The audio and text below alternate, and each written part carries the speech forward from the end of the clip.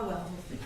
I didn't do the top part. Is that what it is? Is that right? I know you. Yeah.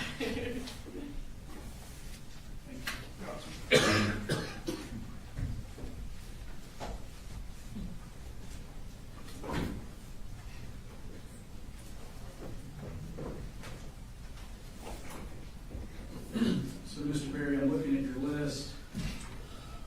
Next to certain groupings of numbers, it says okay. Does that mean there's no issue with those?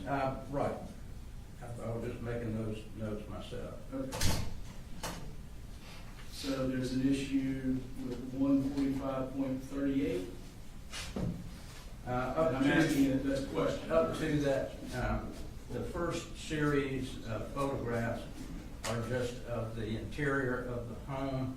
There's no probative value for those. There was nothing found in those areas that the state plans to put into evidence.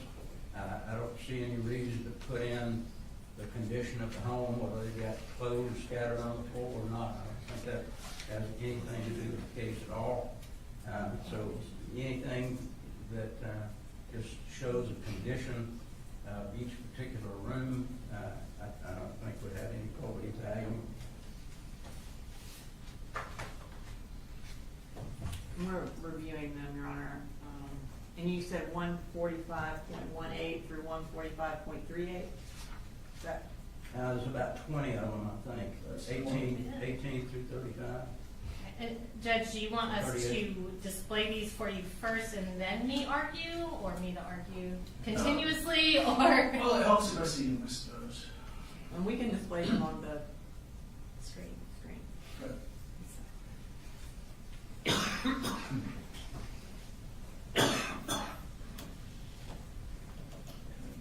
We don't have an objection to that one, Judge, All right. or that one. I think it's the first series is the ones that we have objections to. Anything dealing with Is there something before firearms 18 or or before 18? Yes. 1 through 17. There's 1 through 17. You'll be relieved to hear.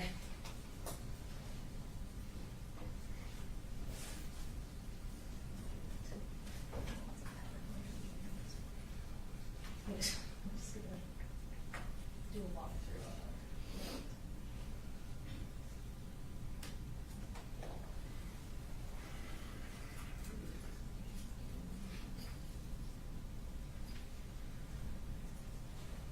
Do you just want me to go through the, or do you want? I think they have several of the home. I don't know what purpose the number of vehicles would be at that particular location. I don't think it has any probative value, doesn't add anything or subtract anything from the case. And Judge, I'm just going to go ahead and kind of blanket address that in no case that I've ever tried have I not been able to show pictures of the crime scene or pictures of relevant aspects of the case. We just came off a day of testimony about the conditions of the home, about the living situation of this family. We have tailored down thousands and thousands and thousands of pictures down to about 140 through our previous witness. I think this one we have a similar amount, slightly less, I think. The pictures that he's challenging, and obviously we'll show them for the court for you to make your ruling, but these are contextual pictures. The state has to be allowed to present our case how we want to present our case. And in this situation, we are providing context, providing orienting photos both for the witness and for the jury. We are providing photos of the home that this family was living in, similar to the oral testimony and evidence that was presented yesterday. For example, this first picture shows the address of the home that was testified to yesterday. This is showing this is the home at the address that was talked about. Sure. And do you want us to just kind of flip through? I think so. Just tell us if you'd like us to stop or slow down. These are just the different sides of the house. Obviously, none of those are cumulative. That will be for context. That's not an exhibit itself.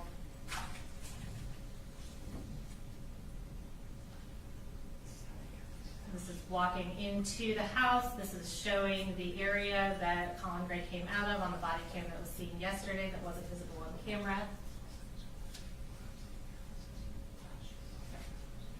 And Judge, it also helps the crime scene technician explain how she walks through the house, how she does her process. We want to avoid the jury asking questions about, well, why didn't they look in the kitchen? Why didn't they go through the garage? We have to be able to explain our investigation. And again, we've trimmed this down to essentially one picture to cover each area of the house unless and until there is something more relevant or more probative that we need to provide additional context to. And my argument, Judge, basically is you just don't take a whole lot of pictures unless it shows something of value. There's nothing of value that's shown from any of these photographs, the first series of photographs, other than the fact that there are things that are disarray. 17, of course, is one that we didn't have any objection to. Anything that shows any evidence that was found, we don't have an objection to. And But there was no evidence found, and there's been no testimony about the condition of the house up to now that I know of. So trying to show the condition of the house, does that put his character into issue? And I think they're going a little bit too far. You don't have to have, if you want to show your case and what you found there, then show it. But why show dirty clothes laying over in the corner? That has nothing to do with anything. And Judge, again, Mr. Berry doesn't get to tell us how to present our case. I don't feel that his objections to this, he's more taking umbrage with how we're presenting our case than giving a valid legal objection. So you have 145.17, so this is showing a box that has ammunition in it. We need to show the jury, where is that box in the room? What room is that? Where is that room in the house? Where is that room in relation to Colt's room? Where is that room in relation to the rest of the family? And we have provided a very narrowly tailored number of photos to show that. You keep scrolling. And how many are there? And certainly, Judge, we're not trying to tell the state how to try their case. They can try it any way they want to. What we're trying to say is you got to try the case according to the law. And if it doesn't fit, if there's things that shouldn't be going in, then why put them in? Keep scrolling. I'm just, I think that's the end of the ones he was objecting to in the first set. Is that correct, Mr. Berry? I'm sorry. I think that was the ones that you, so we got 17 through 37 are Correct. okay. So we'll hop down to 41. 41 is No objection. 41 is what? 41, it says NP. Is that, what's NP stand for? Can you pull 41 back up again? we're looking for it.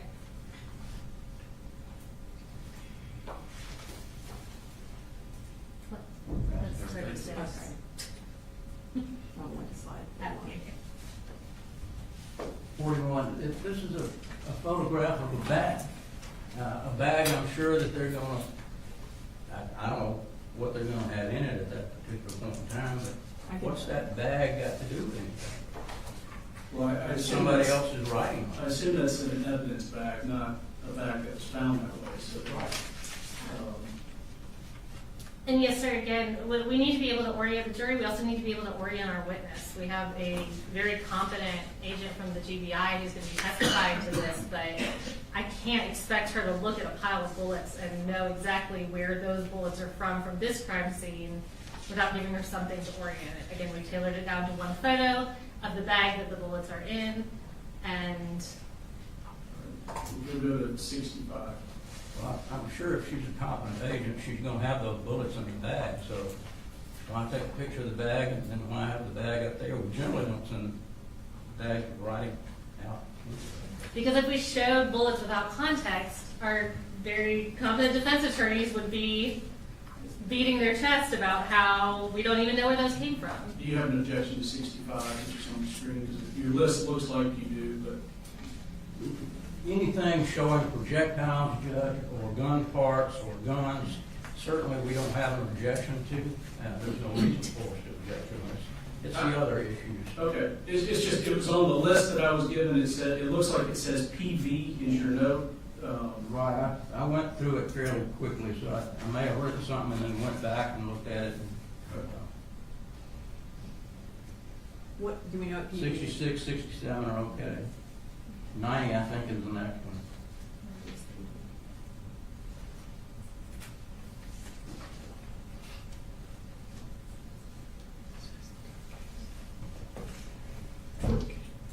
I just don't know what possible value that would have. It doesn't orient anybody to anything. Nothing was found there. Why? And Just the next one. yeah, and Judge, I would argue the fact that Mr. Berry doesn't know why this is relevant kind of underscores why this is relevant, because if you go to the next slides, we've done this just as the crime scene photography is trained to do. We have a zoomed out picture. We go to the next slide. We zoom into a shelf. Oh, what is that? We go to the next slide. That is a gun case. We go to the next slide. Inside is a gun lock. Narrowly tailored, very relevant, non-prejudicial. I think the agent can testify about where they found them. I don't think you have to show everything on the shelf. And again, it's relevant, and this is how we've decided to present our case, and non-prejudicial. All right, 101, 102.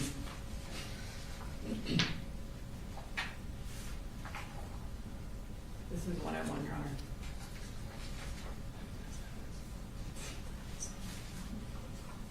And is it, I'm sorry, I'm just vague on what PV is. Is it a relevance or a cumulative or?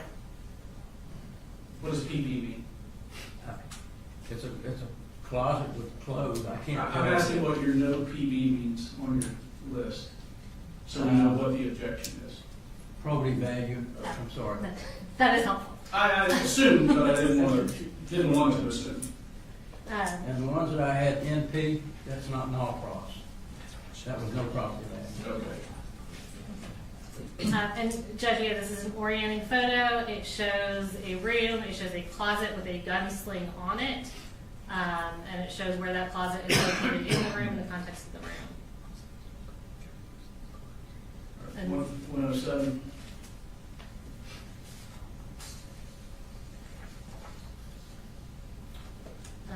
I believe the objection here is probative value as well. I think targets are relevant to this 146. case. 146.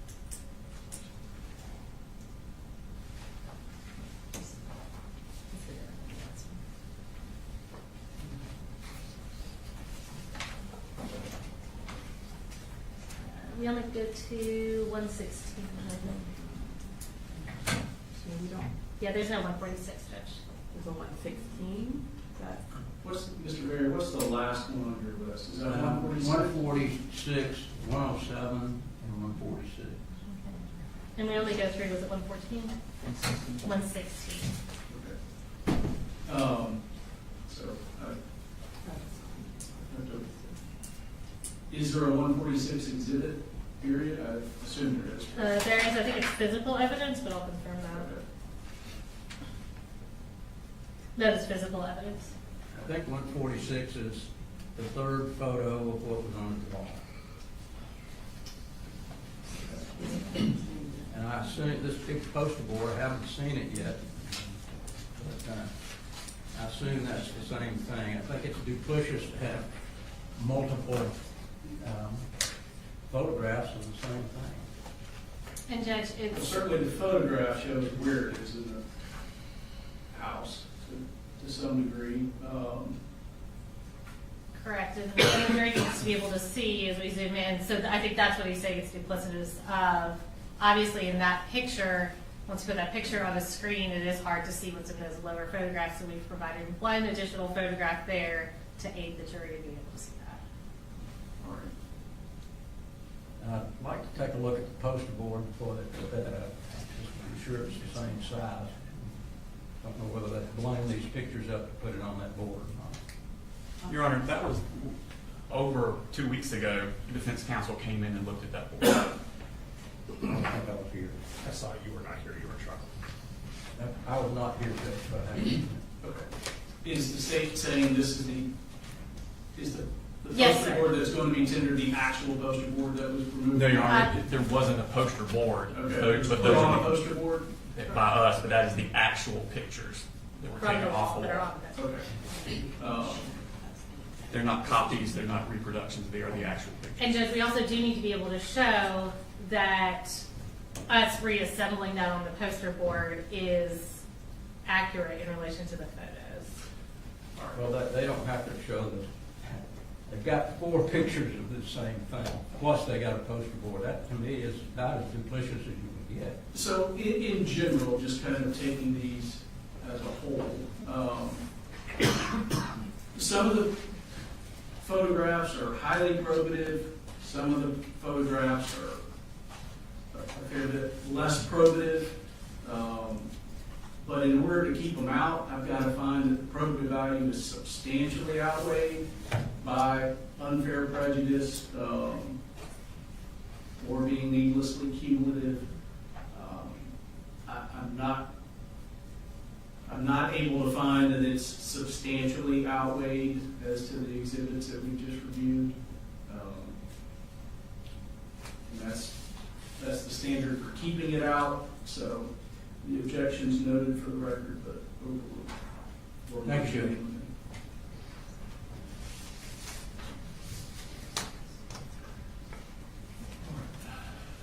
Brooks, if they're ready, if you'll bring the jury in.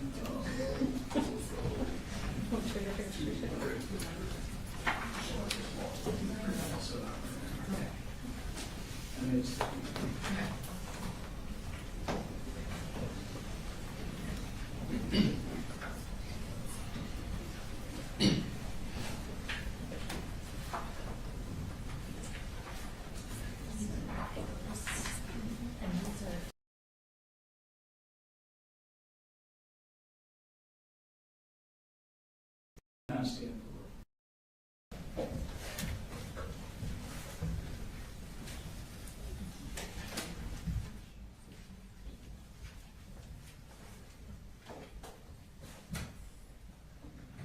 Thank you.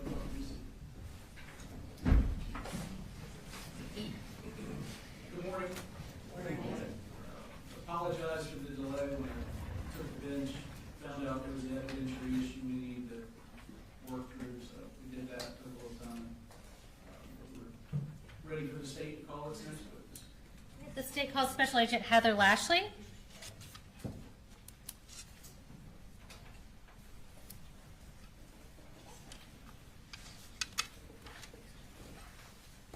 Okay, you want to go ahead and raise your right hand. Do you swear or affirm any testimony you're about to give in the matter now pending before the court is the truth, the whole truth, and nothing but the truth, so help you God? I do. All right, you can have a seat. And if you want to go ahead and just introduce yourself to the jury and tell us where you're employed. Yes, ma'am. My name is Heather Lashley, and I'm a special agent with the Georgia Bureau of Investigation out of the Atlanta Regional Office. Okay. And how long have you been with the GBI? Just over 3 years. And what's your role in the Atlanta division of the GBI? I'm a special agent and crime scene specialist. Tell me a little bit more about what you do in your capacity as a crime scene specialist. So a crime scene specialist is essentially a special agent who is solely assigned to process crime scenes. So when we respond to various incidents, I'm not generally the one out doing interviews or things of that nature. My sole purpose is to process the crime scene. Okay. And so we met Daniela Stewart a couple days ago. Does your role kind of mirror what she does in other regions? Yes, ma'am. Okay. So in your capacity as a crime scene specialist and as a GBI agent, did you respond to Apalachee High School on September 4th of 2024? Yes, I did. And tell me about how you ended up becoming involved. So initially, I responded to Apalachee High School to provide crime scene assistance due to the nature of the scene. I knew it was going to be fairly complex. Once I arrived at the school, I was then reassigned to a different location for additional crime scene related. And tell me about where that location was that you got reassigned to. I was reassigned to 896 Harrison Mill Road in Bethlehem, Barrow County, Georgia. Okay. And whose residence was that? That was the Gray residence, so that was occupied by Colt Gray, Colin Gray, and 2 additional siblings. And what was your role going to be at that location? My role was to process the residence as a crime scene, so taking photographs, locating any items of evidence, collecting any evidence that I found there. And around when did you arrive at 896 Harrison Mill Road in Bethlehem? Approximately 2 p.m. on the same day, September 4th. All right. And give us kind of a general description of this residence at this property. So I would describe it as just a simple single-story home. There was a gravel driveway that led from the roadway to a carport on the north side of the house. It was a tan and color home with dark brown and color shutters, a front porch on the front of the house, an open front yard, pretty large backyard that was partially fenced in. Okay. And did you photograph the outside of the residence as well as the interior of the residence and anything relevant within the home? Yes, I did. Did you also do a sketch of the residence? Yes, ma'am. And how did you create that sketch? So I created the sketch using a software called Zone, and that's the program that I routinely use to create my crime scene sketches. Okay, so is it an exactly to scale sketch of the home? No, it is not to scale. Okay, so as far as like if we're looking at an architectural diagram, it's not 1/10 of an inch equals 1 foot or anything like that. Correct. It just shows the general layout of the residence. Okay, and is it a fair and accurate depiction of the layout of the residence that you photographed? Yes, it is. And so we're going to introduce that sketch at that time. Let me give you the physical copy. And this states 144. Is this the sketch that you did that day? Yes, it is. Okay. That's a fair and accurate copy of the sketch. Yes, ma'am. So Judge, we would tender State's Exhibit 144. Suppose that's for demonstrative purposes only. All right, you agree it's demonstrative? I mean, video, but Not. I think that's something we can discuss later, Judge. it's admitted, it can be shown. All right, so we're going to pull that up on the screen. It's showing up in front and behind you. And can you just kind of talk us through the layout of the house? Yes, ma'am. So I entered the residence through a doorway that was in the carport/garage area. So upon entering through that doorway, I was located in the kitchen. There were 2 doorways on the kitchen, one that attached to a laundry room/bedroom area and one that connected to the living room. When you go into the living room, that's where the front door was located. There's also a hallway that led to the remainder of the house. There were 2 doors located on either side of the hallway that were a combination of bedrooms, a bathroom, and then just a general room. Okay. And you referenced that you took photographs of the residence, both outside and inside. I'm going to show you a stack of photos that defense counsel has already gone through. You don't have to go through everyone if you don't feel like you need to. Have you previously reviewed those photos of the crime scene or of the scene? Yes, I have. Okay. And are they fair and accurate depictions of your photographs at that residence? Yes, ma'am. And Judge, we would tender State's Exhibits 145.1 through 145.114. All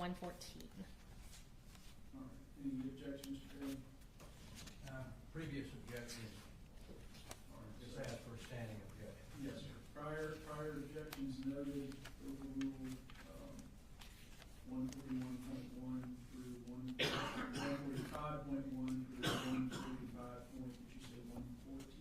sir. Recommended.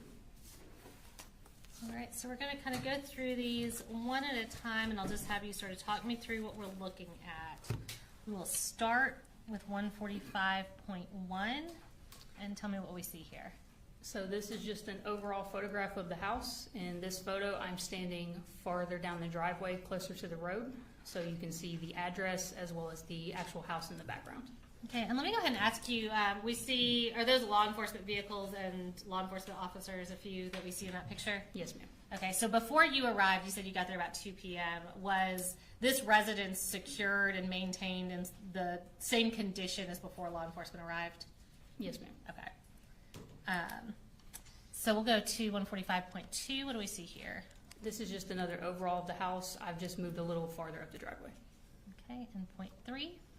This is the north side of the house, showing the carport, part of the driveway, and part of the front and backyards. And point 4. This is the back of the house. Okay, and point 5. The front of the house. Okay, and would the driveway be to the left when we're looking at it that way? If you're facing the house, yes, the driveway is to the left. Okay. We'll go to the next slide. So the next few pictures we'll talk about are going into that carport and garage. Can you tell us what door appeared to be the door that people used coming and going from the house? So there was a doorway in the carport. As I said, that was the one I entered to go into the residence. That was the door that appeared to be routinely used to go in and out. Okay. So we'll go to the next slide, which is 145.6. This is an overall of that carport and garage area. Okay. Point 7. A closer up photo. At this point, I'm partially in the garage, and you can see the doorway there in the corner. Point 8. This is a close-up of the stairs and the doorway. And going in, was that the kitchen that we were looking into in that open door? Yes, ma'am. All right, so let's look at pictures of the kitchen. This is one of my overall photos of the kitchen. At this point, I'm standing in that open doorway. All right, and that was point 9, so we'll go to point 10. This is another overall of the kitchen. At this point, I've moved to a different corner of the room, and I'm making my way around the room taking photos. Okay. And point 11. Again, another overall. This is from that same corner, and I'm moving to my left, taking photos. All right, and with that door to the garage, oh, there we go, so point 12. You can go ahead. Yes, ma'am. That's the door that leads to the garage. Sorry, I got ahead of you. Point 13. This is another overall of the kitchen. You can see the doorway that leads to the carport and also the doorway that connects to the living room. All right, so that's the living room we see there to the left of the carport. Yes, ma'am. You Okay. should pause for just a second. Councilman,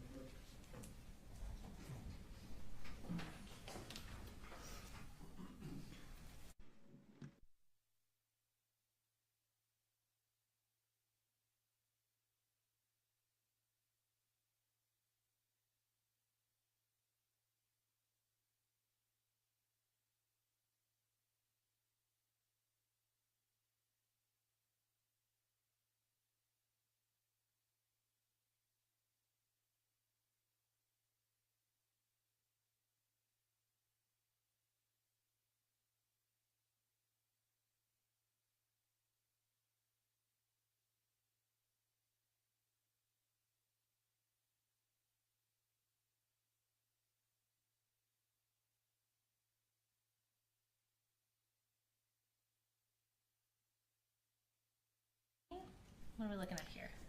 This is an overall photo of the doorway that connected to the laundry room / bedroom. Okay, and where is that in relation to the garage?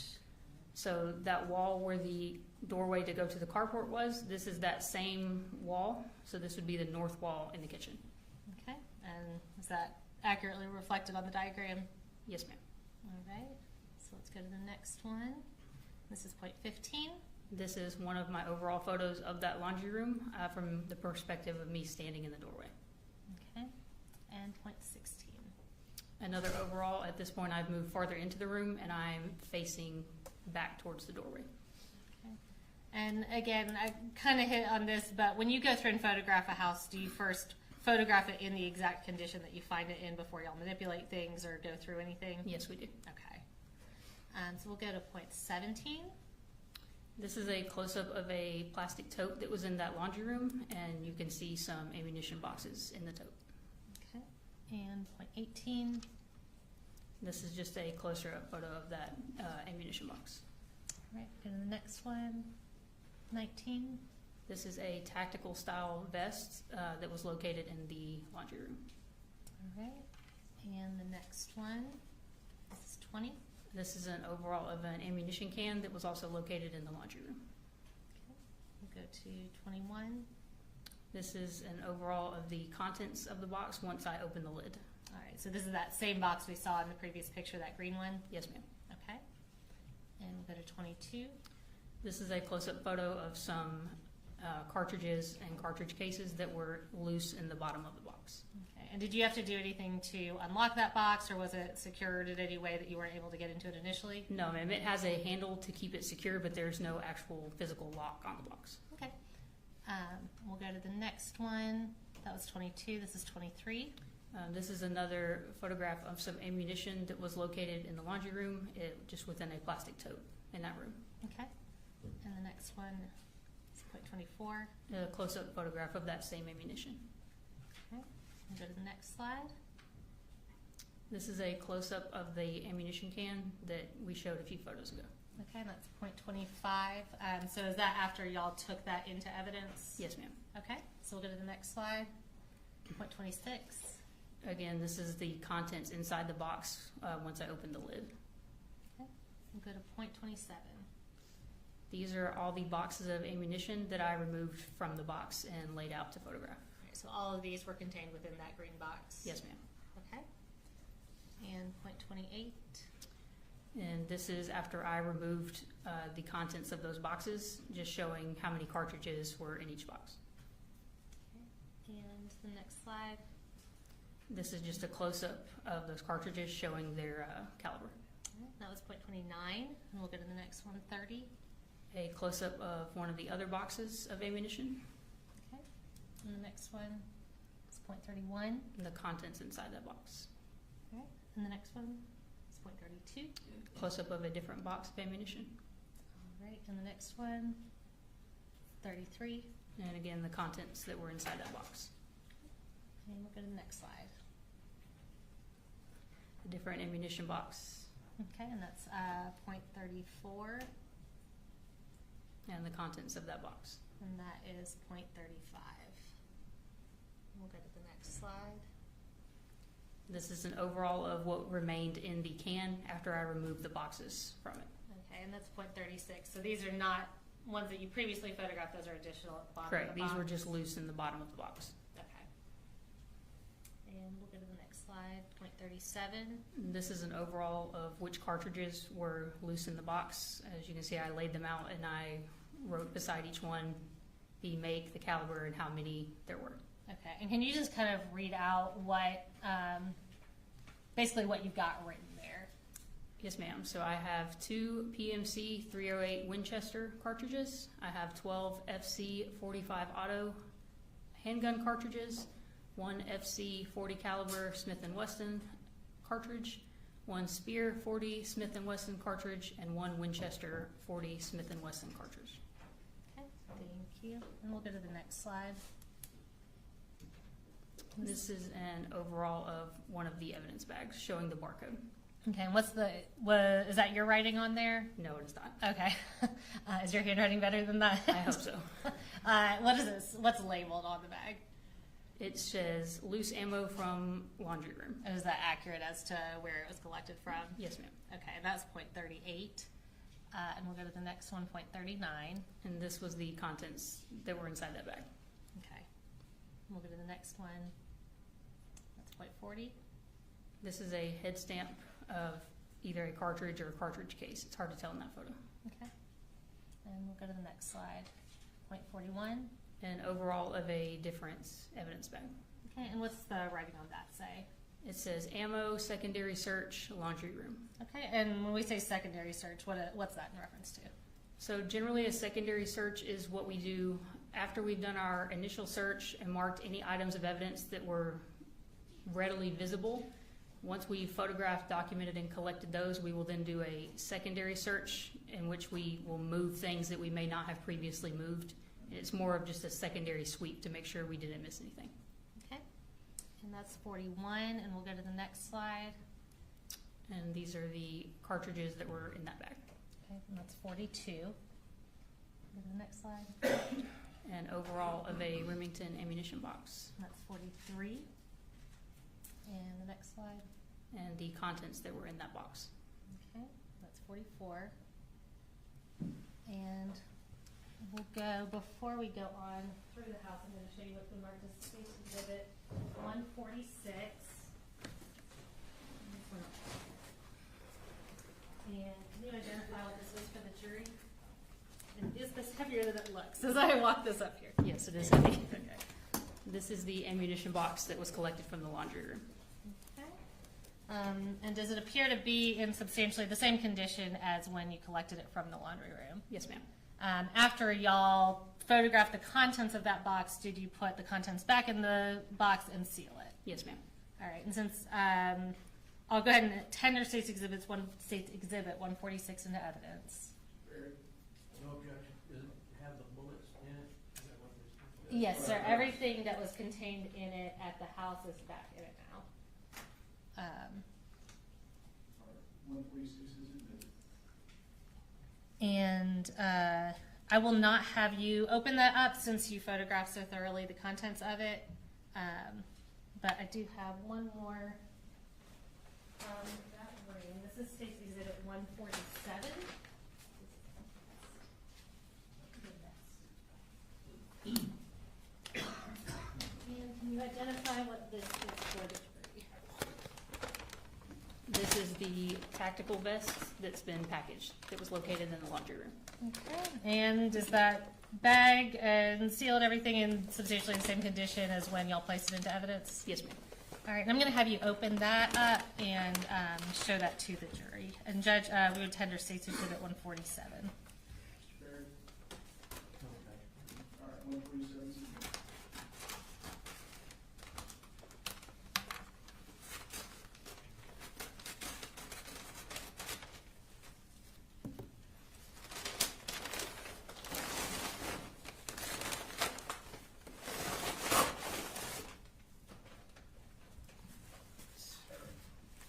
Right. Yeah, if you want to stand up and hold that up, I don't think you need to step down. But,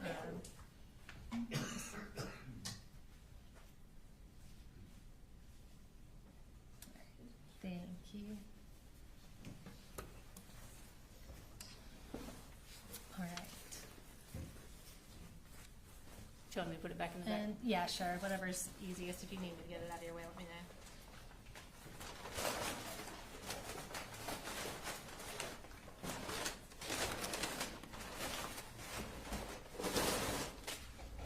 All right, and we'll go back to a few pictures before I bring you something else. Okay. This is going to be State's Exhibit 145.45. Can you tell us what we're looking at here? Just an overall photograph showing the doorway to the carport and the doorway to the living room. Okay. And so we're now going to go into that living room. And on the next slide, should be 46. Tell us about this. This is one of my overalls of the living room, just showing where the furniture was and the overall appearance of the room. Okay, so this is kind of from the direction of that doorway. Generally, yes, slightly to the left. Okay. And we'll go to the next one, 47. This is more of a straight ahead view of me standing in the doorway, but this is again, more furniture and you can see the front door and a window in the living room. Okay, so just to be clear, that door on the left side of this picture, that's the front door to the home? Yes, ma'am. Okay. And when you said that it appeared the garage door was the one people used to enter and exit, is kind of the stuff in front of that door the reason why you concluded that? Yes, ma'am. It would, based on where the furniture is, the items hanging from the door and the items in front of the door, it seemed that it was not feasible that someone was regularly going in and out of that door. Okay. And now we'll go to point 48. Another overall from inside the living room. This is, if you're standing in the doorway, this is the wall to the right of the doorway. Okay. And we'll go to 49. Another overall from the living room. You can see the doorway that leads back to the kitchen, and you can also partially see where the hallway starts. All right, is that going to be the hallway that has all the bedrooms off of it? Yes, it is. Okay. And we'll go to the next slide, point 50. Another overall of the living room, again, just showing the furniture and the contents. Okay. And so now we're going to show a little bit of that hallway. And we'll go to point 51. This is an overall showing just the general layout of the hallway. Okay, and can you kind of tell us which rooms we see? I know it's kind of hard to see in this picture, but. Yes, ma'am. So in this perspective, I'm standing in the living room facing the hallway. At the very end, you can see a door. That is just a closet. If you're moving down the hallway on your right side, the first room is the just general, almost gamer setup type room. Mhm. The room at the end of the hallway on the right is a bedroom. And on the left wall, the first room on the left is a bathroom, and the second room on the left at the end of the hall is another bedroom. Okay, is that a pretty narrow hallway? It is. Okay, and you said that door on the end with the damage to it, that's a closet? Yes, it's a closet door. Okay. And we'll go to point 52. This is another overall of the hallway. I've moved a little bit further down so you can see the rooms a little bit better. Okay, so what's this first door on our left?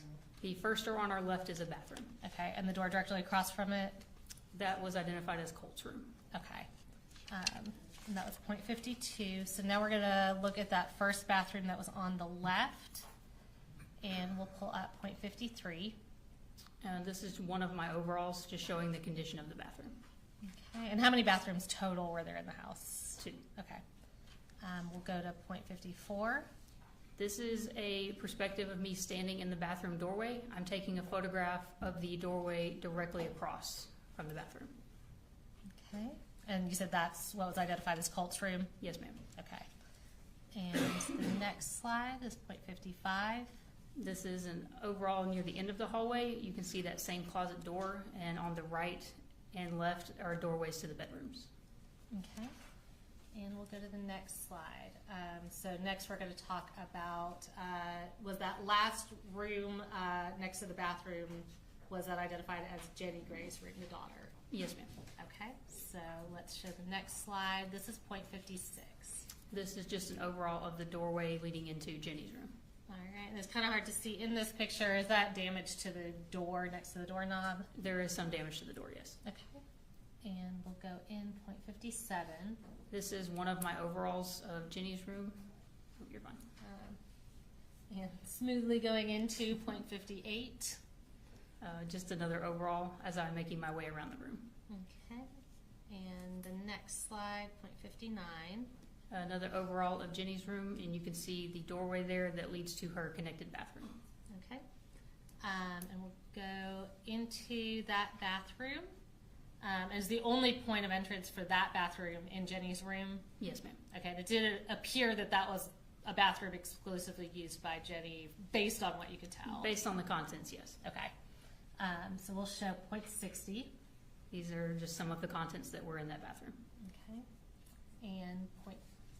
And so we're next going to go to this back corner bedroom. Did that appear to be Colin Gray's bedroom? Yes, ma'am. And did he appear to also share that with his youngest son, Colin? It appeared that way, yes. Okay. And we'll go to the next slide, point 61. This is one of my overalls of the doorway of Colin's room. Okay. And point 62. Another overall of the inside of the room. Okay. Go to point 63. Another overall, just moved the camera down to try to capture the whole room. Gotcha. We'll go to the next slide, point 64. Another overall of that same bedroom as I'm making my way around the room. All right. And the next slide is point 65. This is an overall of a pair of swim goggles that I located in that bedroom, and inside the goggles you can see what was identified as one bore sight and one rifle cartridge. Okay, and is that, fortunately we had that orienting picture. Is this zoomed in from where the previous picture was? Yes, it is. Okay. And we'll go to the next picture. This is that same pair of goggles. It's just now been identified with evidence marker 22. Okay, and you said that was a bore sight and a cartridge in there? Yes, ma'am. Okay. Just a close-up of the contents of the goggles. All right, and that's point 67. And is that object on the left the bore sight? Yes, ma'am. Okay. Point 68. This is an overall of the closet that was in Colin's room. Okay. And point 69. Another overall focusing more on the top of the closet. And .70. One of my overalls photographing the top shelf that was in the closet. All right, and it's kind of hard to see in this picture, and we'll see clearer, but what are those boxes that we're seeing? Various ammunition boxes. Okay. We'll go to the next picture. That's .71. That's another overall. That's the opposite side of that same shelf in the top of the closet. Okay. And next slide. These were overalls of some firearms that were located in that closet after I removed the clothing that was covering them. Okay. Were there 2 firearms up there? Yes, there were. Okay. And we'll go to the next picture. That was .72. This is .73. This is a overall photograph of a box of handgun ammunition that was in the top of the closet. All right. And we'll go to the next slide. .74. This is another overall of one of the firearms that's been marked with evidence marker 17. Okay. And .75. This was a pile of magazines that were located in the top of the closet that have been marked with evidence marker 19. All right. And .76. This is an overall of the closet, still with all the clothing on top of the contents of the closet. Okay. So is this kind of to the on the left side of the closet? Yes, ma'am. If If you're you're facing the looking at it. closet, it would be more to the left. Okay. .76, and we'll go to the next one. .77. This is the same boxes of ammunition that have been marked with evidence marker 16, and this photo, the clothing has been moved from on top of them. Okay. And next. .78. This is a close-up photo of all the boxes of ammunition that I retrieved from the top of the closet. Okay. And I'll go ahead and ask, was that closet locked or secured in any way that y'all weren't able to get into it? No, ma'am, the closet door was open when I got there. Okay. So that's .78. We'll go to .79. What do we see here? A close-up photo of the .40 caliber Smith & Wesson ammunition box. Okay. And .80. This was the contents inside that box. Okay. And .81. An overall of another ammunition box and the contents that were inside that box. Okay. And .82. An overall of a different ammunition box. Okay. And we'll go to the next one. .83. These were the contents inside that box. Okay. And are all these that we're looking at recovered from that top closet shelf next to those firearms? Yes, ma'am. Okay. We'll go to the next one. .84. An overall of a 12-gauge shotgun ammunition box. Okay. We'll go to .85. The contents recovered from that box. All right. And is that your writing next to it, identifying what it is? Yes, ma'am. All right. And can you just read that for us if you could see it? I know it's not super clear. Apologies if I pronounced the name wrong, but 16 cellular and billet 12-gauge shotgun shells. Okay. And this is .86. This is an overall of a different ammunition box and the contents of that box. And that's .87. And how many is that? 19 12-gauge shotgun shells. Okay. And we'll go to .88. An overall of a different ammunition box. And .89. The contents that were in that box. Okay. Go to .90. So we're back in the room. Can you tell us kind of where we are in the room at this point? Yes, ma'am. So you can partially see it in that photo. The doorway to go in and out of the room is in the left corner of that photo. This would be the east wall in that room, and it's just a cubby-style dresser against the wall. Okay. And that was .90. So let's go to .91. And what are we looking at here?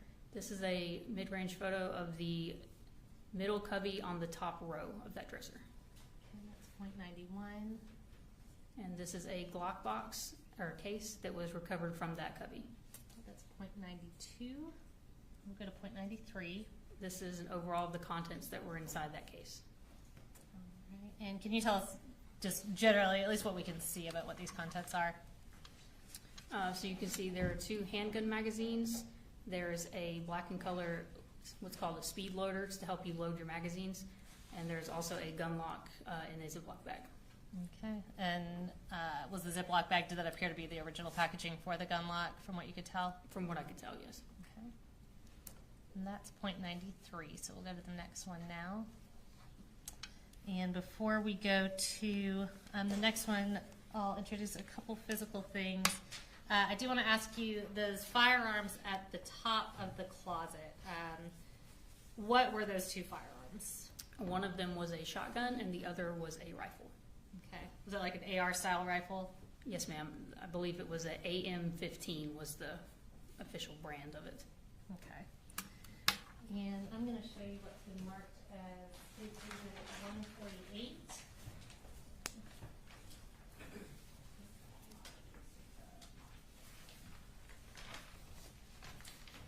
Can you just identify what that is?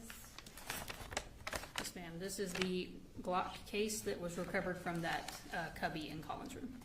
All right. And does it appear to be in the same condition as when y'all took it into evidence?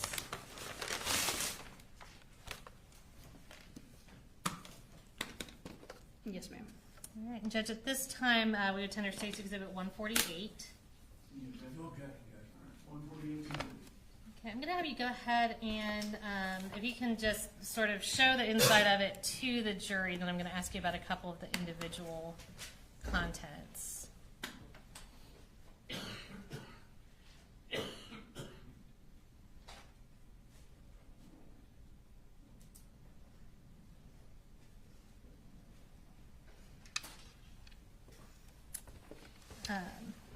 So if you could pull out the gun lock in there and hold that up, is that a pretty basic gun lock? Yes, ma'am. Okay. And what's that paper that's inside with it? Have you reviewed that? I have, yes, ma'am.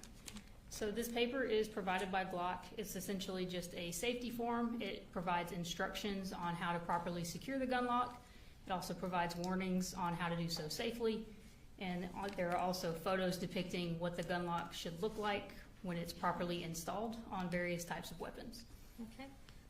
And does it include like safety tips and that kind of thing as well to sort of explain that to the owner? Yes, ma'am. Okay. And what's the envelope that is also inside that Glock case?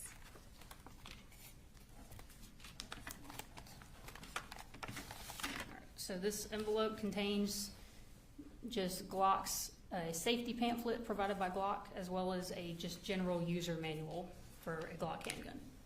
Has that envelope been opened? No, ma'am, it doesn't appear so. Okay. I'll give you a second to consolidate that.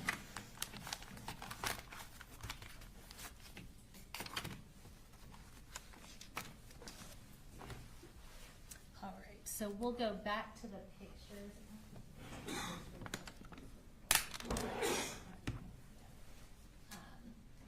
So we're talking about what you previously identified as Colt's room now. So this is that room that's directly across from the bathroom? Correct. Okay, and this is states 145.94. Tell us what we're looking at here and from where. This is one of my overalls of Colt's room. In this perspective, I'm standing in the doorway and I'm facing generally the west wall. Okay. And we will go to, is that a like computer screen right there that we see? Yes, ma'am. There's a desk with a computer monitor, some video game equipment, and just some other assorted items on the desk. Okay, and that's, so we see that a little clearer in states 145.95. Yes, ma'am. Just another overall showing the desk and the chair and some contents that were in the floor. All right, and is that still kind of from the doorway? Yes, ma'am. Okay, so this is a pretty small room. Yes, ma'am. It's not very big. Okay. So this is 145.96. Tell us what we see here. This is an overall photograph of the west wall. You can partially see the desk, and you can also see some things affixed to the wall. Okay, and you say some things affixed to the wall, so we see what's right in front of us. We'll obviously be coming back to that. Was there really anything on the walls other than what we see in this picture, that skull and these items on the back wall? There was one shelf mounted to the east wall, which is the wall where the doorway was located, but the only thing on the shelf was an empty shoebox, some loose papers, some push pins, nothing of relevance. Okay. So we'll go to 145.97. Another overall, just making my way around the room. This would be partially the south wall and part of the west wall. Okay, and is that door right there, is that the door to the room or a closet door? That is a closet door. Okay, so that's 0.97. We'll go to the next one, 0.98. Another overall, just a little bit lower photograph. You can see some more video game equipment and some assorted items in the chair and on the floor. Okay, and we'll go to 0.99. An overall facing downward, and you can see the broken computer and some tools on the floor. Okay. And again, again, was this all the same condition as when law enforcement came into the house? Yes, ma'am. Okay, so this is 145.100. This is a photograph of a wire shelf that was in the room for some notebooks on the top shelf. Okay, so we'll go to .101. This is an overall of the closet that was in Colt's room. Okay, so we'll go to .102. Just another view of the closet. Okay, and is this door on our left side, is that the entrance to the room? Yes, it is. Okay. And this is .103. This is an overall of a black and color rifle sling and a tan soft rifle case that were located in that closet. They were both folded over the bar that's used to hang clothing from. Okay, and I'm going to go ahead and provide to you state 149.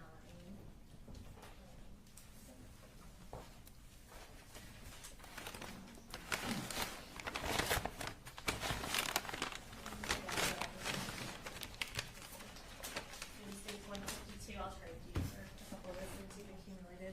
So here we have 149. If you want to go ahead and tell me what states 149 is. 149 is the rifle sling. Okay, and does that appear to be in the same condition as when y'all packaged it up and put it into evidence? Yes, ma'am. All right. And Judge, at this time we would tender States Exhibit 149. Want me to get it? All right, 149. All right, yeah, and if you want to go ahead and open that up, and I'll have you display that for the jury.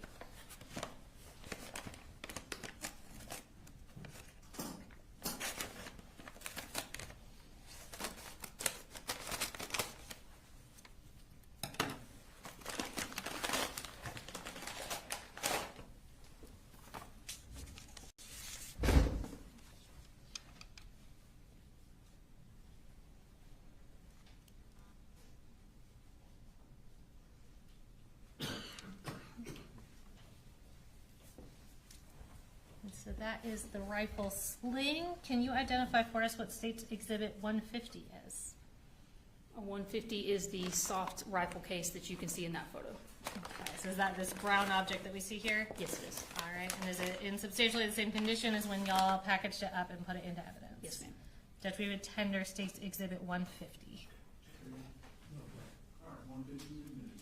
All right, I'm going to have you do your best to get that open and pull it out and display it for the jury.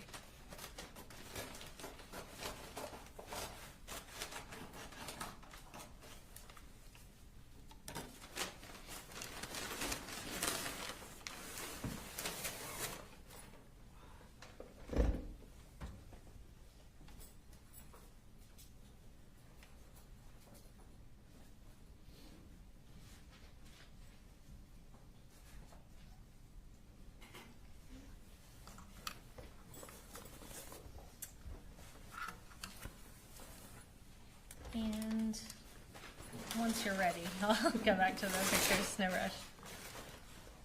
Go ahead. All right, so we'll now go to, so the picture we have up now is 103. We'll go to 145.104. This is a close-up of the rifle sling. It has been marked as evidence marker 7. And that's the rifle sling you just displayed for the jury? Yes, ma'am. Okay, and we'll go to the next picture, 105.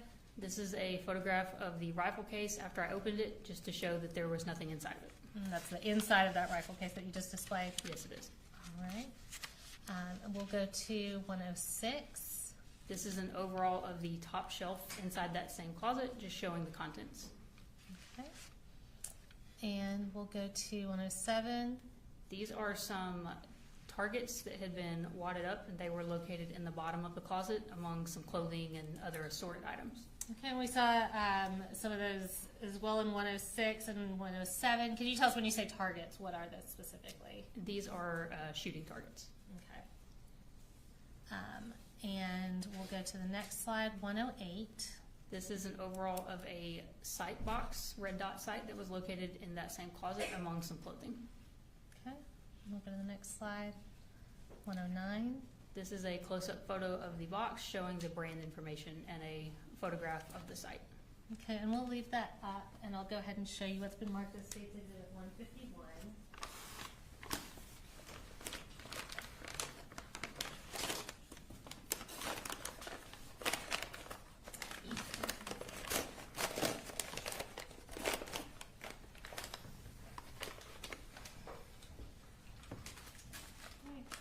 this, I'm actually gonna hold off on that for 1 second because we have, 2 exhibits in that bag. So you go to 110. All right, and what do we see here?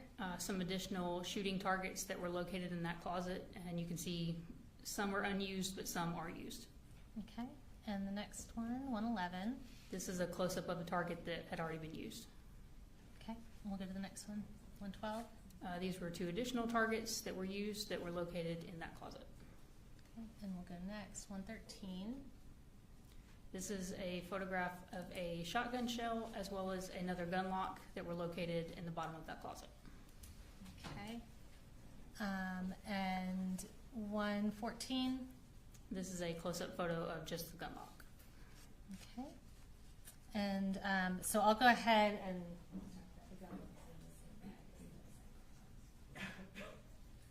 So you've got that bag in front of you. It's labeled, I believe it's 151 and 153. Is that correct? Yes, that's All correct. right. And what are the contents of that bag? This is the box for the red dot sight as well as the gun lock that is on the screen right now. All right. And do those appear to be in substantially the same condition as when you took them into evidence? Yes, ma'am.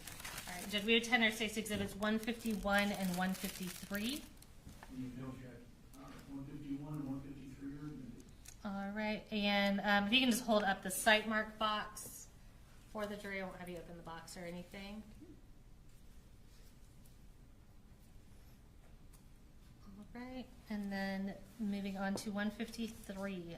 If you can hold up that gun lock. All right. And the other gun lock that was recovered from the house was in kind of a Ziploc bag. Is this one in a bag that has not been completely opened? Yes, ma'am. Okay. So do you feel comfortable saying, does it appear that is an unused condition? Yes, ma'am. There's a rip in the bag, but it's not nearly large enough that the gun lock could be removed without tearing the rest of the plastic. Okay. And I'm going to circle back. I have my numbering a little out of order. So this is 152.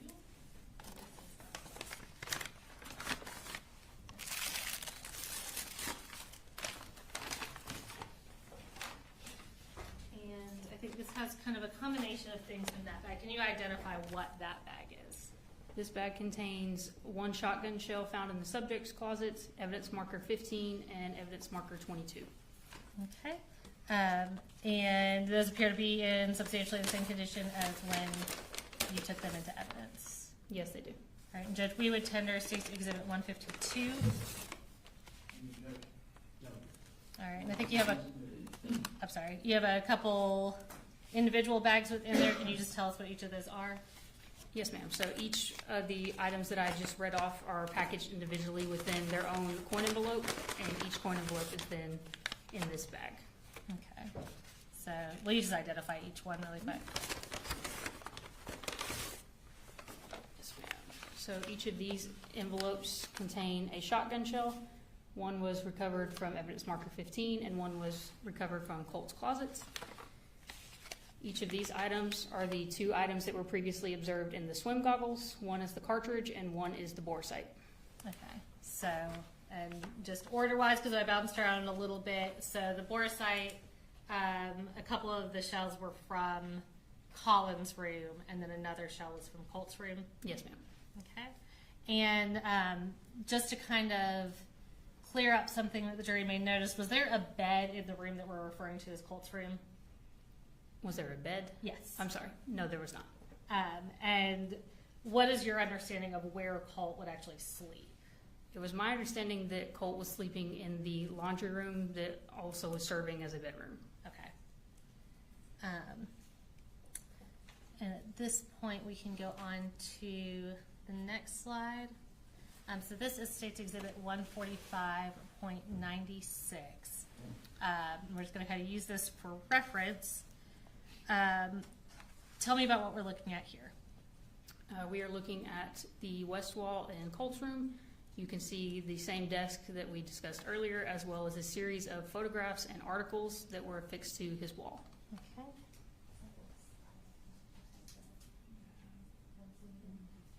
Okay, and we're going to pull up the next picture, 145.115. I'm sorry. And what is that showing right there? This is an overall of just the photographs and articles on the wall. I marked it as evidence marker 2. Okay, and 116. I think there's 116. Okay. And what do we see here? This is a close-up of some of the photographs that were lower down on the wall and difficult to see from farther away. Okay. Okay.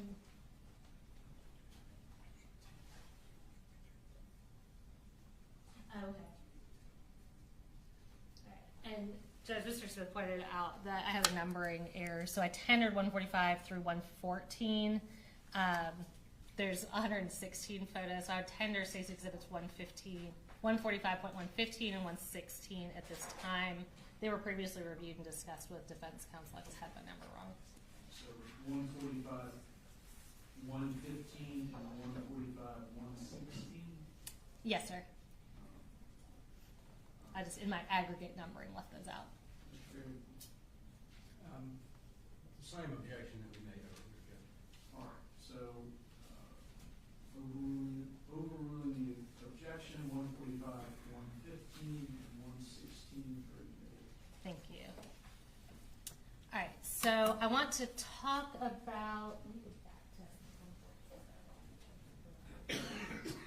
I want to talk about what we're looking at here. Did you collect these photos and news articles on the wall into evidence? Yes, I did. Okay. And were those affixed directly to the wall? Yes, ma'am. They were affixed to the wall using push pins. Okay. And in preparation for your testimony, did you use those, what was collected into evidence, the originals that were collected into evidence, and reassemble them on what's been marked as State's Exhibit 154? Yes, I did. Okay. And did you do that on a poster board? Yes, ma'am. Okay. Just kind of in place of a wall? Yes. Okay. And did you use your crime scene photographs as reference to make sure that the way you affixed it was as close as possible to exactly how it was affixed in size and order on that wall? Yes, I did. All right. And Judge, at this time, have you reviewed today State's 154 to make sure it's in the same condition as when you assembled that? Yes, I have. We attend our State's Exhibit 154. We would object, Judge, under the duplicitous aspect of the photograph. All right, and as I understand it, these are what was actually removed from the wall? Yes, sir, Judge. We're tendering the original shrine into evidence, reconstructed on the poster board, as obviously we couldn't take the whole wall. All right, so the photographs, 154, it's admitted over objection. So I'm going to bring this over and display it for the jury, and then we're going to talk about what we are looking at.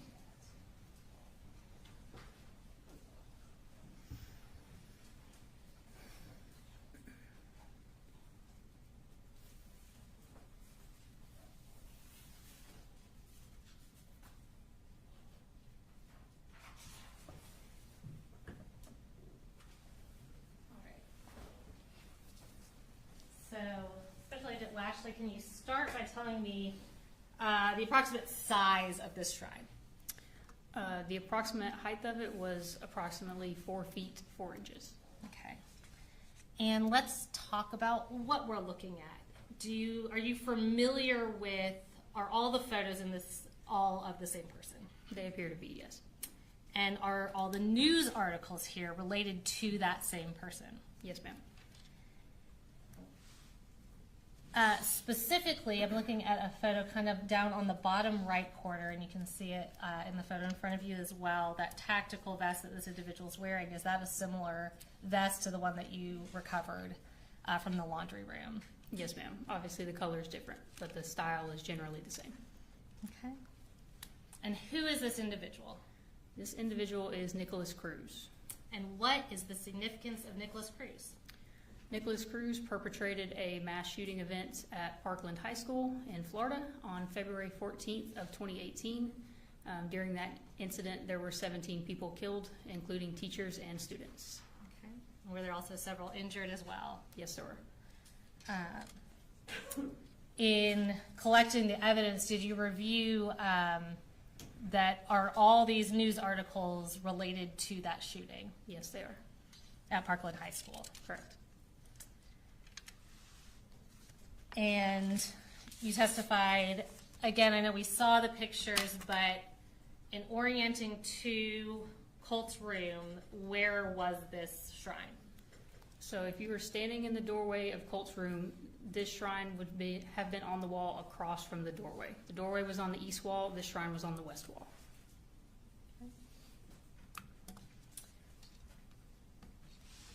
And I'll ask you, before I sit down, just as you recovered all the evidence, did any of the firearms that you recovered have a gun lock or any other safety mechanism on them? No, they didn't.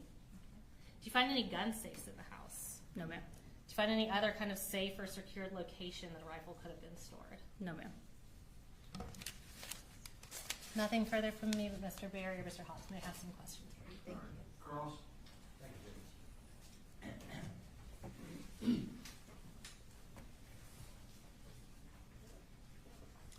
Good morning, Agent. Good morning, sir.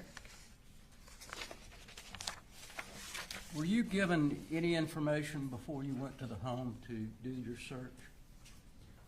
Can you be more specific? What type of information? Who did you talk with before you went to the home? You had to get information where the home was. So who did you talk with before you got there? My direct supervisor, special agent in charge, Lavender, out of the Region 10 office, is the one who directed me to go to the home and process it. He provided me the address, and I responded from the school to the home. All right. And did he give you the caliber of the weapon that had been used in the shooting at the school? No, sir. It was still very early on. I didn't get a lot of information. Okay. Now, when you went through the home, as you showed us, the room at the far end on the left you determined was Jenny's room. Correct. And would you classify that as the master bedroom normally in the house because it had an adjoining bathroom? For most homes, possibly. For that home, I would say yes. It was the largest bedroom, and it did have an adjoining bath. Okay. So it was the largest bedroom and it had its own bath. Correct. Okay. And where you put the father's room, which is on the other side, correct? Correct. Far right-hand side? Yes. Did that appear to be shared, bunk bed shared with the younger son, Colin? Yes, it did. Okay. So he shared that room with him. Yes, it appeared that way. And who gave you the information that Colt slept in the laundry room? I can't recall exactly who gave it to me. One of the agents that I met with when I first responded to the house. Okay. Did you find a photograph in that laundry room where a bed would be? There was a bed in the laundry room, yes. Okay. And, excuse me, going through some of the cartridges that you found in this box, I think the, let's see.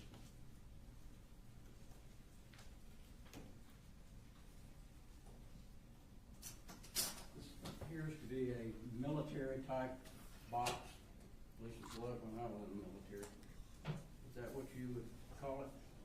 Yes, sir. It's used by law enforcement and military commonly. Okay. Just for the record, what exhibit number is that? And this is 146. And you went through that box and told us all the ammunition. Did you find any weapons in the house that matched the cartridges that you found? I found a shotgun in the house as well as multiple boxes of shotgun shells, so yes, those would match. And I also found multiple different calibers of rifle ammunition. The rifle in the top of the closet, I'm not positive which caliber it would be, so I can't confirm or deny that. Okay. Well, you told us that you found 2 308s, correct? Boxes or just cartridges? In the box that I just showed you. Yes, I I think found you- several 308s. Okay. 12.45 caliber. Yes. And Smith & Wesson, different makes, but 4 Smith & Wesson type bullets. I found multiple types of handgun bullets, yes. Okay. And did you find a handgun? Not in the home, in Mr. Gray's vehicle, yes. Okay. And you searched his vehicle also? Myself and Special Agent Andrew Still did, yes. And was there a Smith & Wesson found or a 45? Neither. It was a Glock 43X. Okay. So you didn't find a 45 nor a Smith & Wesson? No, sir. How many Glock bullets did you find in this case? So generally, you will not find a cartridge that has Glock imprinted on it. Glock is the manufacturer of the handgun. Right. It's 9mm though, right? Yes. Okay. How many 9mm did you find? I don't recall, sir. And you indicated that you found an AR-style weapon in the top of the closet where Colin Gray slept, correct? Correct. And did any of the bullets in this case fit that particular firearm? I'm not sure, sir. I did not attempt to load that firearm. Okay. You didn't check to see what caliber it might be? I examined the exterior of the rifle, and it was identified as a multi-cal, which means it's capable of firing more than one type of caliber. There was not one specific caliber listed or imprinted on the rifle. Okay.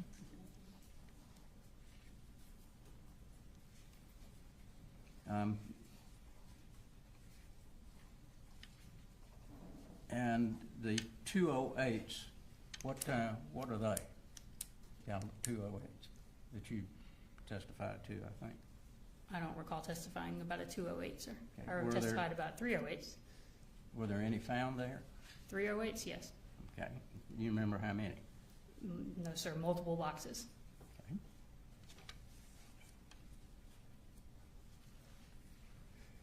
Now, the photographs that we see here,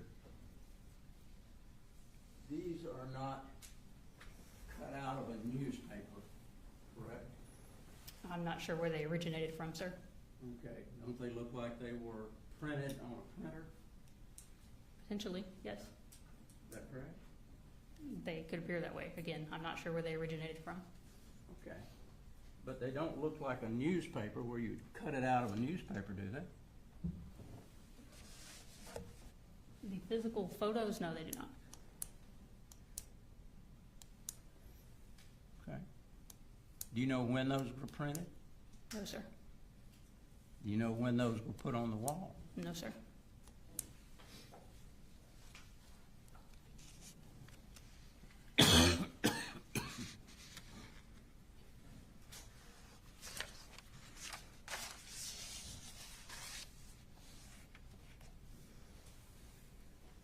The site mark box that you saw, did anyone give you any information that there was corresponding site mark on the weapon that was used at the school?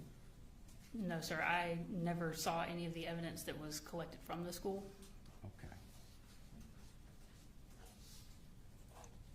So primarily your duties was to go there and photograph everything pretty much that you saw. That'd be fair to say. My role as a crime scene specialist is to photograph the crime scene in its entirety. So that includes the outside and inside overalls. And if I see something of evidentiary value, then yes, additional mid-range and close-up photographs of that item. Okay.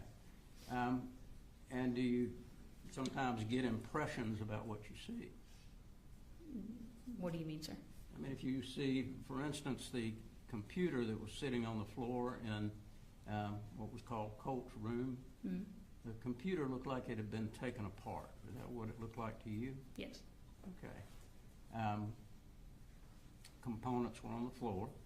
Yes. You don't know when that may have been done either, right? I'm not sure. Could you tell by what was taken apart on the computer why it may have been taken apart? No, sir. I'm not a computer expert. I would have no idea of the inner workings of a hard drive.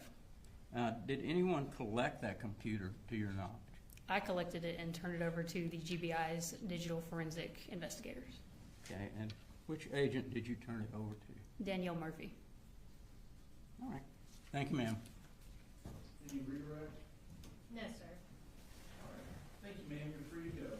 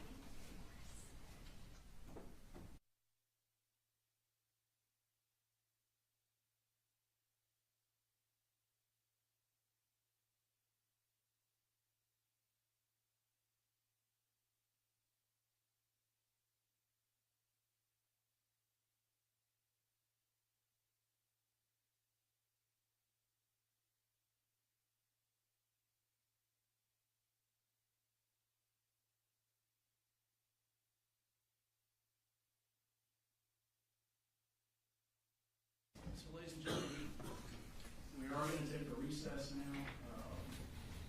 It may be longer than our normal morning recess. Here are 1:22. Can you raise your hand? Okay. If you'll hang back, and then just you can stay in the box, but we'll go ahead and be in recess.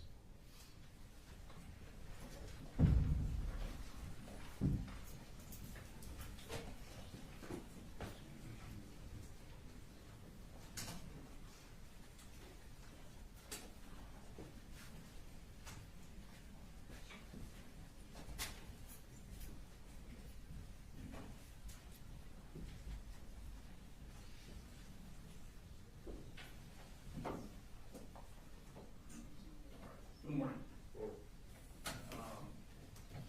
My bailiff has informed me that you mentioned to a bailiff that you knew someone at Mike's gun room. Is that right? That's correct.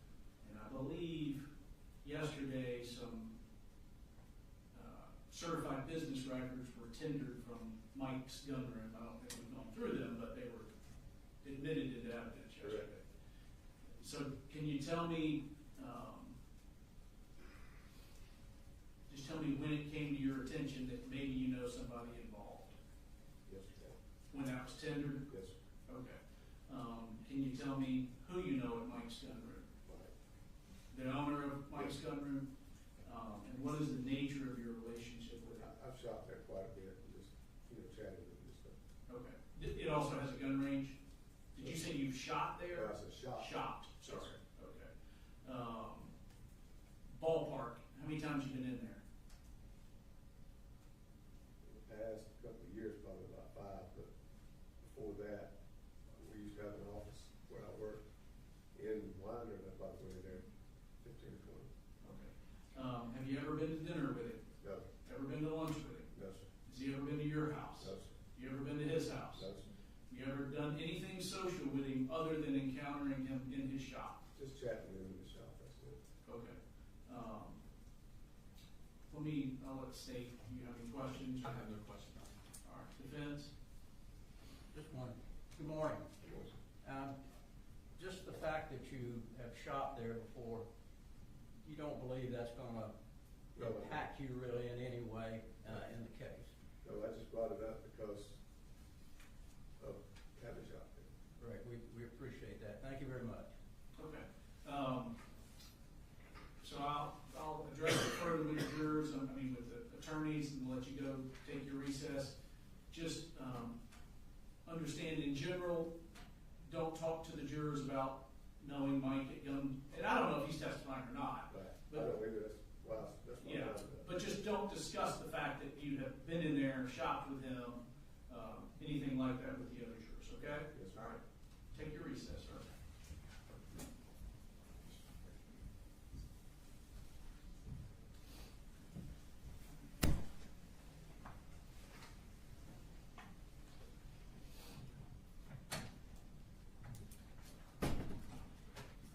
All right, any issues for the state? No, Your Honor, well, we're not calling anyone from Mike's gun room. It's a business record, just like we're putting in business records from Amazon where everybody shops. Anything from the defense? No, Your Honor, the court asked most of the questions I would have, so I don't think you know issues. Very good, we'll be in recess, call it 10:45.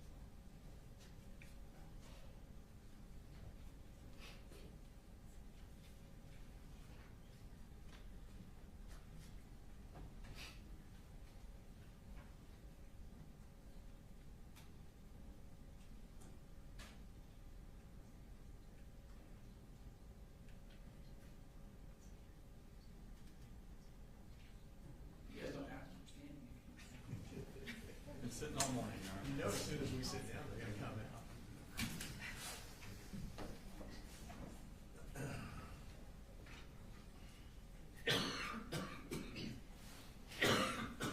Actually, Judge, can we approach briefly? Yes. While we're waiting.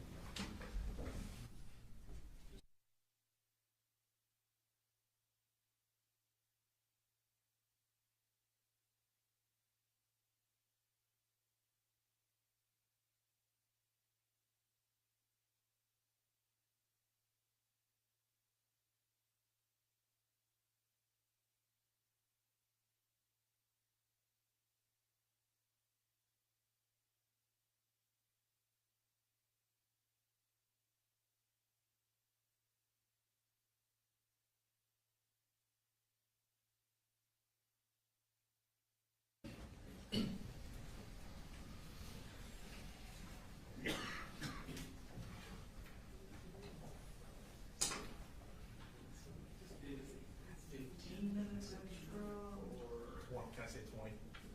Okay.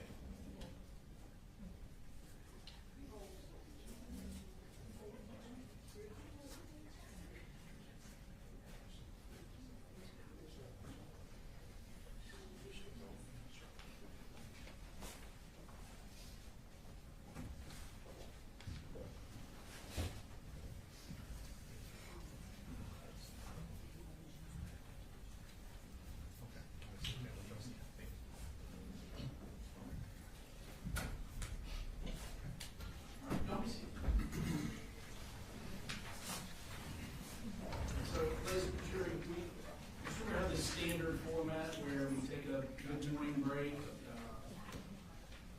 lunch break, and then a mid-afternoon break. Is that format work? If it's not working for you and you need more breaks, raise your hand.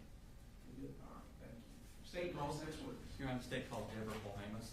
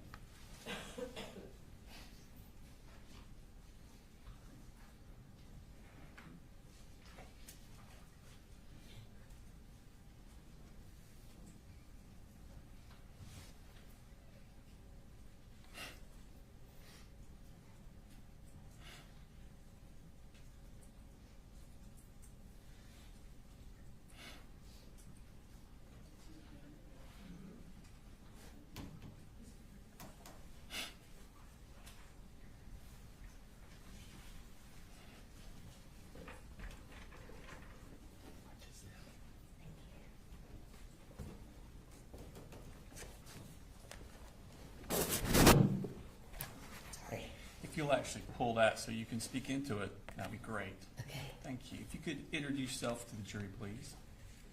My name is Debbie Polhamus. And could you spell your name for the court reporter? Debbie Polhamus, Polhamus. Okay. Could you raise your right hand, please?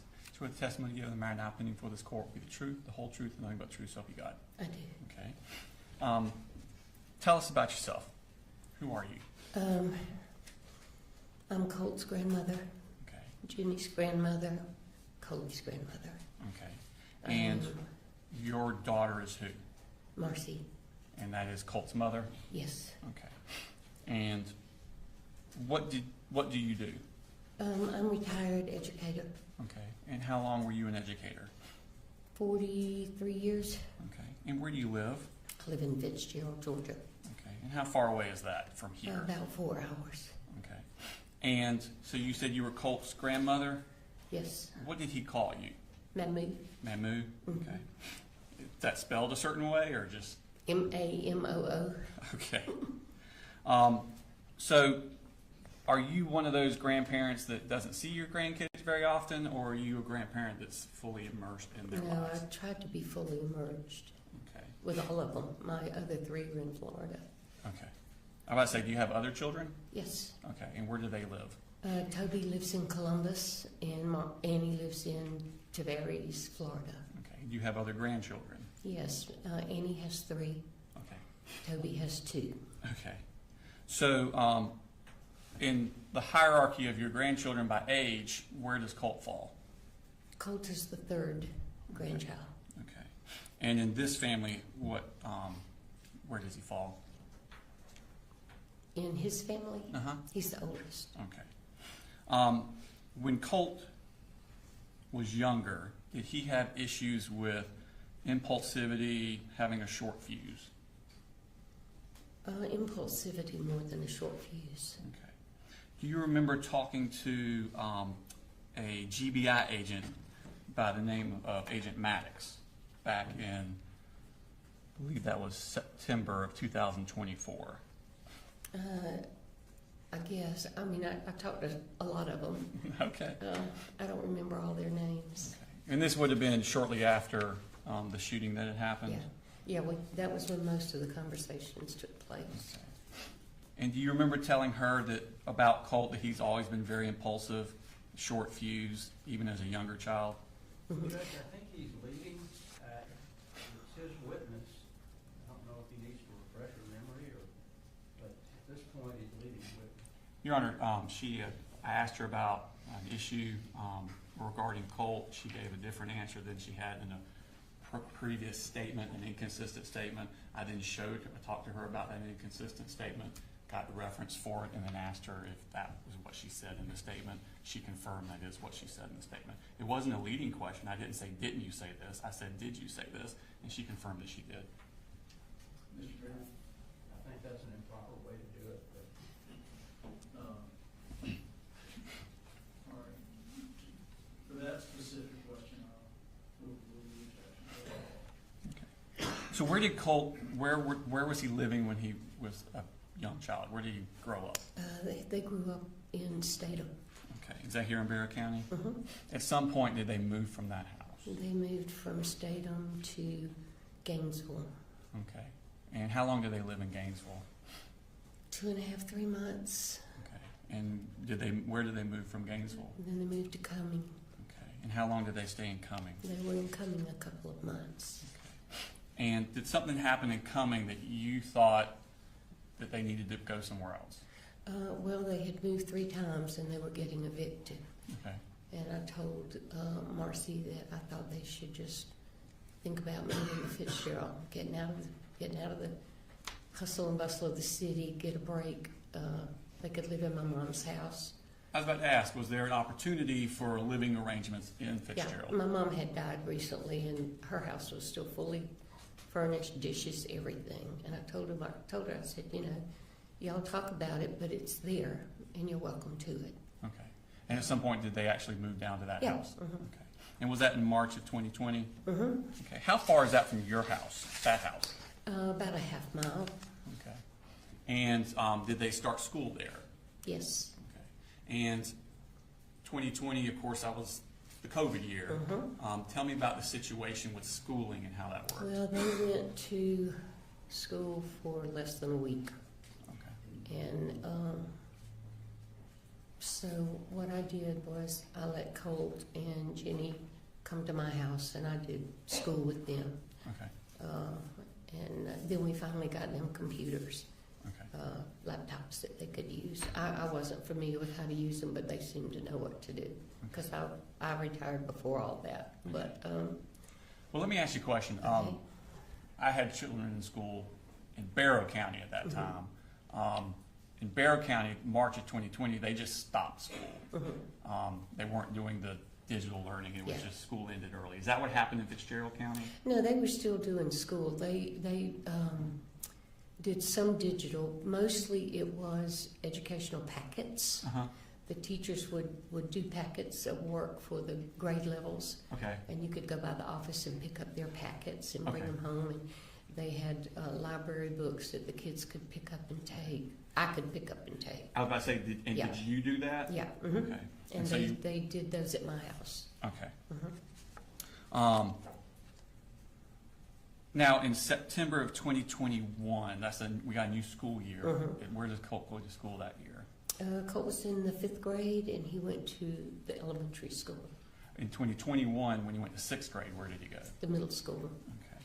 And we've had some testimony about Colt doing a search on a computer. Were you aware of that? I was not for a good while. Okay.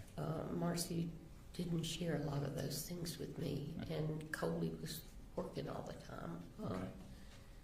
But At I some did- point, did you become aware? yeah, I did. I did not know about the search for abuse, but I did know about the search to how to kill your dad. Okay. And about how long after that happened did Marcy tell you about that? I think it was a couple of months. Okay. So probably still within 2021? Okay. Now, at some point, did DFACS come into play with the family? Yes. And who was it that initiated that? Well, I went to the school to meet with the counselor, Sujette Giddens now, and I discussed with her my concerns about things that were happening with Colt and his mother at home, and that I wanted her to be aware that we were going to call DFACS. Okay. And she said that they were going to call, and I said, well, I'd rather you wait and let us call, because I think it would make a bigger impression on her if we did it. But then I found out she'd already called them, and then she called them again after we called them. Okay, so you also called DFACS? Okay. I didn't. My other daughter did. Okay. I couldn't pick up the phone, and I couldn't do it.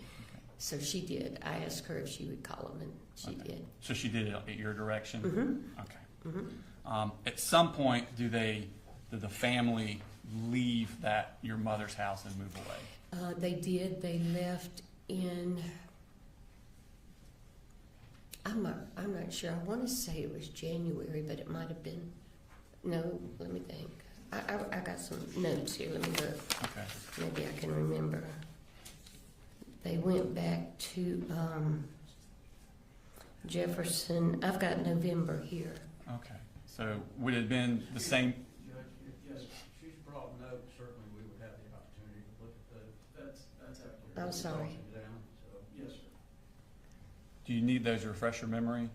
I just have like the dates certain things happened Okay. that I thought you might ask. Okay. And but did you make those notes yourself? yeah. Okay. And they're from your own memory? Okay. No, well, they're from my notes that I've kept along Okay. since things started happening. I just kind of put them together. Okay. And when did you start making these notes? Back kind of when you're talking about with the DFACS stuff, or more recently? Well, when we called defects, I sort of went back and started making a sequential thing when they left Statham, when they left Gainesville. I don't know why, I just thought there might be a point in time that defects asked me questions, and with all that was going on, I couldn't keep it all straight. Okay. So these aren't notes that you created after the shooting. These are No. notes you created well before that. No, Okay. Are they more contemporaneous in time as to when these events are yeah, happening? just mostly dates. Okay. So you're saying that now. And you're welcome, y'all are welcome to look at them. Okay. Thank you. And that was November of 2021. So would that have been shortly in time after the DFACS became involved? Okay. And where did the family move to? They moved to Jefferson. Okay. How much contact did you have with the family when they moved up to Jefferson? I still tried to go up about once every 6 weeks. Okay. They And were a little farther away, so I didn't go quite as much. okay. At some point, does Marcy, Jenny, and little Coley move back down to Fitzgerald? Do you remember when that was, or was that in your notes? That was in November, a year later. A year later? Okay. And where did Colt go? Colt wanted to stay with his dad. Okay. I told him he was welcome to come, but I think he wanted to stay with his dad because his mom and the other two would not be there. Okay. You know, it'd be a little calmer. Okay. So At least that's what he told me. okay. So in November of 22, Marcy and the other two kids come back down to you. They move back into your To my mother's mom's house. house. Okay. And then Colt's up here. How much contact are you having with Colt that period of time? I was not having a lot because Marcy was really strong on the drugs, and I finally moved them to my house Okay. because I needed to be able to take care of the kids without running back and forth. So they moved to my house, and When you say they, did all three? all or just three the of kid? them. Okay. Mhm. All right. And Marcy, for the next 6 weeks, pretty much stayed in the bed, Okay. getting clean, withdrawing.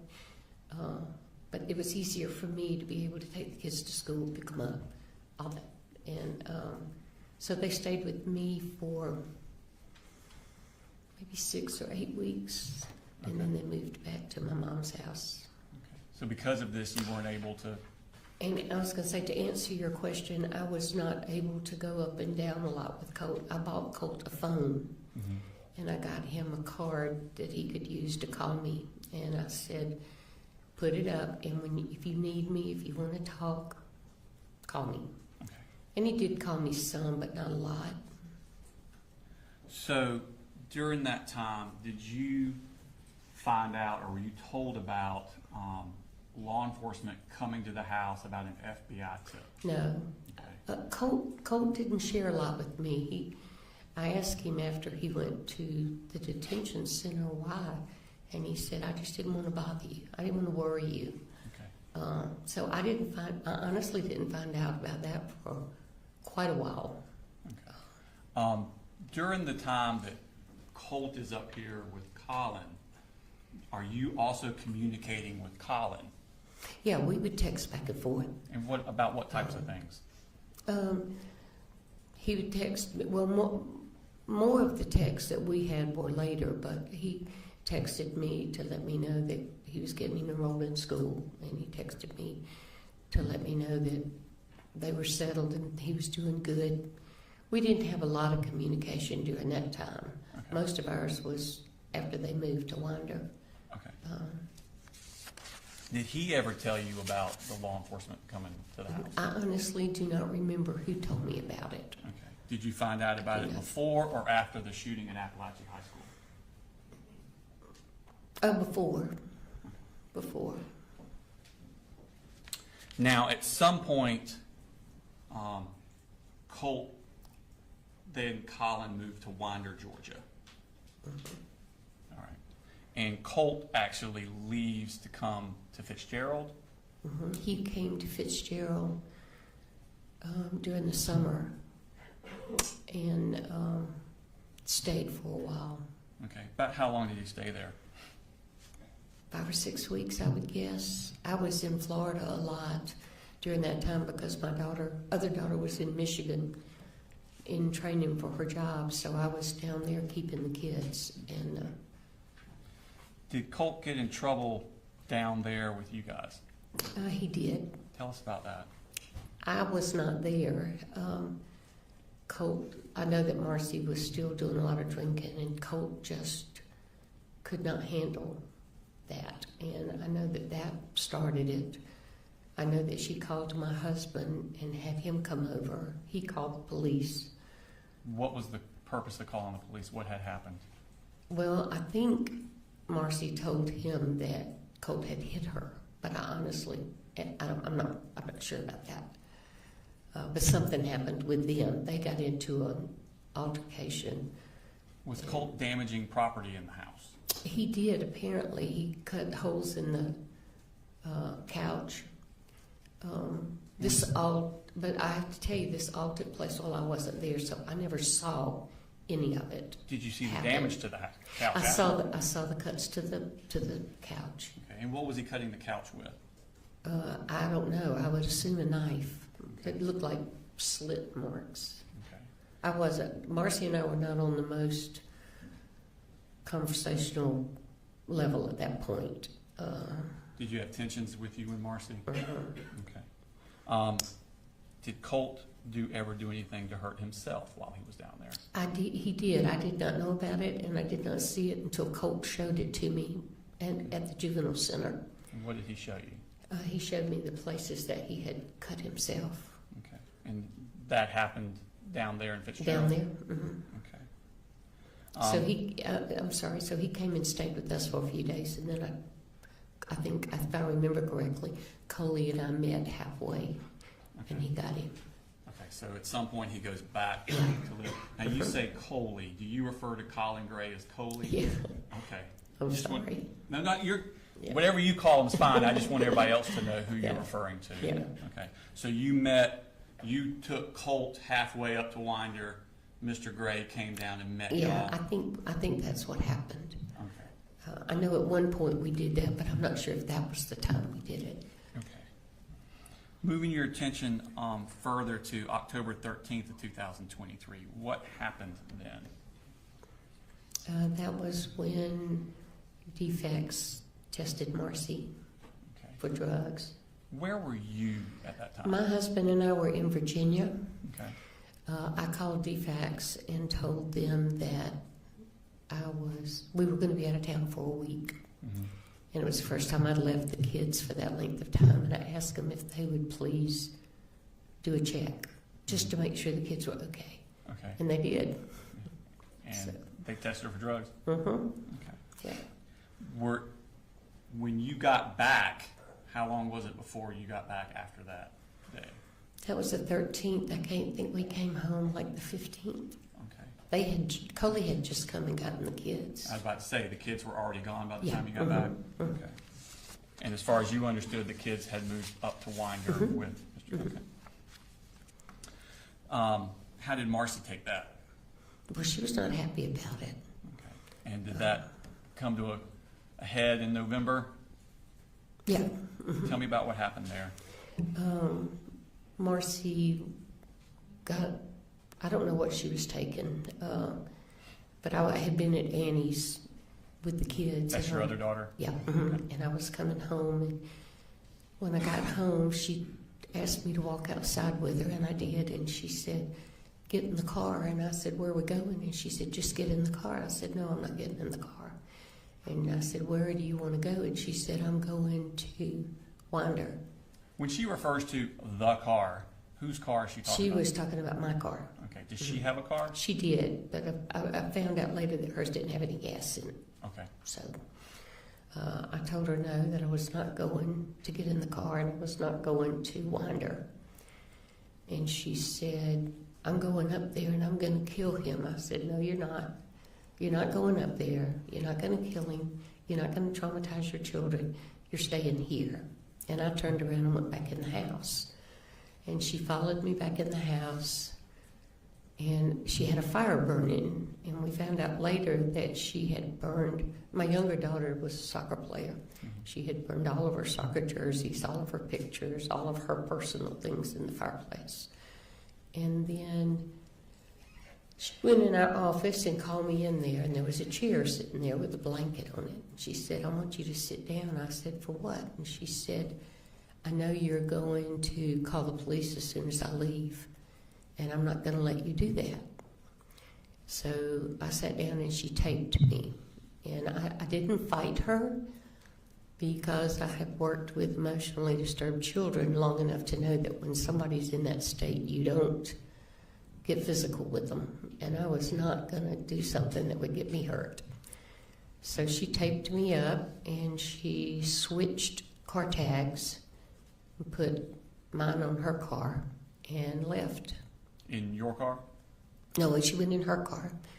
She got money out of my wallet to Okay. put gas in it. Okay. So she put your tag on her car, Mm-hmm. took money from you Mm-hmm. to buy gas, and then Mm-hmm. She switched the tags because her tag had been flagged. okay. And I didn't find that out until later. I didn't know what was going on. I heard her banging around in the house, and then she left. How did you get free? My younger daughter called. I didn't call her when I got home. I always called her. And she started calling my phone, and I wasn't answering.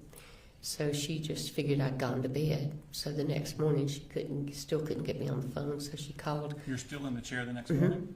Okay. She called her best friend, who lives 3 houses down from us, and said, I need you to go to my house and check on my mama.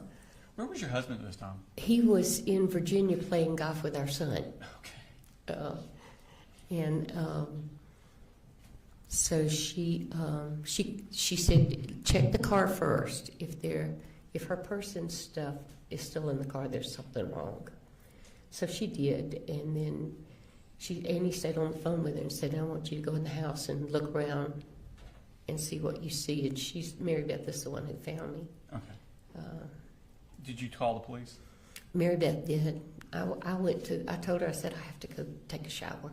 I can't do anything until I take a shower and clean myself up. And then I told Annie, I said, y'all just stay on the phone. And then somebody came to the house and was beating on the front door.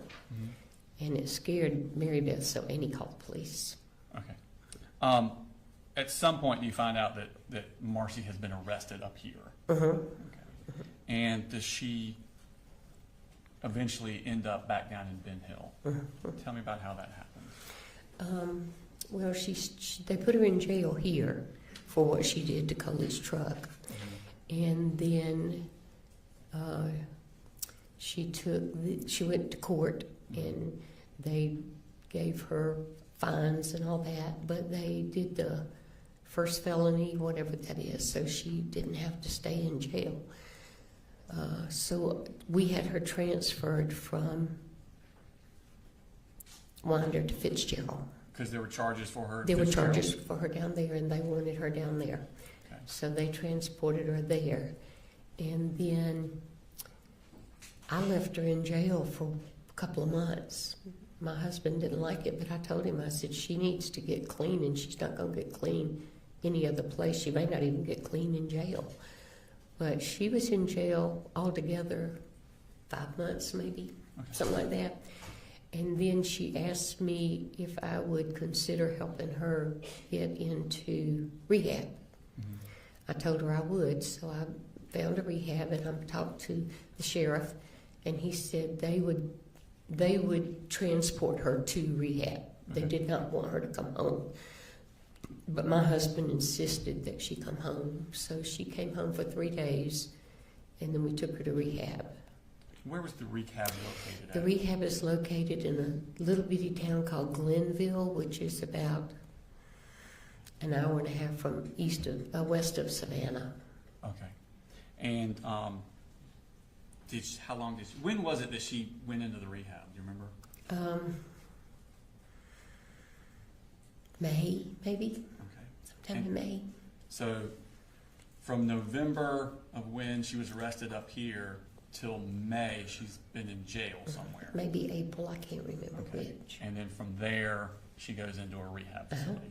Is this a rehab facility she can come and go as she pleases, or is she? No, they were required to stay there, and they had to work. Mm-hmm. So we could go and visit her, mm-hmm, but she couldn't leave. Okay. Or she was not supposed to leave. Okay. And when does she get out of rehab, you know? She didn't get out, she left. Okay. And how did she leave? She called me on Friday night and told me that she wanted to transfer to a rehab in up around Winder. Mm-hmm. She couldn't go to Barrow County, but she was looking at Clark Was she banished from Barrow County? Yeah. Mm-hmm. Okay. So I told her to give me a few days, and we'd look around and see what we could find, and I'd get back with her. So then she called Colin and told Colin that her dad and I said it was okay for her to leave. I'm going to object. It seems like this would be hearsay at this point. She wandered a little further than anticipated, Your Honor. Sustain the objection. It's fine. How did she get out of, who picked her Colin up? went and got her. She called him and told him that we had agreed to let her leave, so he went and got her. Okay.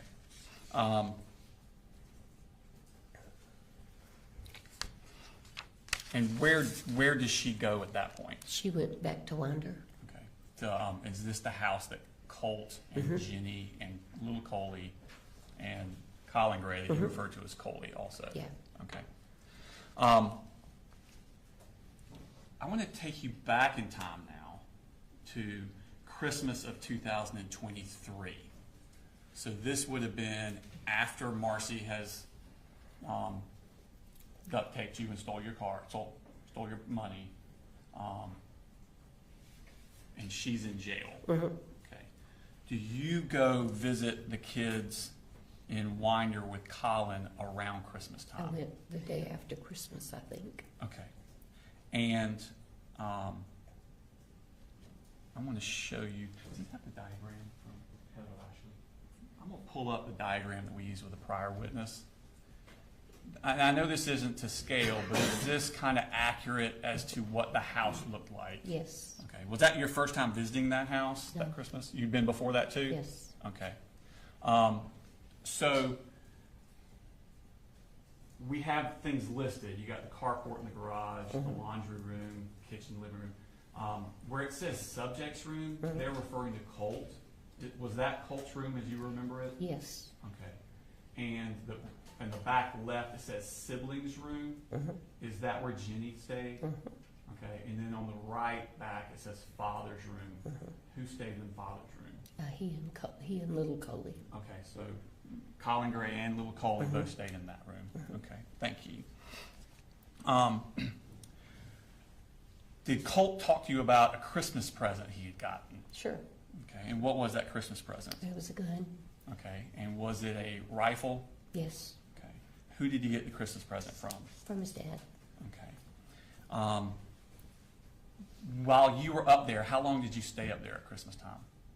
I don't know, 3 or 4 days. I usually stay 4 or 5 days. Okay. Where was the gun kept at that time?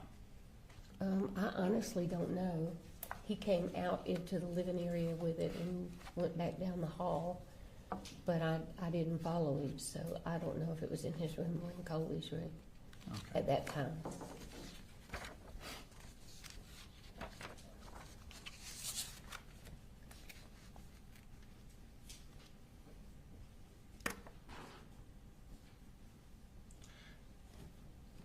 Did you see it? Did you go back up there after Christmas? How often would you go up there after Christmas? I went back for Colt's birthday. His birthday was 14th of January. Okay, so shortly after Christmas. Okay, where was the Colt gun at that time? It was in Colt's room. It was in Colt's room? I'm pretty sure it was. I Okay. couldn't swear to it. And when would be the next time you went up there? Probably sometime in February. I tried to go about once a month after they moved up there. Cause, Okay, so once a month. yeah, And whenever you went up there, where was the gun? I never really looked for it. The couple of times I did see it, it was in Colt's room in the corner, Okay, propped up in the corner. okay.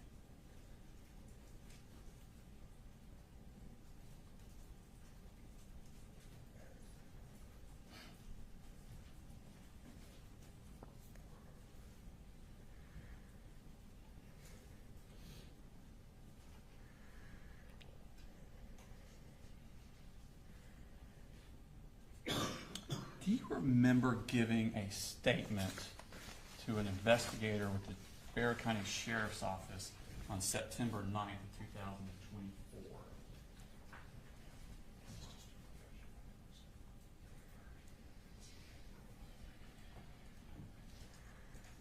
You remember talking to Jason Smith with the Bexar County Sheriff's Office? You remember talking to him about these times you would go up there and where the gun was located?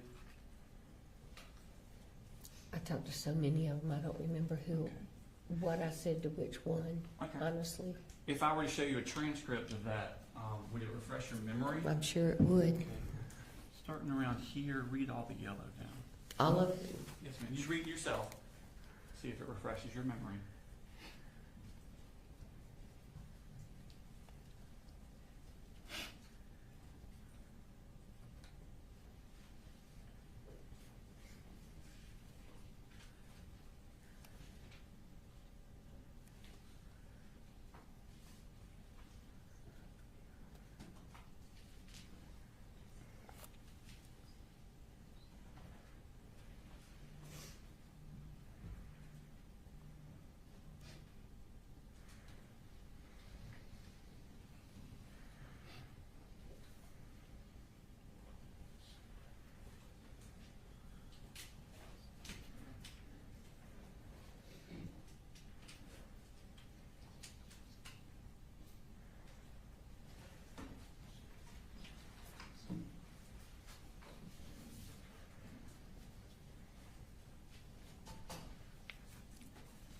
Does it refresh your memory? Yeah, Okay, and so, when you would go up there, once every month or so, where was the gun kept? it was in his room. In Colt's room? Mm-hmm. Was it in Colt's room every time you went up there? According to that, it does, and I'm sure that's a lot fresher memory than I've got now. Okay, so I do when know you say it was in according to his that, room you're most of the talking time. about your statement to, Yeah. and that was what, a year and a half ago? I'm That sorry, you what? gave the statement about a year and a half ago? Yeah. Mhm. Okay, and then so what you're talking about is 2 years ago? Yeah. Okay, or 3 years ago. So whatever's in here is more accurate? Mhm. Okay. Oh, absolutely. And so if it says, every time I went up there, I saw it in Colt's room, that would be what you believe to be accurate?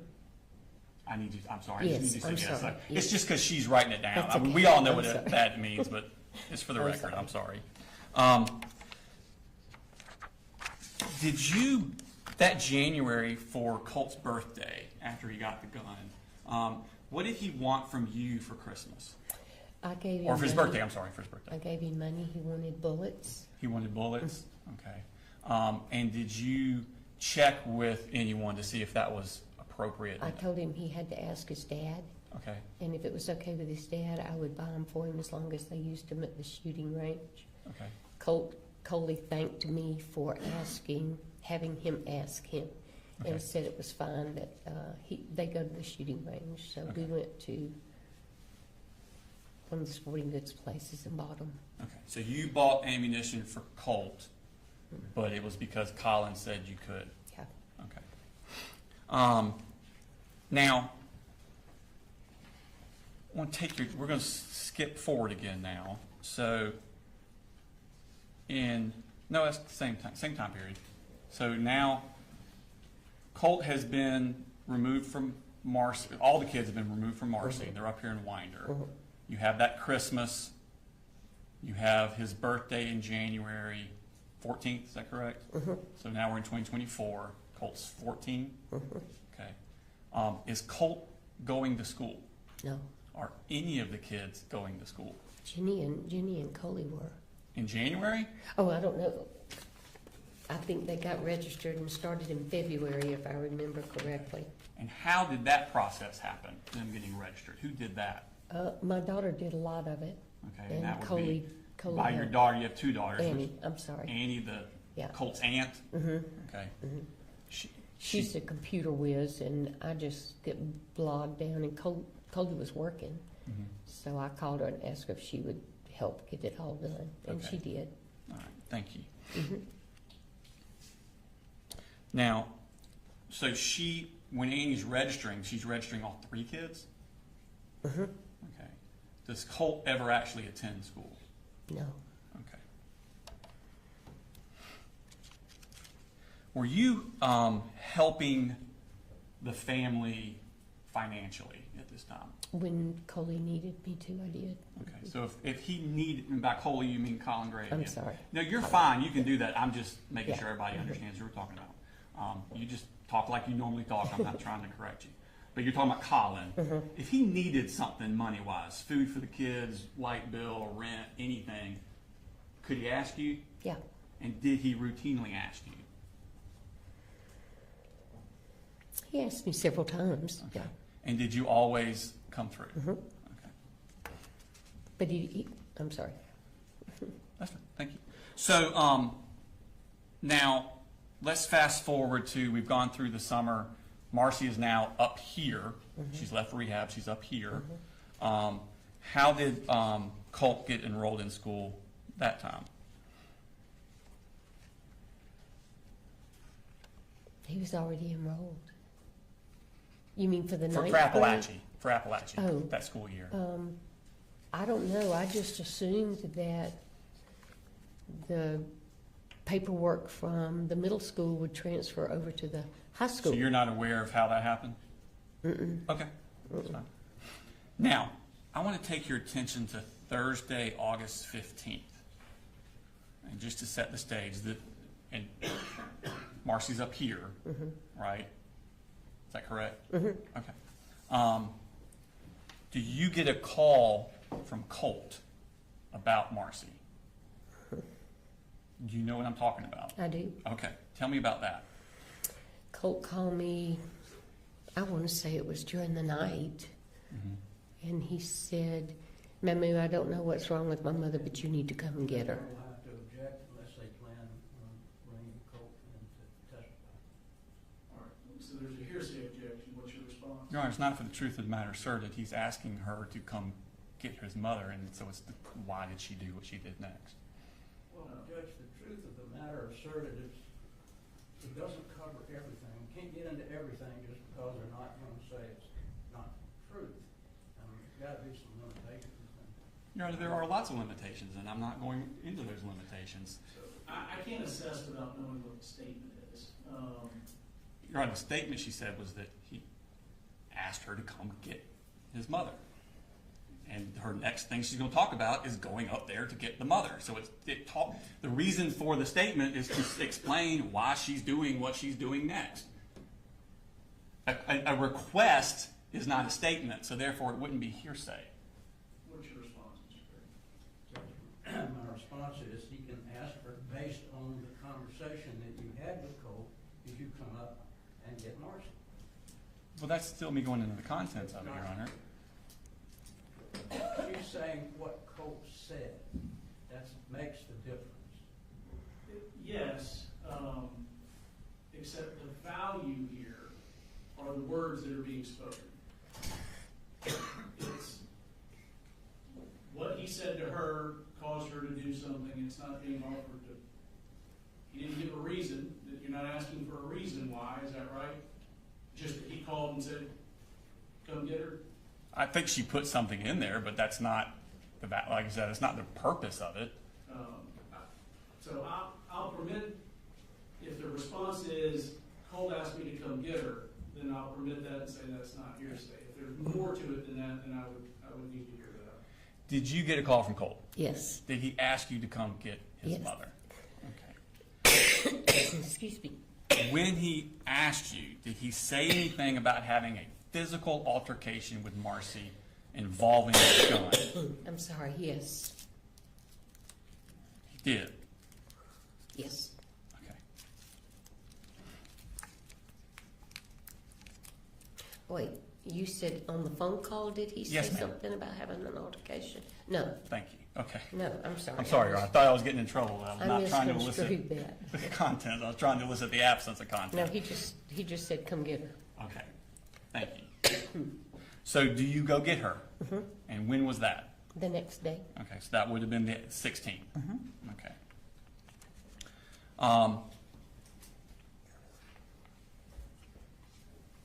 Had Colt texted you that morning while you were coming up? He did. Based on that text, where did you think Colt physically was? At school. Okay. When you arrived, who was at the house? Colt was, but we did not know it. Okay. Thank you. Who else was there? Marcy. When you say Colt was there but we did not know it, do you mean we did not know he would be there, or when you got there you still did not know he was there? I still did not know. I thought he was in school. Okay. What did you do when you got there? What were y'all doing?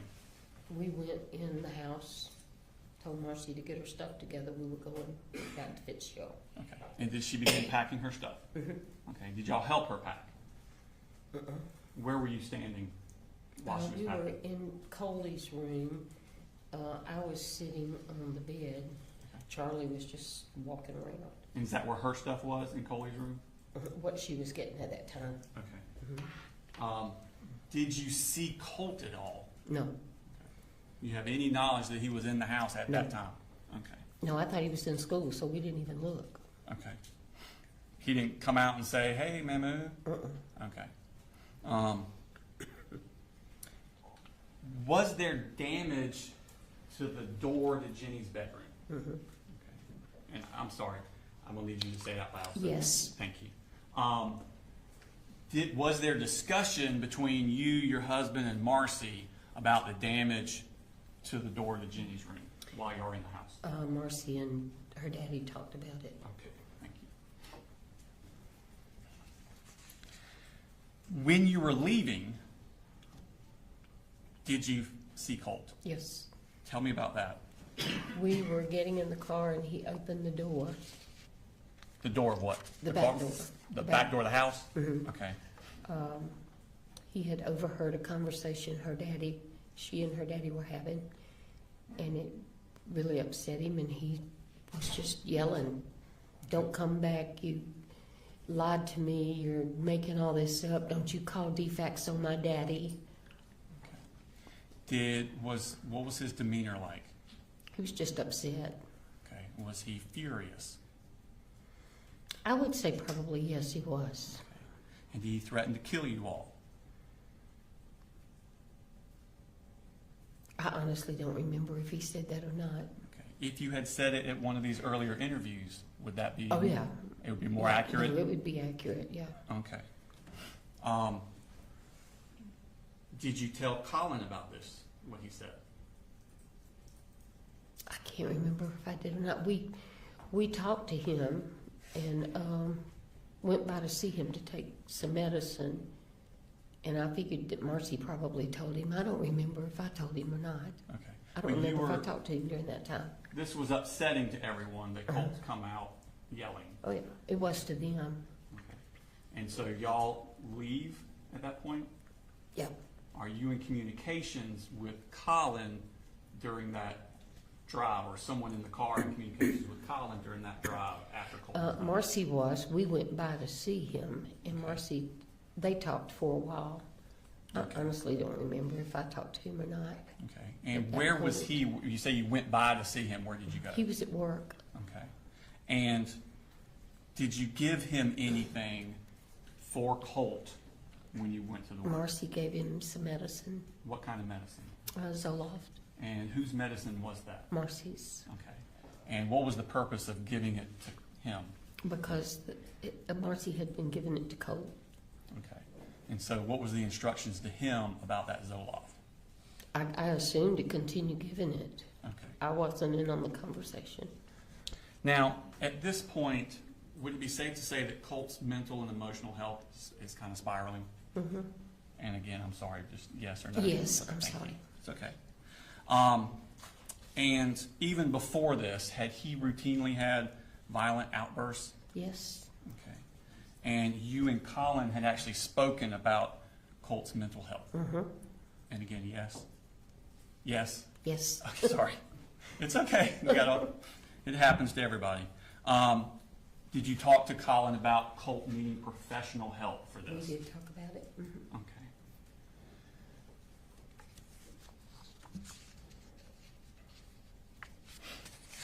Did you tell, when you stopped off to give the Zoloft to Colin, about what Colt had done when y'all were getting in the house? I didn't talk to him. I didn't talk to him. You didn't talk to him? No, Okay. he stayed in the car. Marcy, he was working around in the back of the fire station.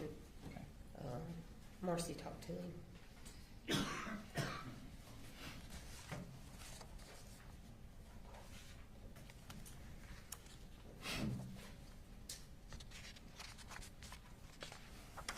Did you get, after you left, did you get text from Colt during this time that on the 16th?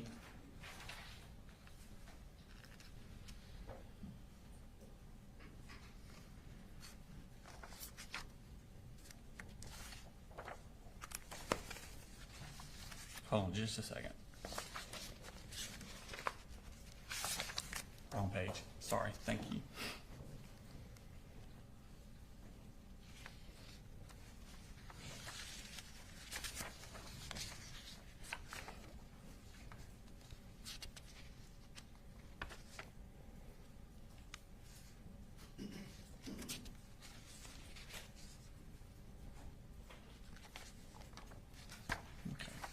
I'm going to show you what's already in the evidence in State Civic 158. These are text messages from Colt's phone to you.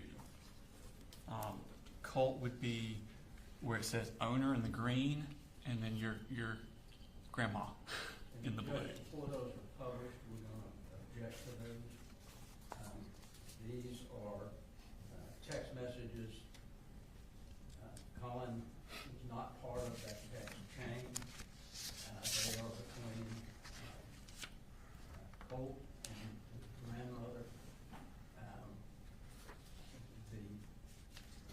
statements that are made. We don't have an opportunity to have Colt come in and testify about what was going on, why he was saying these things. So it puts us in a pretty precarious position, especially the fact that we don't believe that Debbie ever communicated any of these things that were said to Colin. So that makes it even more of a problem. So we would object to any and all text messages that the state plans to put in. So the objections essentially they're hearsay. The hearsay, Judge? Correct. Smith. Your Honor, if I could, I would like to lay the foundation for their accuracy, and then I will let you look through them. And once you've looked through them, then I will explain the relevance of them before I post them to the jury. Okay, so, yeah, presently don't go through the content or publish it to the jury. Have you had a chance to look through them? Do they accurately reflect the conversation you were having by text with Colt as you're on your way up and leaving the house? I'm sorry, yes? Yes. Okay, thank you. So at this time, Your Honor, you can flip through those, and then we'll go through the contents of them.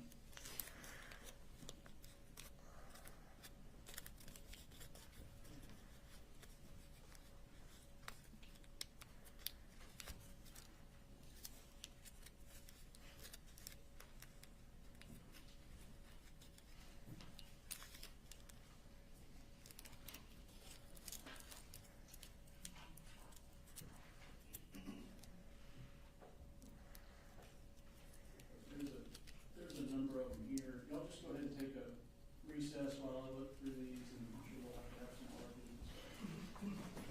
Take a short recess.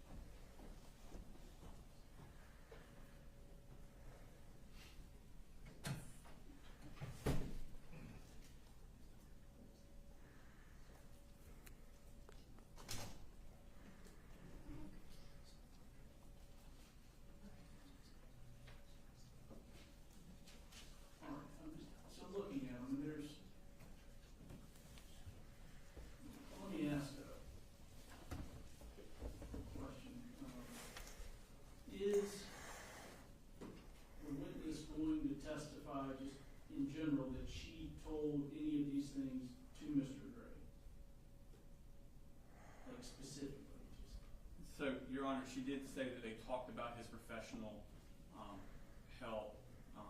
Needing professional help, Right. They which is went- not actually in any of They this. went to Colin's work, and by they, it's her husband, and her daughter, Marcy.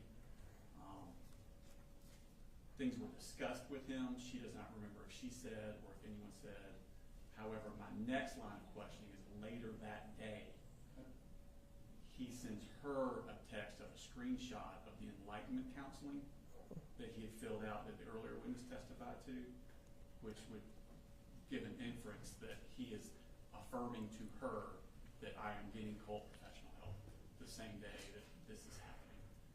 And so the purpose of this, Your Honor, the things that happened at the house and the Zoloft, she's already testified to that, so we're not getting it in for any probative value of that. We're getting it in is this is showing a complete, utter meltdown of Colt by text. You know, we don't have cameras of how he was acting, we have people's recollection, but this is a concrete, memorialized version of Colt's meltdown, and it shows his emotional state on August 16th, which is close in time to the shooting in Apalachee. And this is where these are loved ones that he's around and how he's acting around his family members, and the jury could use that to infer that this is Colt's state that he is in. There will be further evidence as we go along of the defendant's personal knowledge, his personal acknowledgement of these things. But at this point, this is showing the state that we're going to be talking about. So like I said, further witnesses, including officers that talk about Colin's statement he gave to them, he references this time period and these types of things, but this is a memorialization of what we're actually talking about when people are describing Colt spiraling out of control and Colt needing help and things of that nature. So that's the purpose of this, Your Honor. Okay. Very, my turn. Yes. The problem is this. He's been charged with knowing all these things. They want to put in something that he had no knowledge of. Now, let me ask, is that not something you can flesh out and explore on cross? To put those in and say flesh it out and cross them, he wasn't, it's already before the jury. They already see this. They already make opinions about what they hear. Whether he knew it or not, they're going to make an opinion about, well, he must act like that all the time. So this is the problem with putting it in. There's no evidence that I know of where the statements that she's made, that she told Colin anything about the colloquy in these text messages. All of these that they're going to be putting in, there's problems with every one of them. Because if there's any text messages between her and Colin, that's fine. Because they're parties. But we don't get an opportunity to cross-examine Colt.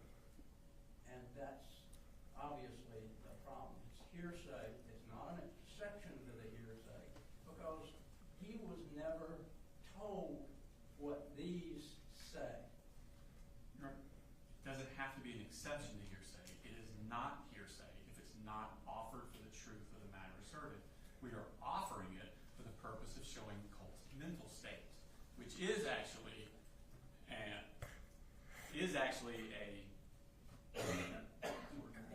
exception to the hearsay rule. Excited utterances, his emotional existing. This is 803.3 existing mental, emotional, and physical condition. A statement of the declarant's then existing state of mind, emotion, sensation, and physical condition. That's not hearsay. That's an exception to the hearsay rule. So while we would argue it's not only not hearsay, but even if it was, there's an exception to it, because the purpose is to show Colt's mental state on that day. We will put in evidence with other witnesses about his knowledge of it, but I can't put all the evidence in for the entire trial in one instant. It has to be a series, Your Honor. Well, I guess it's okay then for me to ask the detective who took Colt's statement, all of the hearsay from his statement statement. Only if there's an It's exception. the same thing. Well, It so fit let into me the give you an example. So, is the statement being made by an out-of-court declarant to prove the content of the statement's truth? Okay? This text says, with the shit you pull, you'll rot in the deepest pits of hell, according to your God. I don't think that's being offered to prove that the witness will actually rot in the deepest pits of hell. So it's not being offered to prove that. It's being offered to show that it was said. You know, is it relevant? I think they win the relevance argument on they can use this to argue and infer what Colt's mental state of mind was at the time. If Colt says, fuck you, he's not saying it because he wants that to be true. That's not something he's actually going to do. It's the mere fact that he said it, and that's the value in it. Now, where he says, I've already told Dad everything. Well, I think potentially, you know, the jury would need to be informed that that one arguably is, for the truth of the matter asserted.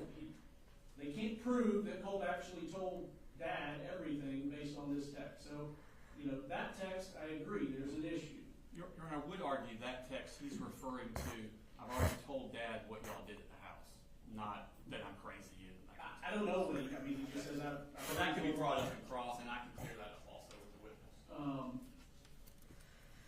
You know, and as to this just issue generally, there's Gates v. State, 298, Georgia Supreme Court, 324.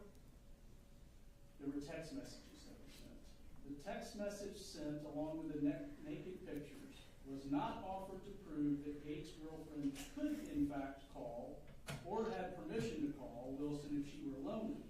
Rather, the text message was offered to show its effect on Gates and his motive for committing the murder. An utterance may be admitted to show the effect it has on a hearer.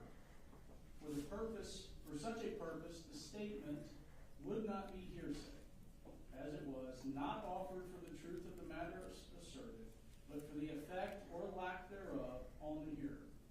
As such, Gates claims that the evidence was inadmissible because its hearsay is without merit. I would agree if Colt was on trial. But Colin is not a party to the crime. They didn't charge him as party to a crime. It's a separate and distinct thing. I agree, and I think that you get to explore on cross that she never showed, and I'm just assuming things, that she never showed Colin these text messages. You get to explore that. You get to argue in closing. Colin was never saw these text messages, so they can't say that he knew something based on text messages that were admitted. I do think that they can argue that there's an inference to be made about Colt's general state of health, which isn't mental health, which is an issue in the trial, through the text messages. So I understand the frustration, but you know, things like a question, so what time? A question's not making an assertion. You know, if somebody says, what color was the car? That's not an assertion. If someone says the car is blue or was blue, that is an assertion. I just, in reading these, I don't see that they're trying to prove the truth of the content of the message.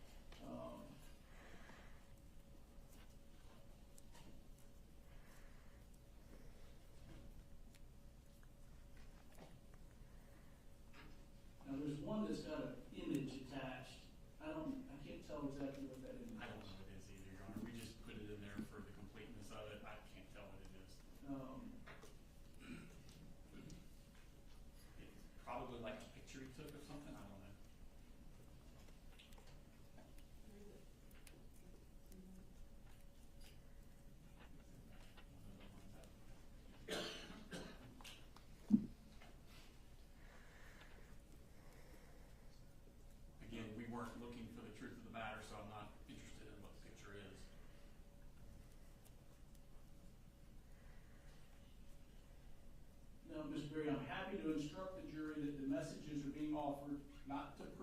content, the content of Colt's half of the messages are true, but that the state argues that they're to show his mental health. And then you can on cross elicit whether or not any of this was actually ever shown to Mr. Gray. If you want me to give that sort of instruction, I will. But I do think that the messages are admissible. They've got a ton more to do. You make the same objection to all of them. So. Yes, sir, I was going to, it's not a ton more, but I have 2 more instances. I was gonna go ahead and give them to your honor. You can be looking at them. It would be the same objection. They're actually shorter than that one.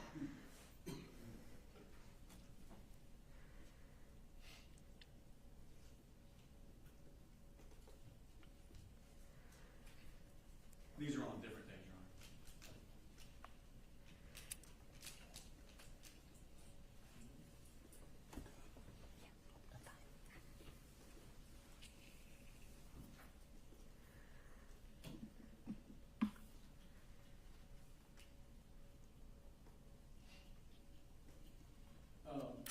So let me ask, just starting into these, so Ms. Berry, this one, it's states 158. I think it states 158.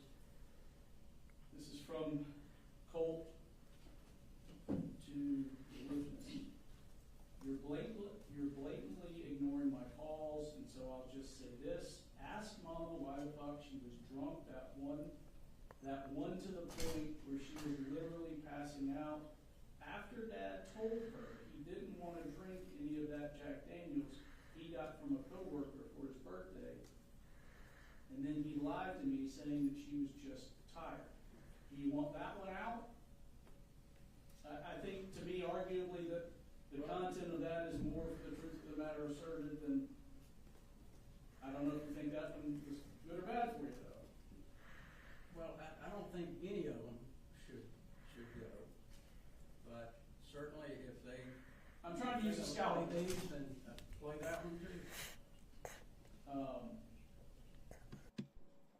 Here's one where Colt says, I have been going to school and I go to the library to do work. That's why I don't eat. I threw up last night, asked Daddy. He literally had me clean up. So, to me, that makes it look like he's going to school and went to the library to do work. So potentially the content there is something, to me that's more about a state of mind than the content, or it's more about the content than the state of mind. So do you want that one excluded, or do you want? If the court's going to allow the others, I think we ought to allow those as well. Okay.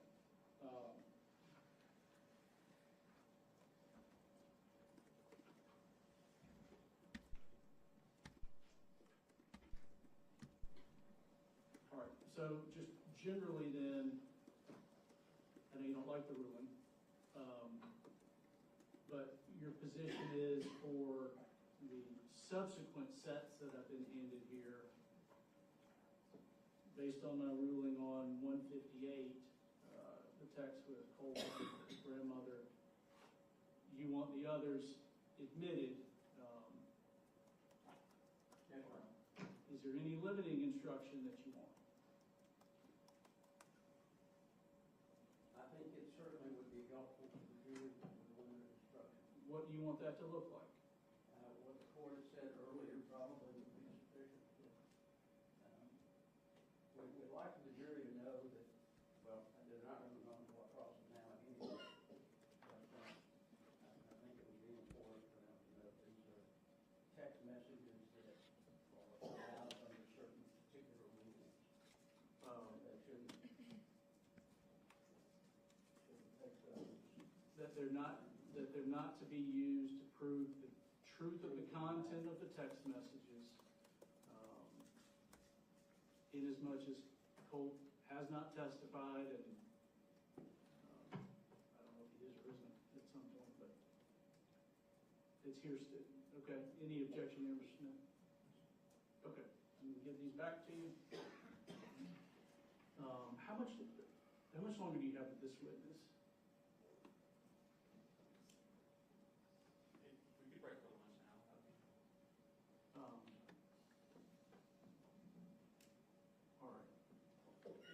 And y'all, I know you said you need probably an extra 20 to, I'm gonna say 30 now, because I think I'd like to speak to Ms. Brooks about the next witness, so we don't have to have this, okay, to see if we can shorten this process, all right. if that makes sense, Ms. Brooks. Yeah. Brooks, if you want to bring him in,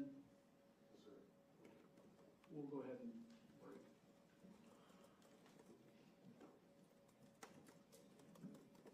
I had one minor issue to address with the court after they were Okay. at the bench.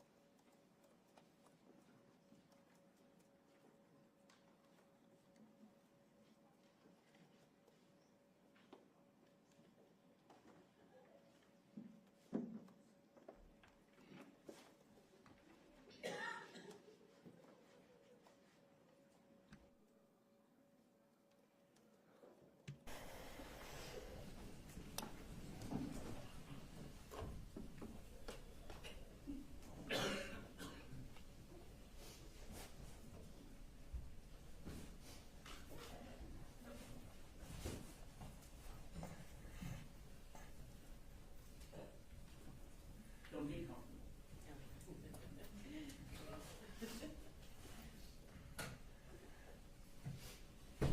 All right. Much of the trial has been incredibly smooth, and probably going quicker than people anticipated, but we're hitting points where we're having evidentiary issues that we're just having to work through. There's some more of those on the horizon that we're going to try and address at the lunch hour, which is going to result in just a longer lunch. So why don't you all plan on taking the lunch recess till 12:35? Well, I'm sorry, 1:35. 1:35, and then waiting longer. Sorry. All right. Be in lunch till 1:35.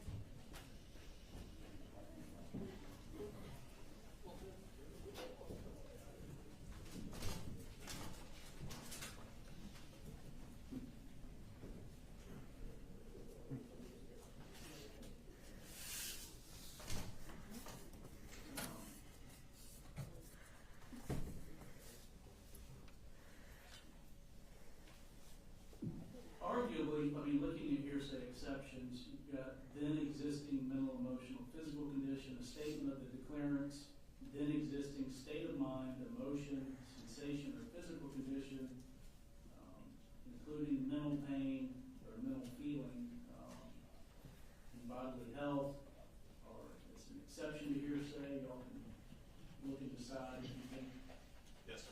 these qualify there as well. What time do you want me back on the bench? We're ready to go with this. I'm sorry, I don't have the next witness. It's not much. Yeah, I mean, probably 1:20.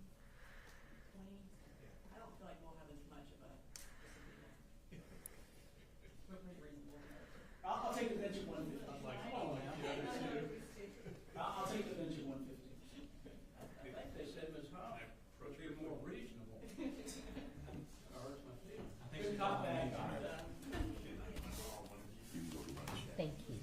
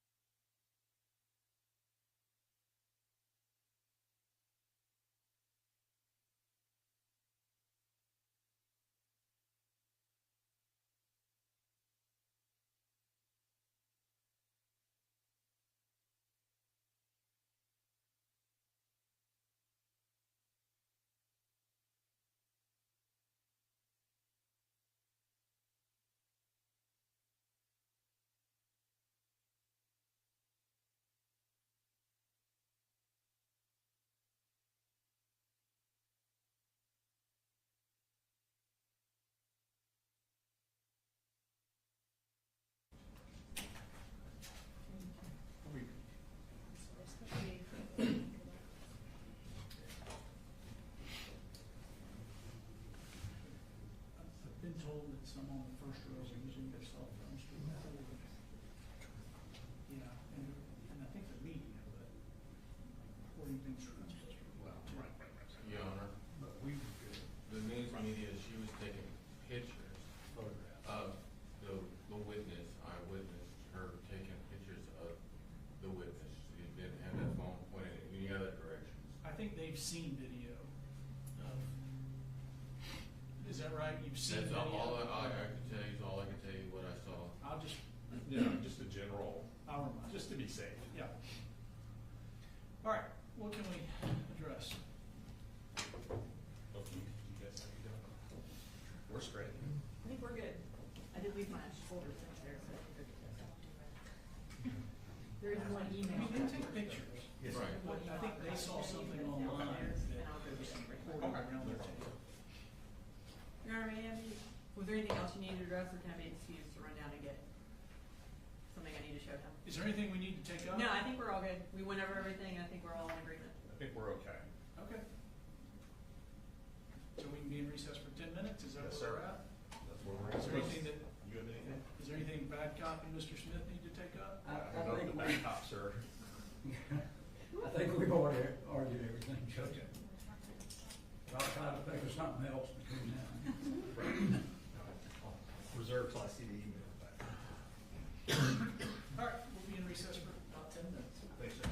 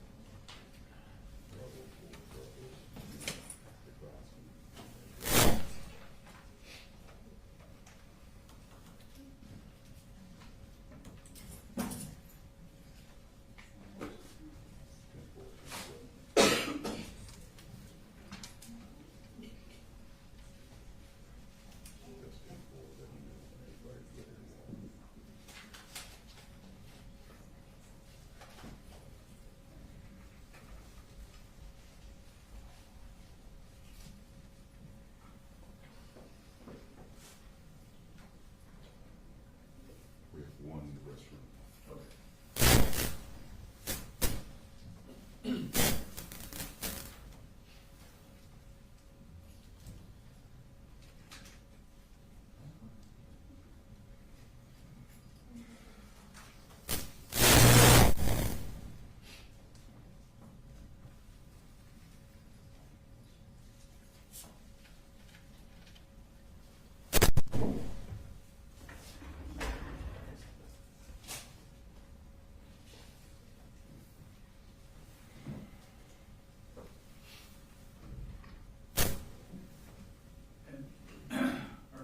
Remind me where we landed, Mr. Gray, you do want limiting instruction or not? I think we had agreed that we were. Okay. So my intention then would be to tell the jury that they're about to receive into evidence a series of text messages that are being offered either to simply show the words that were being said, or to the extent it may, the mental state of Colt Gray, and not for the purpose of proving the truth of the content of the messages. Okay.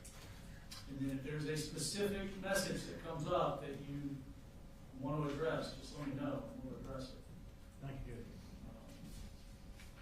And then, let me just remind, I know we don't have full media here, but let me remind, so for recording video, we've got the pool camera that WSB that shares with anybody that wants it. You can take photographs and stuff, but some of the things that you are not permitted to photograph would be things on the council table, any of the records or documents or notepads or anything that council table have, or their private conversations. You can take a picture of that, but you can't record it. All right, bring them in when they're ready, Brooks.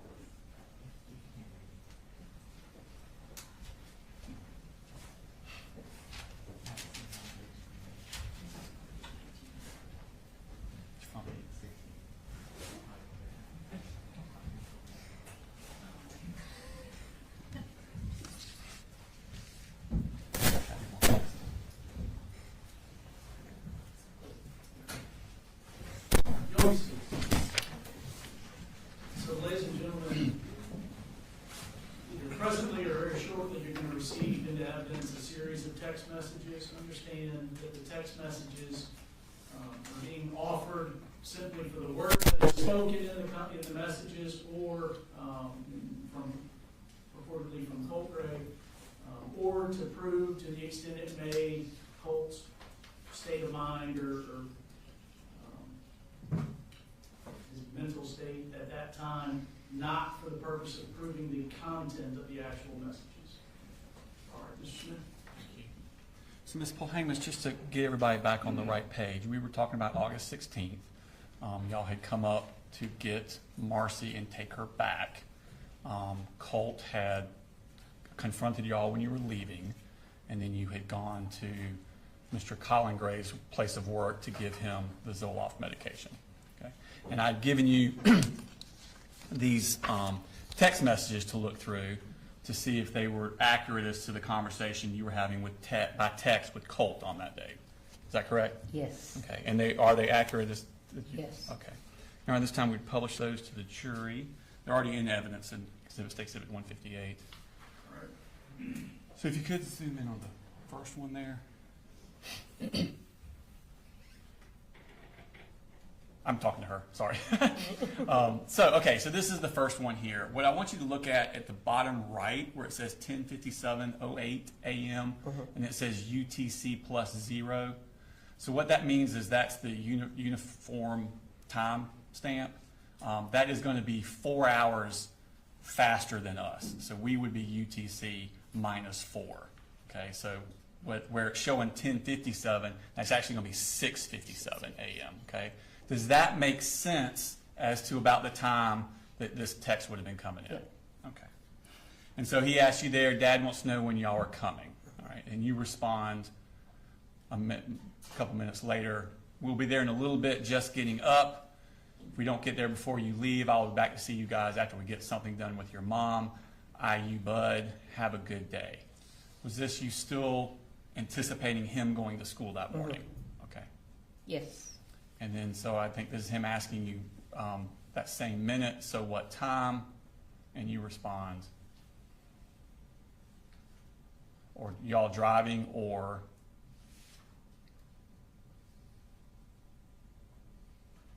and this is you telling him not to miss the bus, you need to go to school. And if your mom is just up to avoid her, she'll be gone when you get home from school. And then I think you told him that responding to his other, if you're driving, that you're actually already up here. Did y'all get a hotel room? Yeah. Okay. We did. Okay. And this is Colt asking you, I assume it'll be as simple as getting her in the car and going. And then you respond to him, not sure, but it will go smoother if no one is there. Correct? Yes. All right.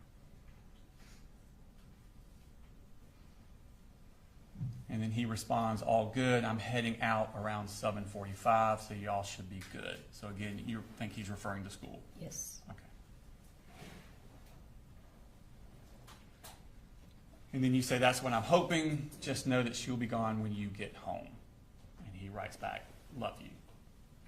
Is that pretty Yes. standard how he would address you? Okay. All right, so now we skip ahead. This is you telling him that y'all were all out, and he asks, and I'm sorry, this is him. All right, we're all out. So this is going to be 8:24. Where are y'all? At 8:25. And you're like, headed to the house, please relax, try to enjoy your day. And he responds, I will, correct? Yes. Okay.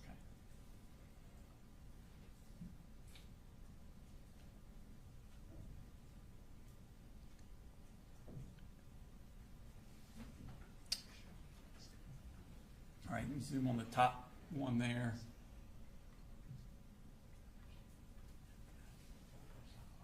And that's him sending you a picture, and that's a picture of the hallway at the school. Okay. Yeah. And he's telling you he's leaving this here for your sake. He knows it. Does he know that it's important for him to go to school? Yeah. Okay. You stress that to him? Yes. Okay. And that's just saying a status that you read what he'd given you. So now we're up to, this is going to be, trying to do my math, 9 o'clock, the 1:02. Make sure mom leaves my Zoloft.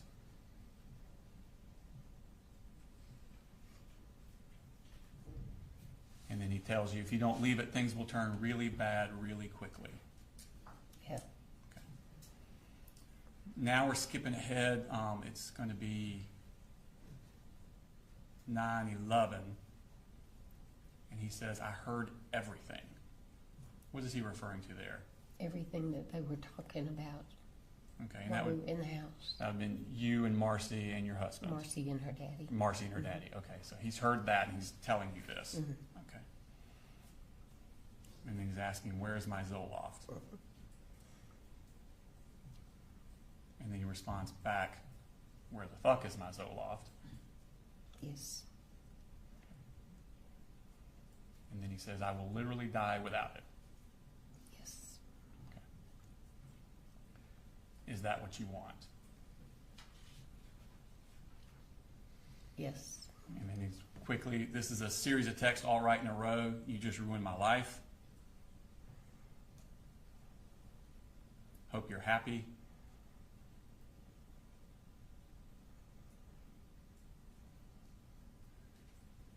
Why would y'all lie and say I threatened to kill y'all? Is this going to be after y'all have left and he came out and confronted y'all outside the house? Okay.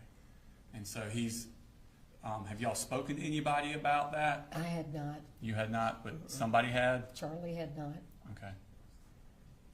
So next slide.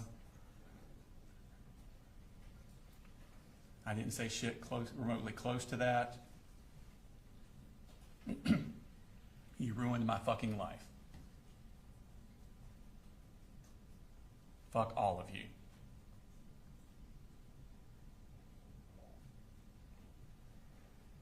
Fuck you. Fuck you and your God. With the shit you pull, you'll rot in the deepest pits of hell, according to your God. You are fake.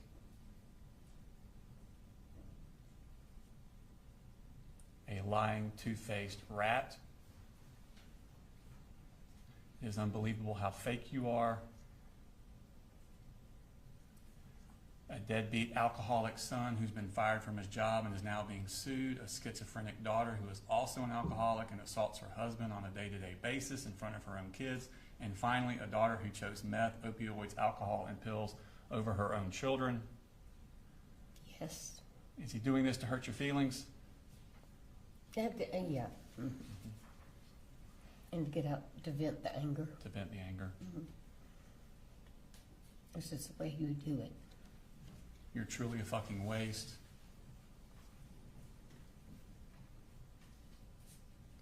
If you call DFACS and my dad ends up fired,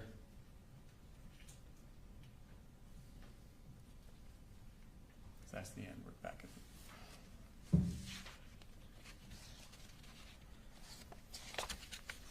I heard everything.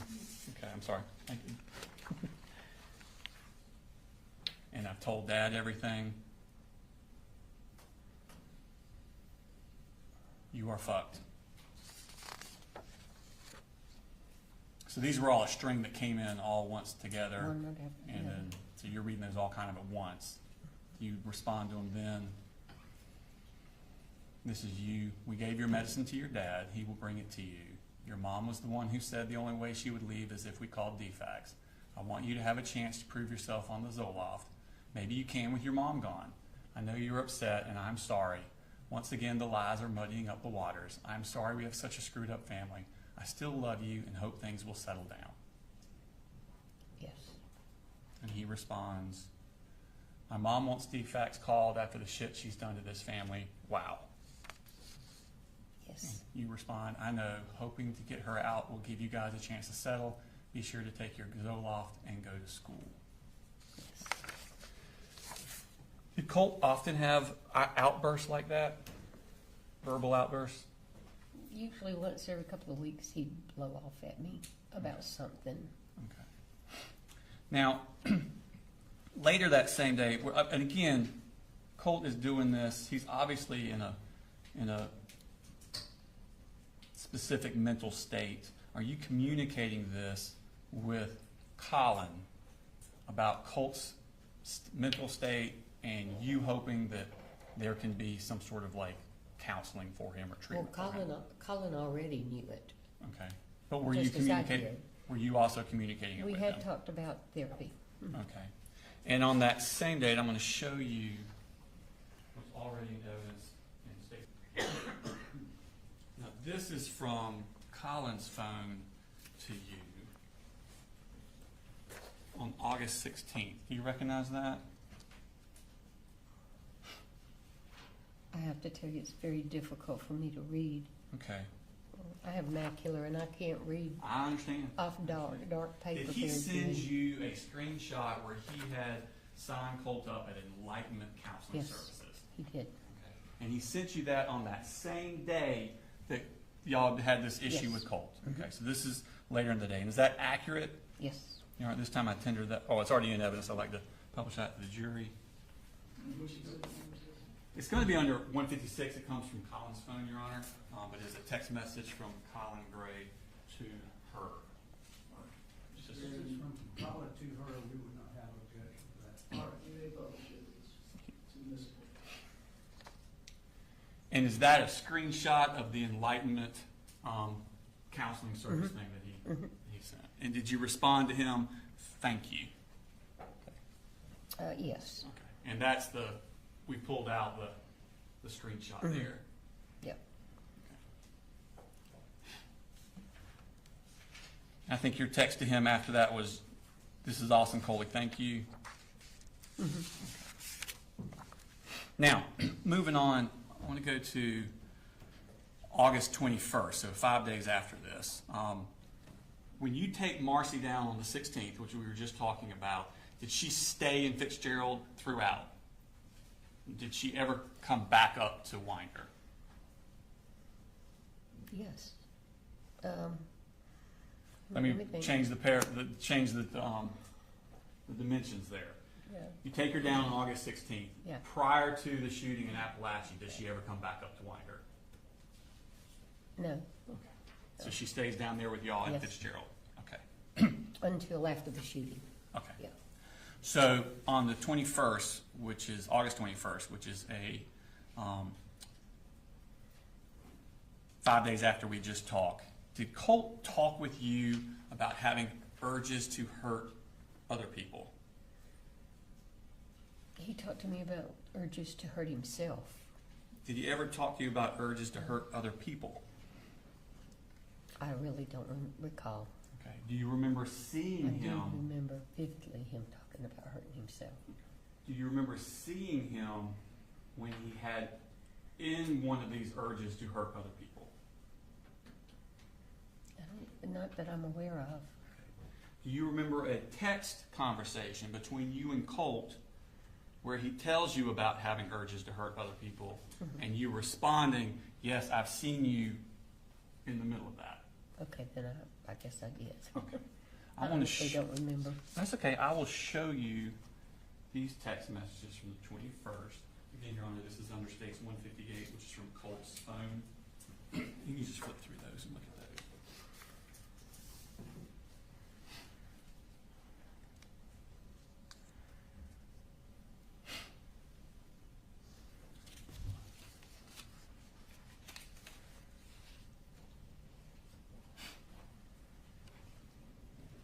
Yeah. Okay. Do you remember that now? Mm-hmm. Okay. Are those accurate text Yeah. messages? Mhm. Okay. And did Colt talk to you about having schizophrenia? He did. And did he talk to you about having acute mania? He did. Okay. Did you share that information with Colin Gray? I don't recall. I should have if I didn't. Okay. Now, Colt wanted you to order a graphics card for his computer. Mhm. Do you know what that is? Uh-uh. I don't either. But you remember him specifically asking for that? Yeah. Okay. Were you going to use that graphics card as any sort of incentive for him? I told him I wasn't ordering it. Okay. He wanted to know why, and he kept going at it. And I said, you start going to school and doing what you're supposed to be doing, and then we'll talk about it. Okay. Would he have vulgar outbursts if he did not get this graphics card immediately? Well, yeah. Okay. So at this time, we're going to look at those text messages from August 21st.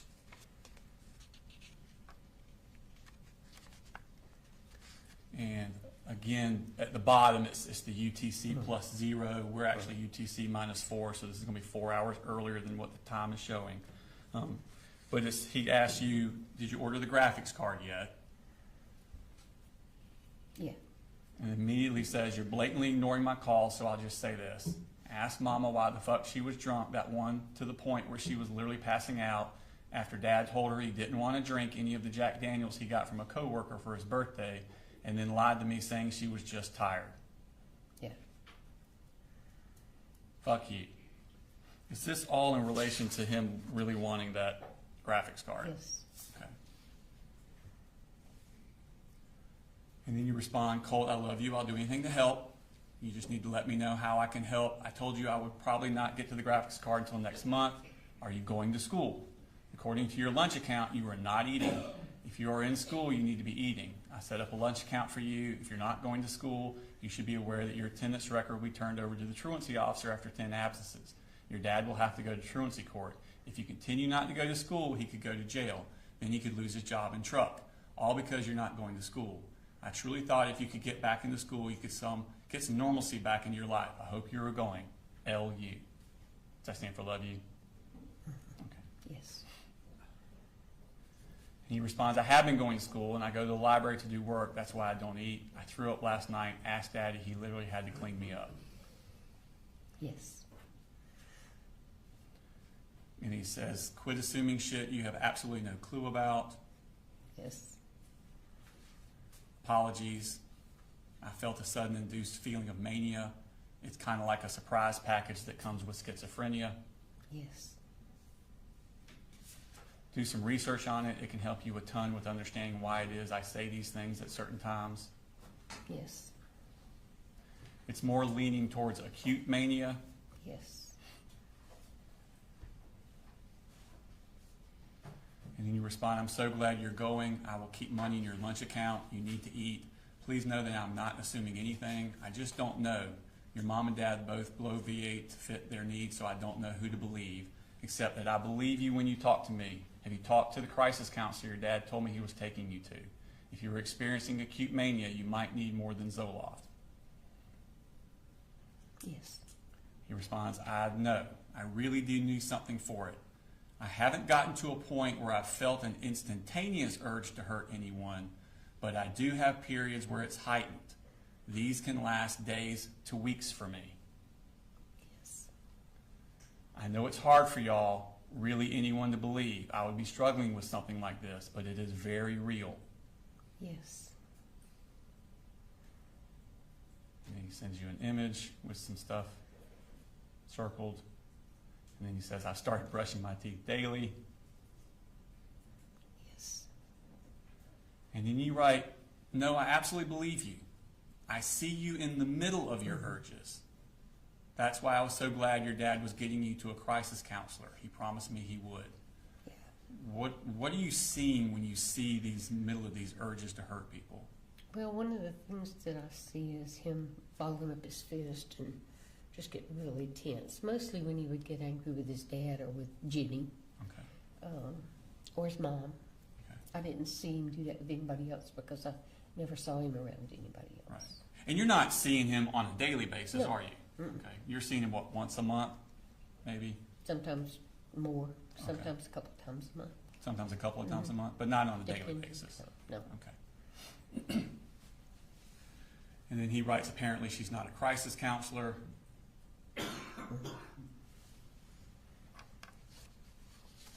I wish she was.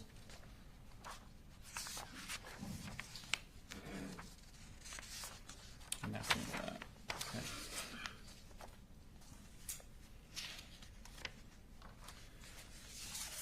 Now, going up to 5 days after that, on August 26th, were you aware of Colt having an anxiety attack at school? Yes. Okay. Did you talk to Colt on the phone that night? I talked to him at the school. Okay. He called me from the school while he was Okay. having his anxiety attack. So he told you about it at that point. Did he also talk to you that night? Yeah. Okay. At some point during that conversation, does he ask you a question that disturbs you? Yes. And what was that question? if I do something terrible, would you still love me? I think that's the way it was worded. Okay. And do you, at that point, did you know who Nick Cruz was? No, Did Colt talk to you about Nick Cruz? not that night. Not that night? I went back up there, and in a conversation we had a day or two later, Okay. we were going to McDonald's to get food, and I can't even remember how the conversation started, but he asked me if I knew Nick Cruz, and I looked at him and I said, I've never heard of him. I didn't know who he was. And he looked at me and he said, are you serious? And I said, yeah. He said, well, have you heard of the Parkland school shooting? I said, absolutely. I read all about it, but I don't remember who did it. And he said, Nicholas Cruz did. Mm-hmm. I said, well, how would you know about all that? And he said, I've been reading about it. The same day that you had the conversation, and that wasn't the same conversation? It could have been. I can't promise you, but I do. I just vividly remember it being on the way to McDonald's. Okay. But I may be wrong. Okay. I don't know. If you had given a different statement on September 4th, 2024 to the GBI agent that was in the same conversation, would that be correct? Probably, yeah. Okay. Either way, when he asked you that question about if I did something terrible, would you still love me? And you said it bothered you. What did you do in response to that? I asked him why he would say that. You know, later, and I said, why would you think that I wouldn't love you? And I said, and he said, I don't know. And I said, well, why would you think about doing something terrible? And he said, I don't know. I was just asking. Okay. And of course, my first thought was suicide. Yeah, I can see that. So I got in the car and went up there. That's what I say. So when I was asking, what you went up there. Yeah. So when you get this phone call, you're down at Fitzgerald, Mm-hmm. okay, and you immediately come up here. Mm-hmm. The next day. Okay. And did you make any phone calls to anyone in relation to that? I did. I called the Advantage Crisis Center in Athens Okay. and talked to them and told them that I was really, really concerned that he was showing signs of manic behavior and talking about hurting, and I didn't want him to hurt himself. And she said, well, you can bring him in. I'm going to get into that in a second, Your Honor. I am going to ask her that, and I will argue it at that time, but I want to do something else. She was getting a little further along than my question, so I have something else I want to go to before we get to that. For the moment, then I'll sustain it. Okay. Thank you, Your Honor. I'm showing you what's already been tendered into evidence as State Exhibit number 161. I'm sorry, did I show you that?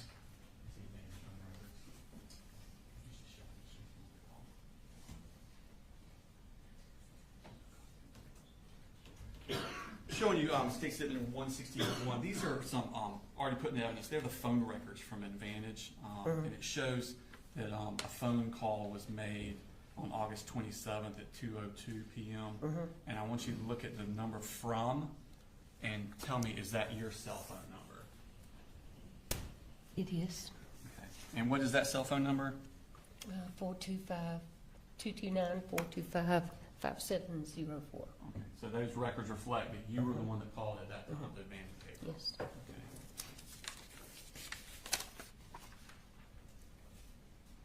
Now, when you were talking to Advantage Behavioral, did you tell them kind of what your needs were and what you were looking for? Yes. Okay. And were they receptive to that? Yes. Okay. Did they talk to you about scheduling of when it would be the most advantageous time and when would be a good time to schedule bringing Colt? Well, she said Without going into what they said, yeah. did they Yes. talk about? Did you talk about scheduling? Can I get you to, I know you're leaning forward, can I get you to pull the mic in? Yeah, we Sure. kind of bumped it. I'm sorry. Yes. So they talked about that. Yes. All right, this time I would tender what they said about scheduling, not the truth of the matter asserted, but to show what she did next, because it's talking about appointment times and things like that.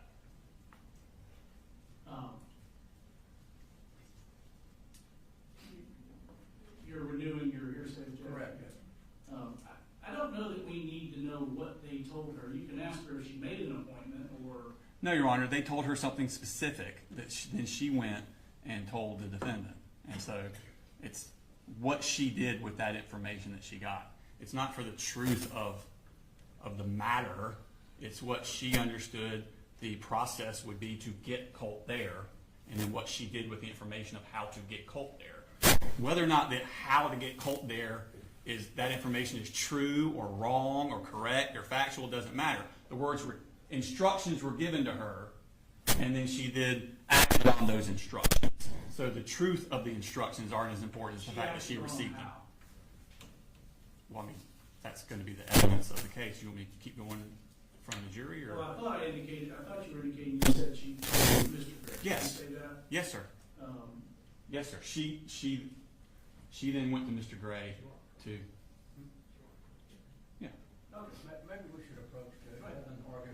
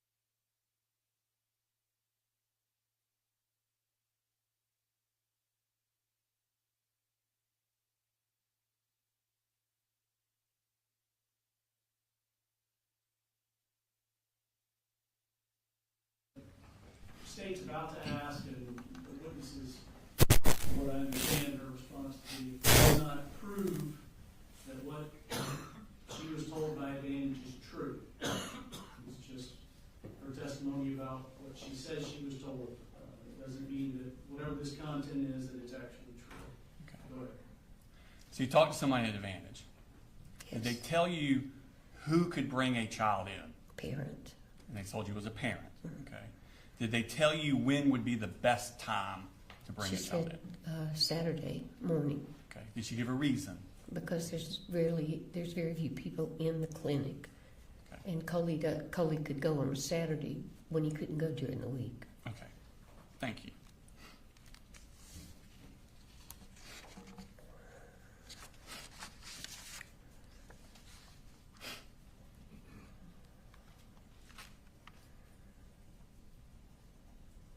Now, you called Advantage on the way up, or before you left, or when you got here? After I got here, Okay. Did you call anybody else? the counselor at the middle school, Okay. I mean, high And school, at the high school. And you know who that was? Butler, Okay. And did you go to meet with her? I did. Okay. You remember when that was? Same day. Okay. And do you remember what time of day it was? It was after lunch. Okay. And without going into the subject matter of the conversation, were you told about different services that could be provided Yes. for Colt through the school? Yes. Okay. Tell me about when you talked to Lisa Butler, did you tell her that Colt had urges to hurt other people? I did. Okay. Did you tell her about violent outbursts? I did. Did you tell her about him cutting himself? I did not, because I didn't know at that time. Did you tell him anything about references to Nicholas Cruz? No. Did you talk about an assault rifle in the bedroom? Okay. Tell me about what happened when you left the school. I left the school and fell after I walked out on the sidewalk and broke these 4 fingers on my left hand. Okay. So as you're leaving the school, you actually Yeah. fall and break your hand. Mhm. Okay. You have to go to the hospital, I went to the emergency room. and at some point you have to then leave to go back to Fitzgerald because of that? They told me in the hospital that I needed to see an orthopedic doctor immediately. And I didn't want to do it up here because I don't live up here. So my younger daughter called and made me an appointment with an orthopedic surgeon for Friday morning. Okay. So I left Thursday afternoon. Thursday. Mhm. Did you give any instructions or say anything to Colin about Colt? I did. The counselor had told us about a therapist who was going to be coming to the school. And I told Colin that they were going to send him something to fill out, which they had already sent him and he'd already filled out. Okay. And the counselor told me, I told her about Advantage, and she told me that, Keep doing what she told you. What did you tell Colin? I told him that she told me to tell Colin to wait and see the therapist first. She thought he should wait and see the therapist at the school first. So I told him that, and I also told him that I'd really like to see him go in and take him Saturday. Okay. But that was a decision he would make. Okay.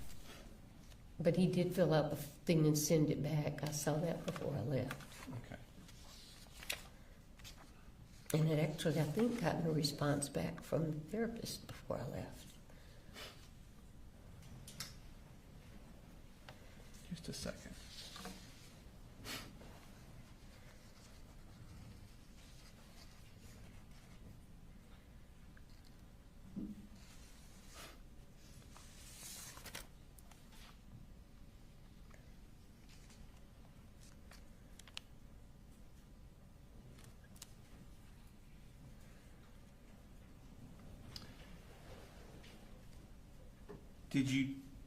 Did he tell you that he would take Colt on that Saturday? Yes. Okay. No, he said, when I told him about the therapist, he said, well, maybe I'll wait and do that. And I said, well, that's up to you. I honestly I don't remember him saying that he was definitely going to take him.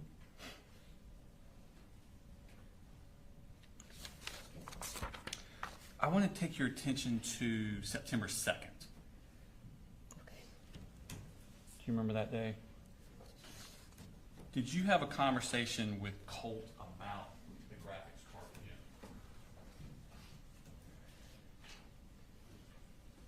Did you? About what? Did you have a text conversation with Colt again on September 2nd about the graphics card? Yes. Let me show you what's in States 158. This is from Colt's phone, Your Honor. Flip through those.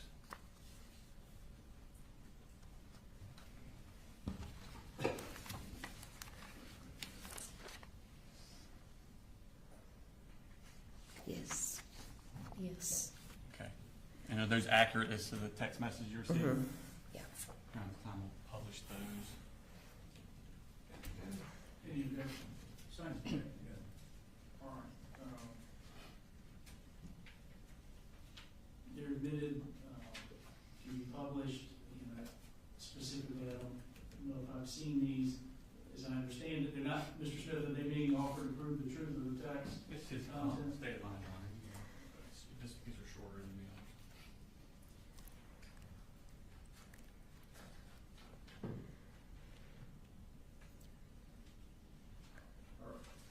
Ladies and gentlemen, their admission is to show that these were words that were said or state of mind to the extent may. Go ahead. Thank you.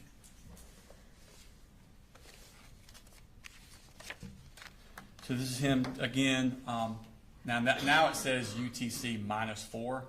So that is that time is accurate now because that is us. UTC -4. So at 12:49, he sends you the request graphics card. Yes. And you say, I know I told you I would get it after the first of the month. I was assuming you would be steady going to school and getting therapy, but you are not. I honestly cannot justify the purchase when you are staying home, not trying to help yourself. I know you're going to be angry and I'm truly sorry, but you desperately need to be in school so you don't wind up in trouble. School for 1 month and then you can have the card. I love you the most. Yes. Okay. And he responds, fuck you. Yes. You ruined me, Yes, all of you, yes, and drop dead. yes. Okay. Did you communicate any of this to Colin? No, Okay. Did you have any more communications with Colt before September 4th? I don't think so. I don't have any memory of it. Okay. Just saying.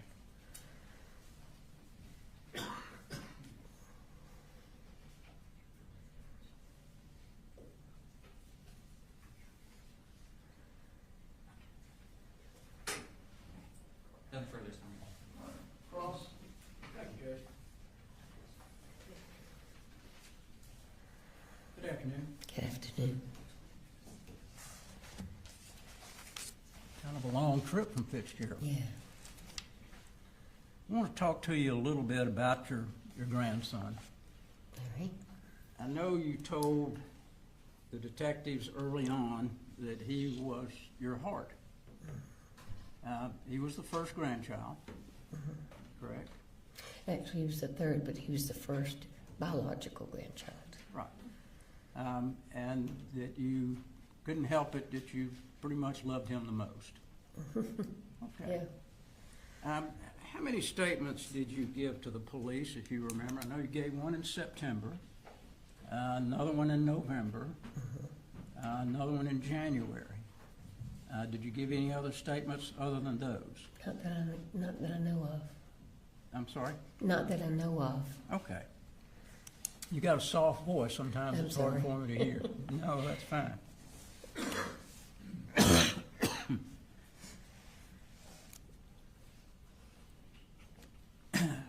Now, when I want to talk about a particular time period, I know that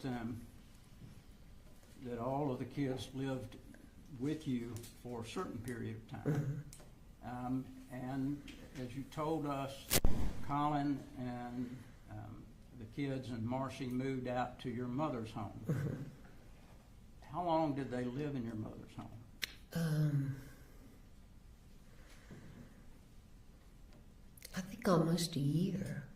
Okay. They moved in January, I think, and they moved out in November.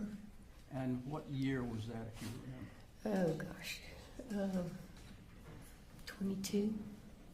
Okay. They moved down in, I don't know, it's either 20 and 21 or 21 and 22. Okay. I've got that on that note, but I left it in my purse outside the courtroom. And your daughter lived in the house once Colin and Colt left. She stayed there. And as you told... No, actually, they all left Okay. and went They to all Jefferson. left and moved to... Okay. But then she came back She came back with the two younger with ones. the two children. And how long was she there with the two children? She moved back down in November, and it was the next October that they gave the kids to Coley. Okay. Let Coley have them.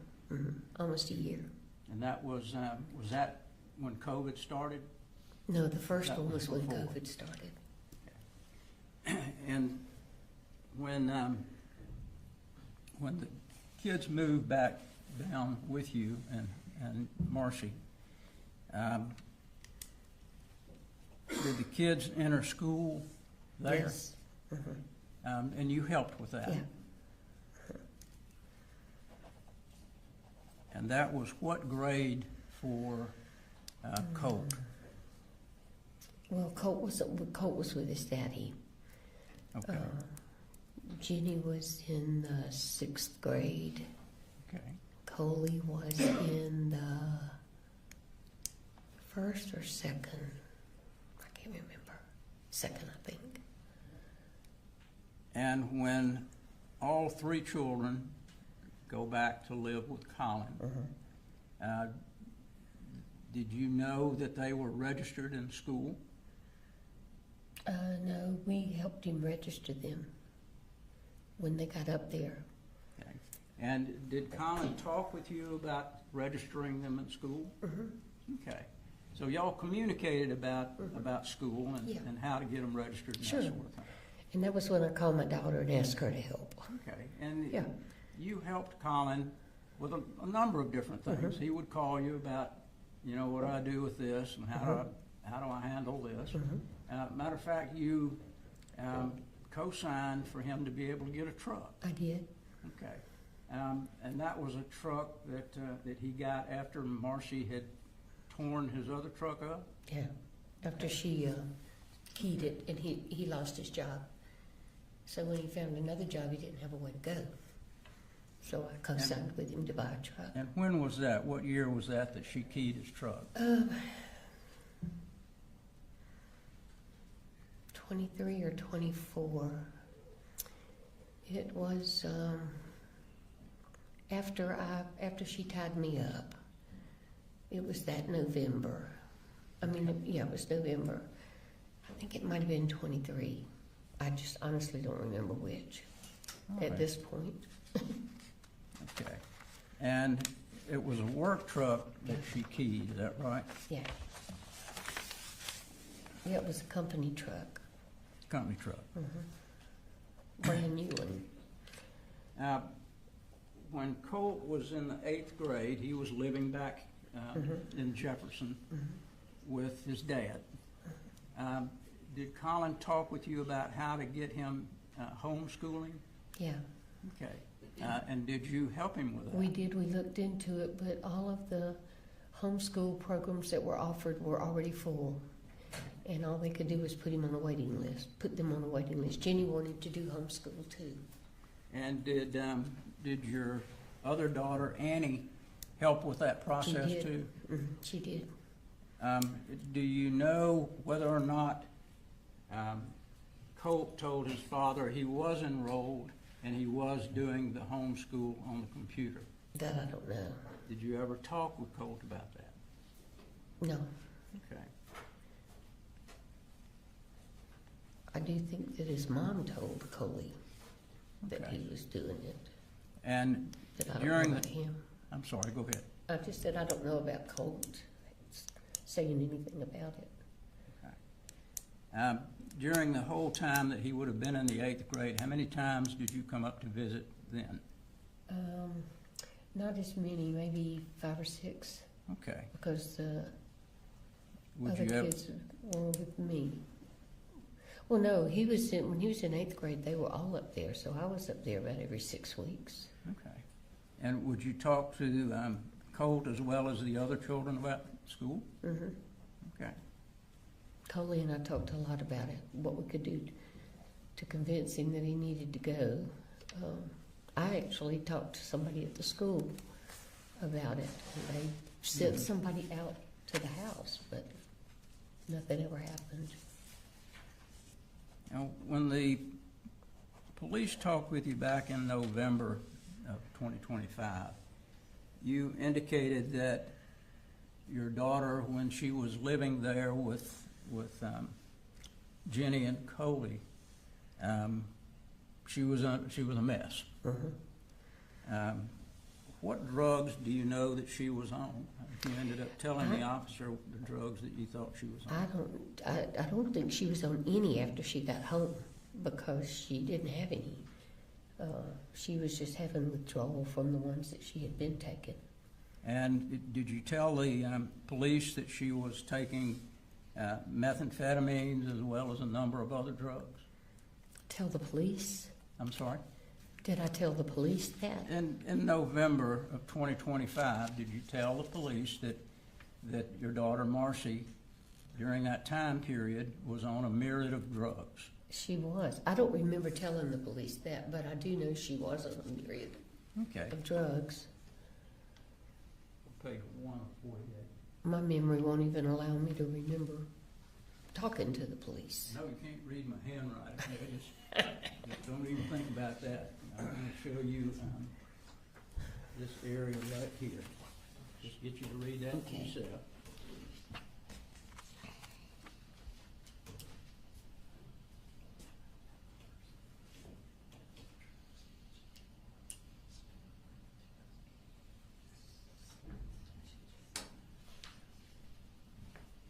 No, I said that, I just don't remember I don't remember talking to the police about it.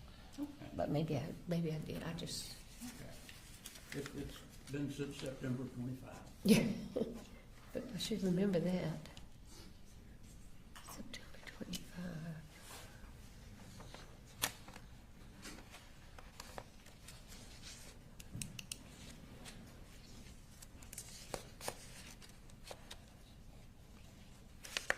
Was that related to when she tied me up? I'm sorry. Was that a meeting with the police after she tied me up? Well, you met with the officers after the incident Okay, back in September? yeah, okay, You remember that? yeah. Okay, all right. And you told us earlier about the situation where Marcy tied you up. Did you hear the telephone conversation where Marcy called Colin and told him that she was going to kill him and Colt? No, she, once she tied me up, she left and went to the other end of the house. Okay. And she was in and out.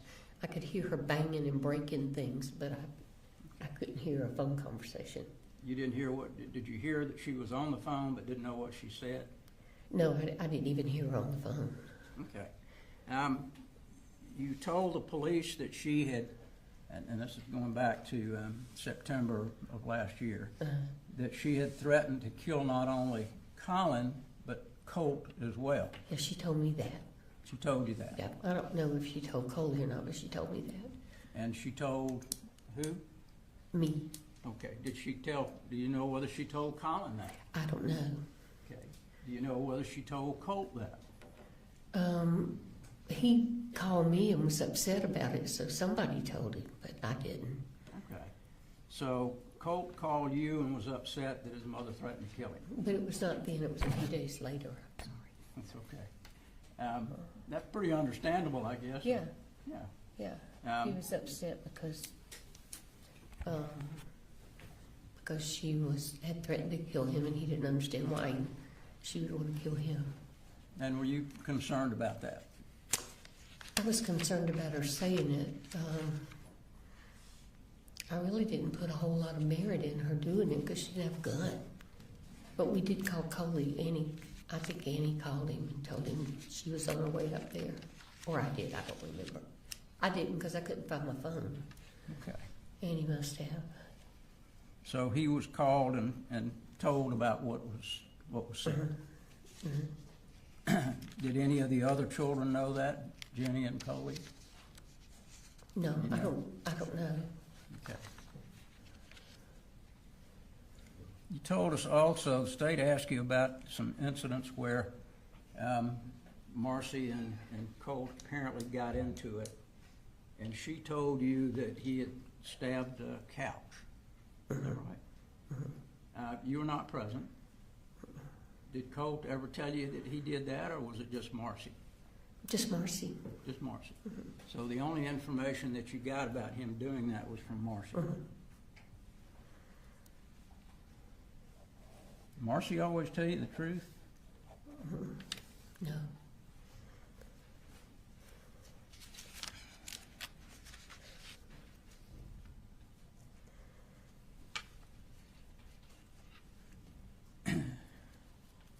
You told us also that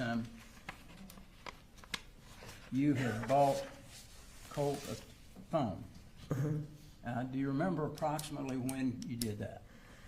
It was after he went up to live with his dad when he was in the seventh. When I brought Marcy and the other kids down.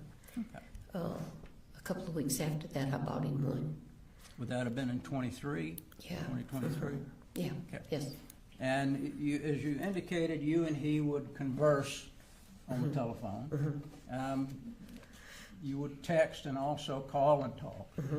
How often would you talk with him on the phone? Not very often, maybe once a week. Okay. And how about texting? About the same. Actually, he called more than he texted. Okay. You told the police that that Colt was a bright kid. Yeah. Yes, sir. Very smart. Knew a lot about computers. Very manipulative. Because he knew how to get things out of you. And if he pitched Yes. a fit, then you were going to get it for him usually. Yes. Okay. So he would use that to manipulate. If he wanted something you weren't getting it, he'd act really angry. Yeah. Be fair to say? Yeah. Okay. Were you with him when he'd do that, or would he do that primarily over the phone? Mostly over the phone. Okay. Was there ever a time that he got angry when you were there about not buying him something? Not that I can recall, Okay. but that doesn't mean it didn't happen. All right. So the only times you remember are things that he would put in text messages or phone calls about the anger issue. Yes. Is that right? Now, when you would come up here, would you go to church with Colin and the kids I went sometimes? once or twice, but most of the time after they moved up here and started, I would come during the week rather than the weekend. Okay. But you They knew went. You knew that they were attending church. Yeah. I had been with them several times. It was a great church. All right. And you knew that Colin was working full-time. Yes. You knew that he didn't drink anymore. Yes. Did you know anything about the job that he had here? What his work schedule was, how often he'd be away from home? He'd be away from home every day. They wanted him to work on Saturdays, and he would usually leave the house 6:30 after he got little Colin on the bus. Get home at 6 o'clock Okay. at night. And did you know that he took Coley to school, and then the older kids would have to catch the bus later? Catch the bus. So he would not be there when Colt would be supposed to be going to Right. school. And from your experience, you found out firsthand that Colt didn't always tell the truth about going to school. Absolutely. Okay, because one of these text messages, he was saying that he was at school, and actually he was in the house. And would he do that often? Would he say he was going to school? He told me every time I asked him he was. Okay. Did he ever say anything about liking the new school, Apalachee High School? Did he say anything to you about that?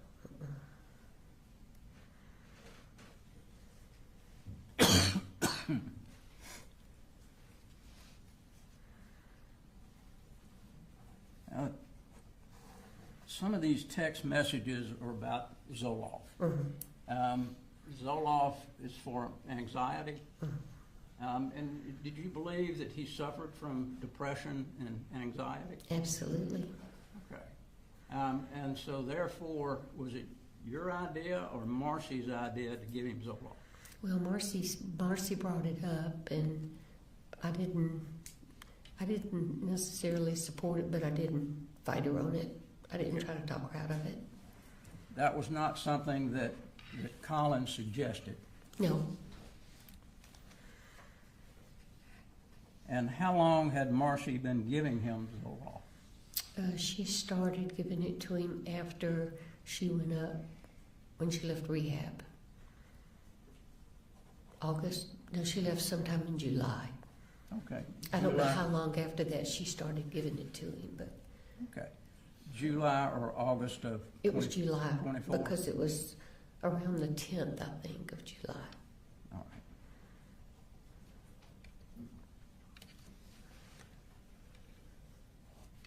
Now, you told us that during the 20 years of 24 and 25 that you would come up at least once a month. I tried to. And would you talk to Colt more during that period of time than you did earlier? Yeah. So you and he would have numbers of conversations. You told us about Christmas. Was it Christmas of 24 or Christmas of 23? I think it came out Christmas of 23, but it was actually Christmas of 24 that he got the gun, right? Yeah. Okay. And after he got the gun, did he talk with you about getting things for him for the gun? No, he just talked about bullets. I'm getting bullets for it. Did you end up buying him a strap for the gun? Buying what? A strap?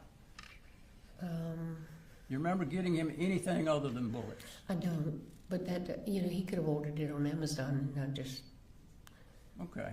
but I don't think I did. But I honestly, I'd have to go back and check my Amazon remember? order. I'm sorry? I said I'll have to go back and check my Amazon orders. Okay. So would he order sometimes things on Amazon without you knowing it? No, not usually. Okay. I usually did the ordering. I didn't let him get on it, but that doesn't mean he didn't do it Right. at some point in time. Do you know how many bullets you got? No, I got him. I think 2 of those things that you put in the gun, magazines. Is that what they call them? Okay. I think I got him Magazines? 2 of those or 3, whatever you could get for $100 or less. Okay. Because I So- had given him $100 for his birthday. So it may have been magazines that you put the bullets in? No, they were bullets. Okay. They were, I don't know, they were just in a box. All right. But you don't recall, at this point, anything else that you may have purchased No. for him? Mm. How about for his computer? You buy him things for the computer? I did. He liked to take them apart and add new things to them and make them stronger and bigger. And so I actually bought his computer. Marcy asked me if I would get it.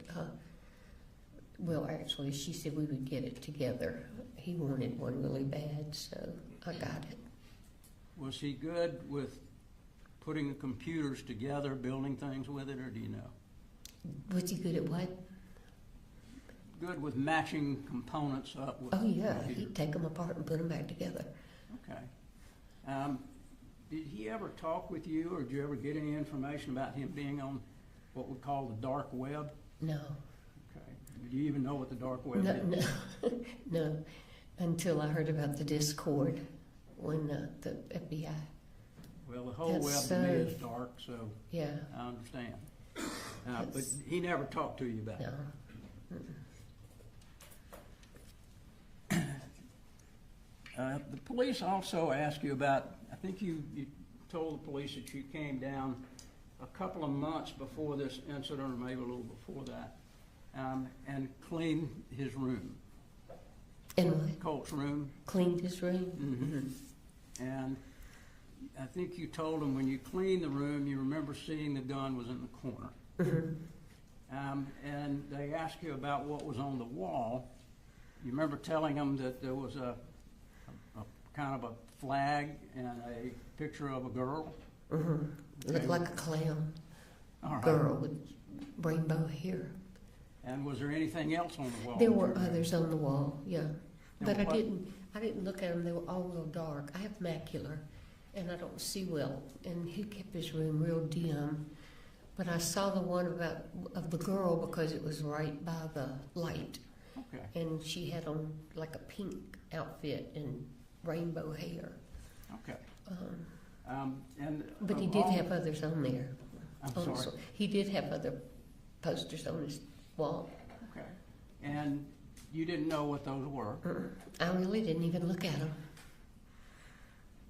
The times that you were there and you indicated that you saw the gun a few times when you were there, did you see anything different on the wall each time you saw the gun? Okay. I just didn't pay attention. You know, like I said, he's had posters on his wall all these years, and it was usually dark when I'd go in. He wouldn't have anything on but his monitor. And I'd flip the light switch on, but it was a real dim wattage, and I just, it was just all dark to me. And did you see anything that you thought might be disturbing on the wall? Okay. Nothing but the gun. I'm really. sorry, nothing but the but the gun. You knew that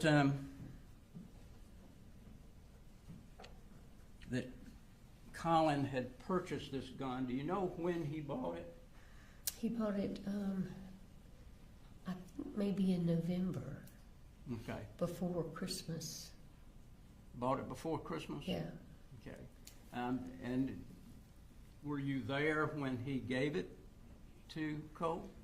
No, he gave it to him at Christmas. Okay, you were not there at Christmas? No, I didn't come up until a couple of days after Christmas. So you don't have any idea what Colin may have told Colt about the gun? No. State went over a number of text messages with you. Did you ever share any of those text messages with Colin? No.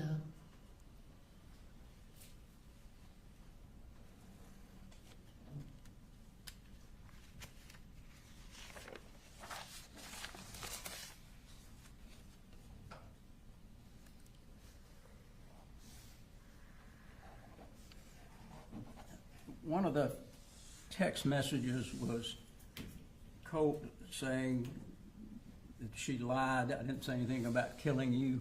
That came from Marcy. Is that right? And Colt indicated that he did not say that. He would not what? Colt said he did not say that. Is that correct? Okay. Did you share that text with Colin? No.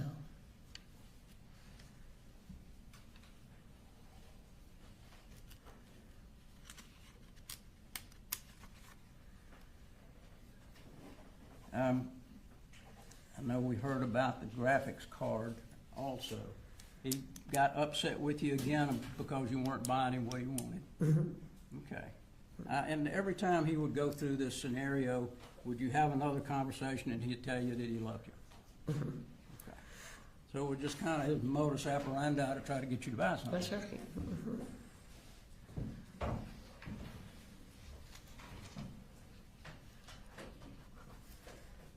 When he talked about hurting someone, did you tell that to Colin?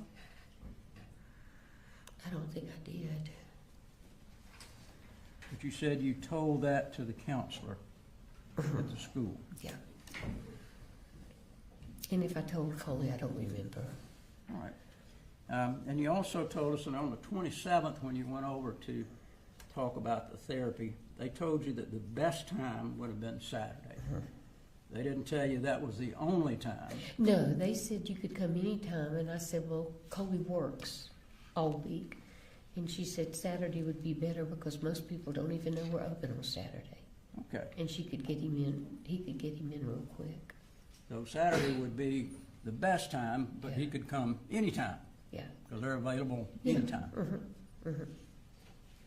And did you tell that to Colin? I did.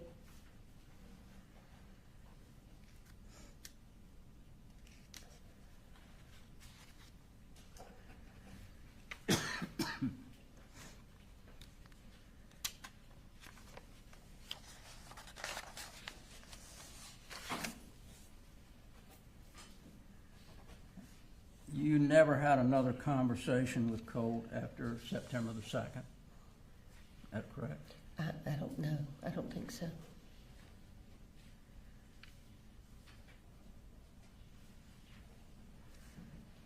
You also told us that you got some forms from the school, and you gave those to Colin, and he filled them out and turned them in. Actually, they emailed them to him. Email, okay. And did he tell you that he had filled them out? Yeah, he filled them out before I even left to go home. Okay, And so, I think he had gotten a response back from the therapist too. so he had done that quickly? Yeah, and he was supposed to, Colt was supposed to see her on Thursday. Okay.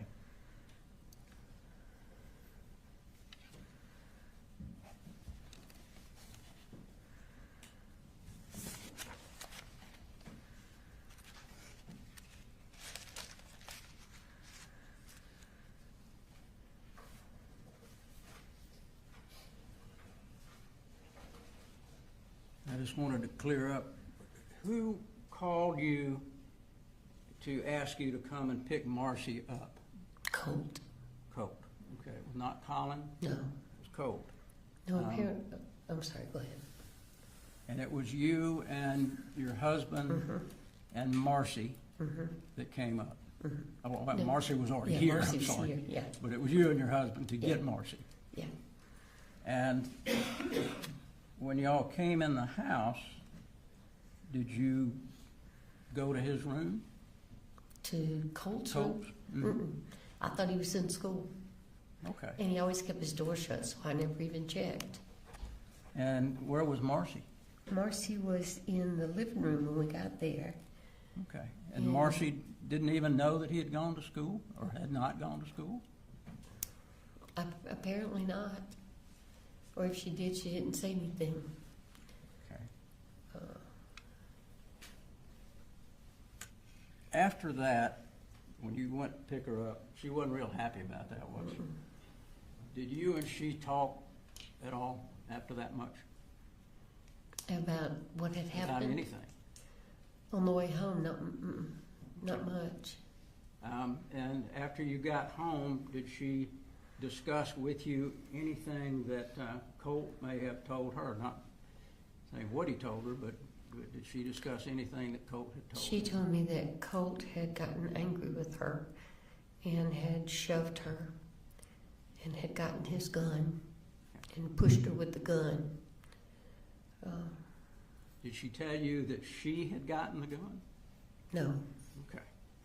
So but you weren't there, and that was just her No. statement. that's right, both of them. I wasn't there for any of it. Okay.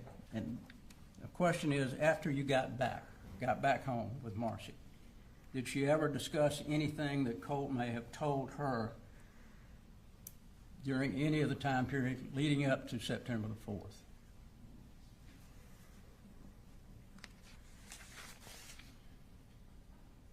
No, Okay. Thank you very much. you're welcome. Yes, Your Honor.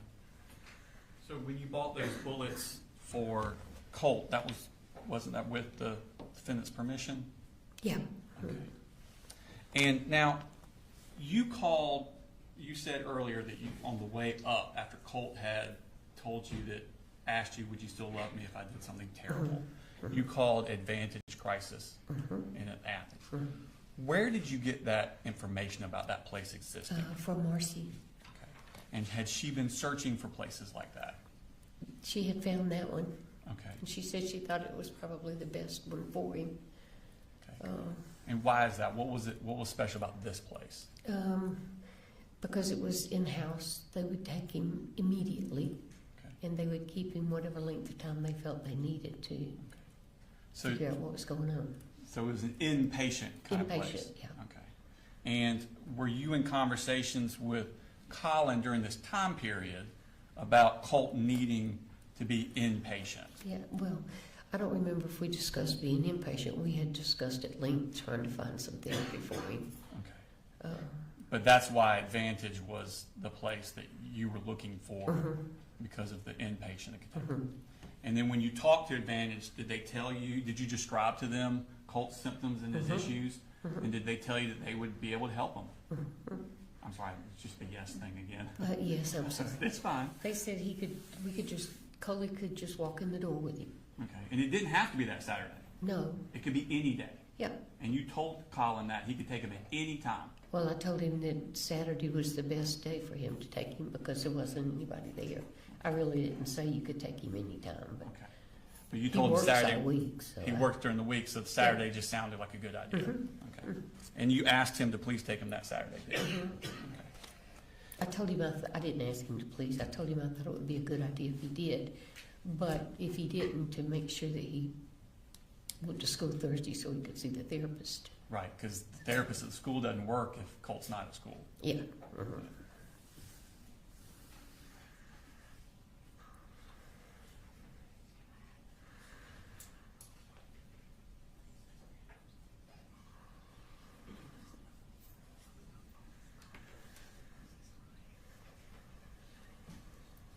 When the situation that you were talking about on Cross where Colt shoved Marcy to the ground while he was holding the rifle, did Colin text you that day saying, I need you to call, I'm at work, something's happening at the house?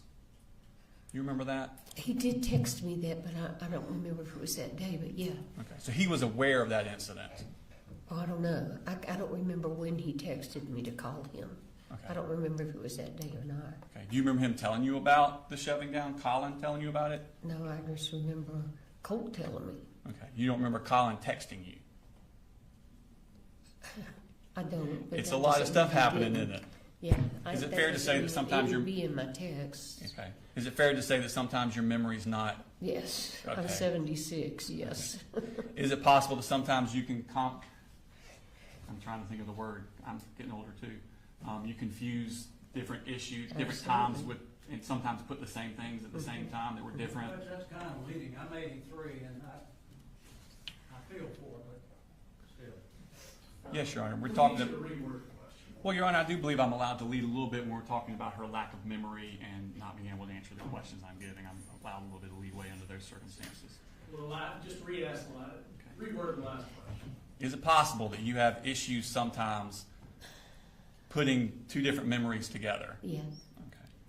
but if I can continue, I do remember Colin and I communicating that day, Okay. because I remember him saying, please don't bring Charlie up here with you. That's my husband, Okay. because he was afraid something would happen, And which that- was a and- valid fear. And that's the day that Colt showed It Marcy. was, yeah, I remember now, yeah. Okay. Thank you. I have no further questions, Your Honor. If we cross, just a couple of things that take remind me. You knew that Colt and his dad, Colin, went hunting. Mhm. You knew that that Colt had killed his first deer back in, was it 23 or 24? 23, I think. And matter of fact, they sent you a video of that. Okay. And so you knew that that his dad and Colt bonded over hunting. They did other things. They played golf, correct? But that was one thing that they bonded over, was shooting. And did Colin tell you that he would take Colt to the firing range? Your Honor, I'm going to object. This is beyond the scope of regret. Well, he brought up the bullets. It is, but I'm gonna allow it. Go ahead. That's all I had, Joe. Okay. You should be excused. Please, Your Honor. Thank you, ma'am. Thank you. I'm sorry. Free to go. Yep. Thank you.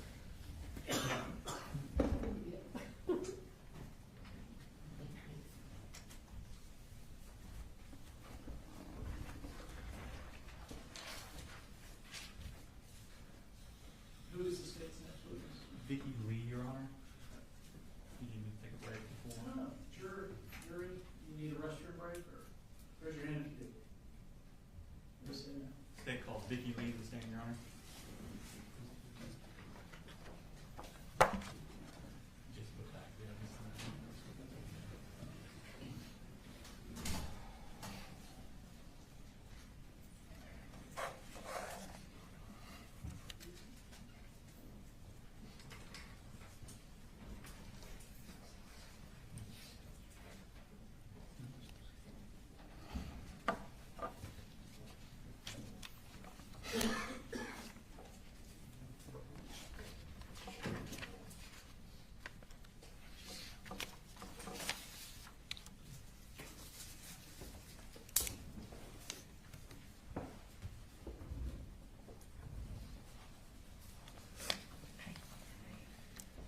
Could you raise your right hand, please? Swear the testimony you give in the now opinion before this court will be the truth, the whole truth, and nothing but the truth, so be God. Yes. Okay. If you could introduce yourself for the jury, please. My name is Vicki Lee. And where do you work, ma'am? I currently used to work for Advantage Behavioral Health Okay. And where is that located at? in Athens, Georgia. And what does Advantage Behavioral Health do? It is a mental health facility. We do behavioral health assessments on ages from 4 up until whatever adult age, but we do mental health evaluations there and also substance abuse evaluations. Okay. And what did you do when you worked there? I was the business manager. I was the manager of the clinic Okay. And where was that located at? in Athens, Georgia. Okay. Do you have a phone system at Advantage Behavioral? We do. Okay. And does this record calls when they come in, not the contents of them, but record like the numbers of who called and what time they called? We do. Okay. And are they kept in the ordinary course of business? Yes. And do they do this recording contemporaneous in time as to when it happens? Yes. Okay. Your Honor, I'm going to show you what Smart State Exhibit 161.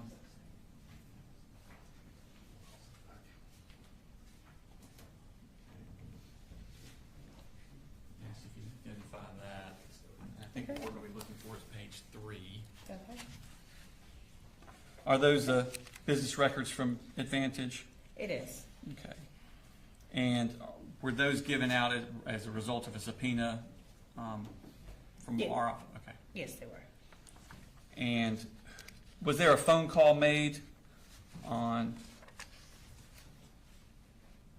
August 27th? Excuse me. No objection to 161? No objection. It's already in evidence, Your Honor. Sorry. Yes, there was a phone call. That was me. Okay. And what was the phone number that it came from?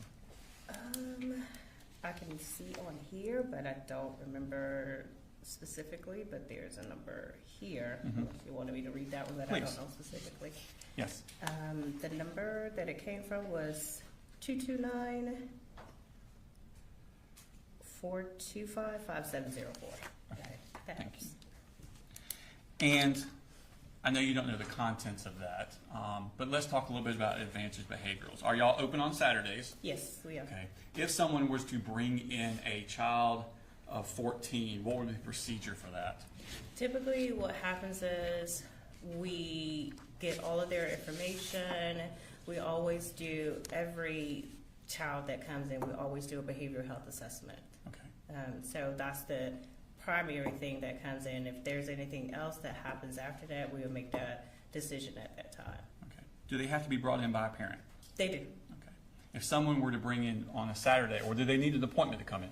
No, we don't Okay. need, you don't need an appointment. Okay. For this behavioral assessment, what would happen if someone, if a child around the age of 14 came in and presented with symptoms that they were cutting themselves with a knife? Typically, at that particular time, once we do the behavioral health assessment with the therapist, typically, more than likely, we will require a mandated referral to a psychiatric hospital, which what we typically call is a 1013. They are not allowed to leave our facility unless they have to take them to that psychiatric hospital. They are not allowed to leave our facility until that has been done. Okay. What if they presented with physical violence to parents, such as pushing or hitting? If we have deemed that it is an unsafe environment, we don't allow the child to go back with that parent because we do believe that the child needs to be safe and it needs to be a safe environment also between the child and the parent. Okay. What about property damage, like if the child was putting holes in doors or breaking windows? All of those would be concerning to a therapist at our facility. Also, if they're having the conversations with the parent and also the child, sometimes at that point we do make that recommendation to be 1013. Okay. And again, 1013 is inpatient. Yes, Okay. it is. What about if the child presented with panic attacks? That would not necessarily require a 1013, but it just determines what is actually discussed with that therapist at the time. What if they said phrases like, I have no control over what these things say and tell me to do? So those are type of situations or conversations that we primarily would look at. Those types of things, we would kind of, at that particular time, kind of decide if that child would need to go to a psychiatric facility. Most of what we do is homicidal ideation, suicidal ideations. If it is a plan, they have a plan and things of that nature, those are typically red flags for us. Okay. What if you find out they have a specific fascination with school shooters? That would definitely be a red flag for us. Okay. And what if you found out they also had access to firearms? That would be a red flag too. Okay. Just Ross? Yes, sir. Good afternoon, Ms. Lee. Hi. For the jury, what's a custodian of records? What is a custodian of records? Medical records. Well, you said you're the custodian of records for Advantage Behavioral I'm Health? the business manager for Business manager. Yes. All right. Yes. So you're familiar with the records at that practice? Yes. Okay. And what is your educational background? So as far as my education, I do have education in medical billing and coding. Okay. So I do have an associate degree in that. Okay. And I don't mean this, but just to make sure I'm not getting the roles mixed up, you're not a therapist at Advantage I am not Behavioral a Health? therapist, Okay. no. But I've managed a Perfect. therapist, yes. Gotcha. Yeah. All right. Well, that must be fun.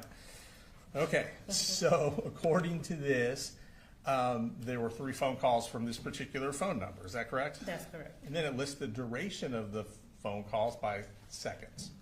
Is that right? Yes. Okay. But as you testified earlier, you're not sure what the contents of those were. Once we were able to talk to the staff, it was determined that what happened was we got a phone call from someone inquiring about I don't know if I'm supposed to say the names or not, but they called about him. They called our crisis line, which we do have an on-site psychiatric facility. So there, that call was transferred to our main office, which we service kids. And how were you able to determine that? Determine what exactly? Well, you just said that someone called about this particular person and it was forwarded to this particular, where are you getting that information from? So we got it from the phone records. From the phone records, but how do you know what the contents of the phone call was? Because we can actually hear the recording. Oh, you have a recording of it. Well, not this right here, but yes, our phone calls are recorded. Your phone calls are recorded, but you don't have any recordings of these 3 phone calls? Is that correct? Not that, to my knowledge, I don't. Okay. Yes. Gotcha. But gotcha. I do know that this was, talking to our staff, they do recall the conversations, the call that was transferred to them. They all remember that. Who was the staff you spoke to? I didn't speak to, I don't remember. These people no longer work there. All right, so Judge, I'm going to object that would be hearsay. And I would ask that to be struck and the jury be instructed not to consider that. You have a response? I didn't, I wasn't asking the question. I understand. I mean, testimony has to be based on personal knowledge. I'll ask the jury to disregard the comments that came from staff that they're interested in. Okay. Now, you were talking about a 1013, which is an involuntary commitment. It's not involuntary, it is voluntary. It is voluntary. Yes. So you can't hold the person What, if they for don't a want to child, be there? For a child, we can't. Okay. Because we are not allowed to let that child leave our facility once we have 1013 now. Okay. And you said that could be based on an unsafe environment. It can be. It just Okay. determines what the therapist decides at that particular time. If they feel like it's an unsafe, if the child is going to do harm to himself or others at Right. that particular time, yes. Okay. And that would obviously be based on conversations with the child and with whoever else was there. Is that Right. correct? Okay. And when you were referencing an unsafe environment in regards to who you had been given some examples by the state, if one parent was abusing the child, that would be considered an unsafe environment. It would be. Okay. Now, is it still considered an unsafe environment once that parent has been removed, for example, from that home by, say, defects? It would not be if that particular parent was still, if that parent is still in the home, of course it would be an Of unsafe course. environment. Yes. Okay, all right.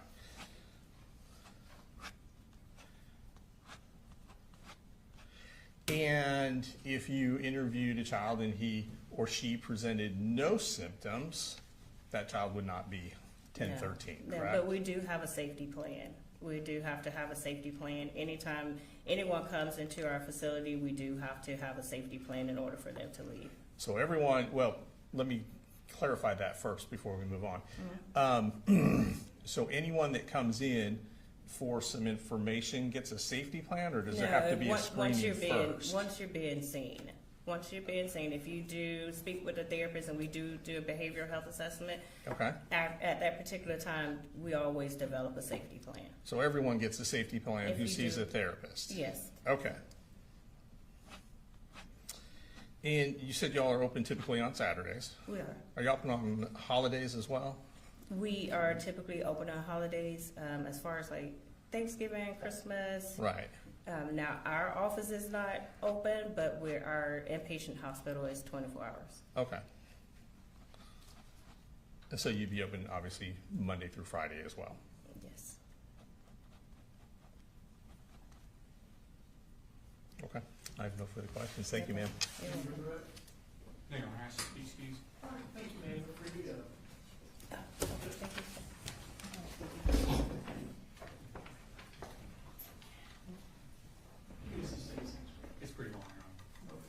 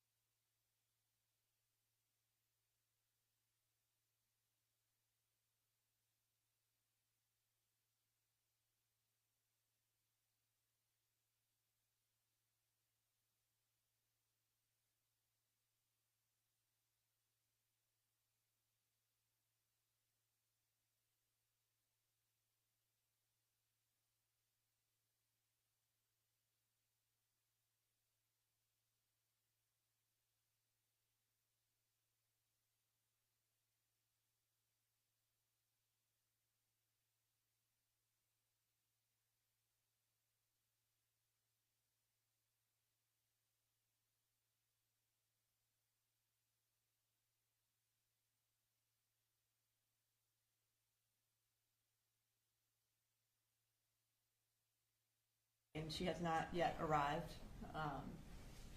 We are in the process of, I guess, locating her. We believe she is 10 minutes away based on our efforts to find her. So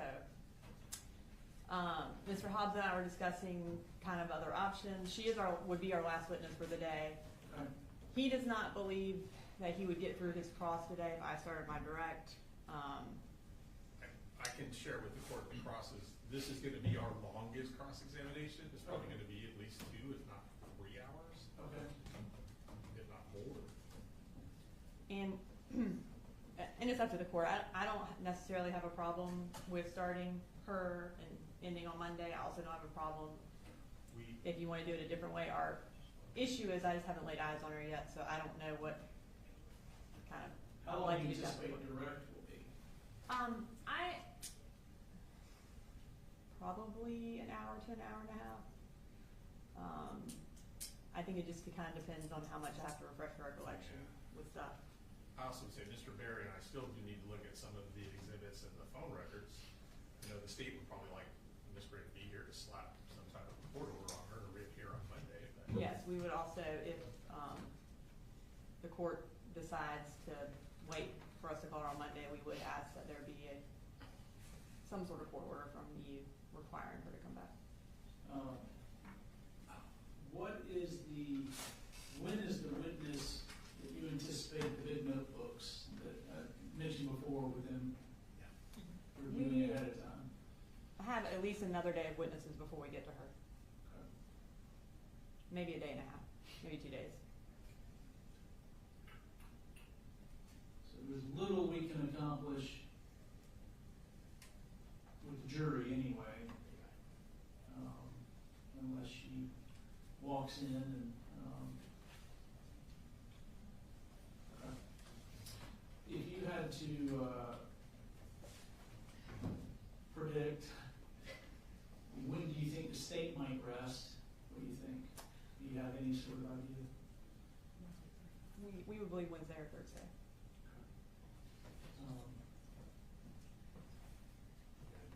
We have probably, I believe, 9 witnesses left, but they are all fairly lengthy except for one, I believe.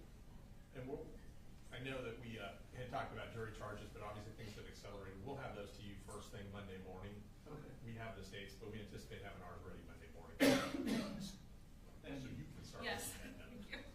Yes, first. All right. Is there any reason I shouldn't release the jury today? Not if you want to be done by 4:30. But we would ask that we remain in the court. Have enough time to go through the book and everything and make whatever objections. Yeah. Get started on that. All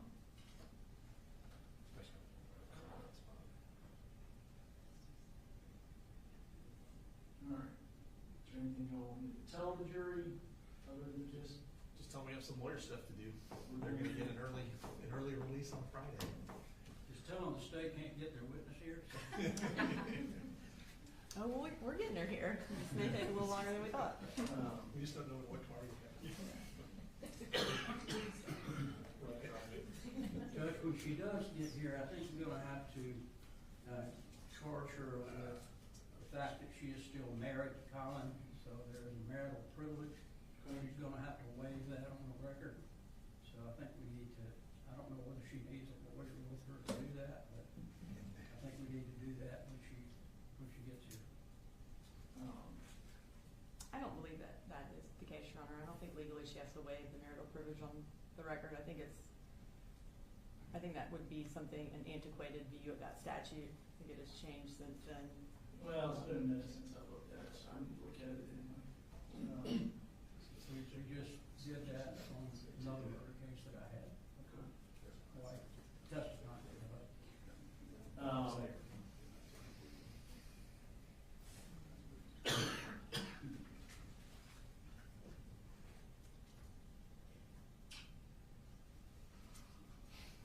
All right, if you want to go ahead and bring that.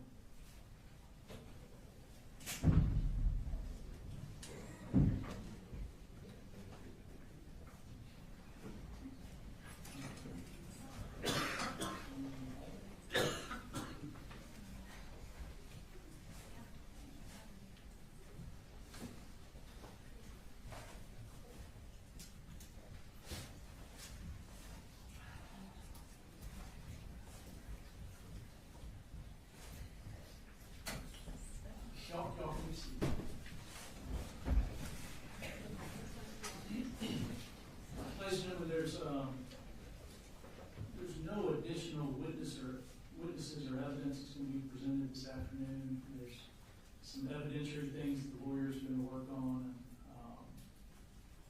So we're gonna have to stop early. You've been very dedicated this week. I do appreciate it. I want you to know that. If you'll just relax and enjoy your weekend. See you Monday morning as usual. Again, stay off social media, don't watch the news. Be careful with your text messages and don't discuss the case with anybody. Y'all have a good weekend. You Thank too. Thank you.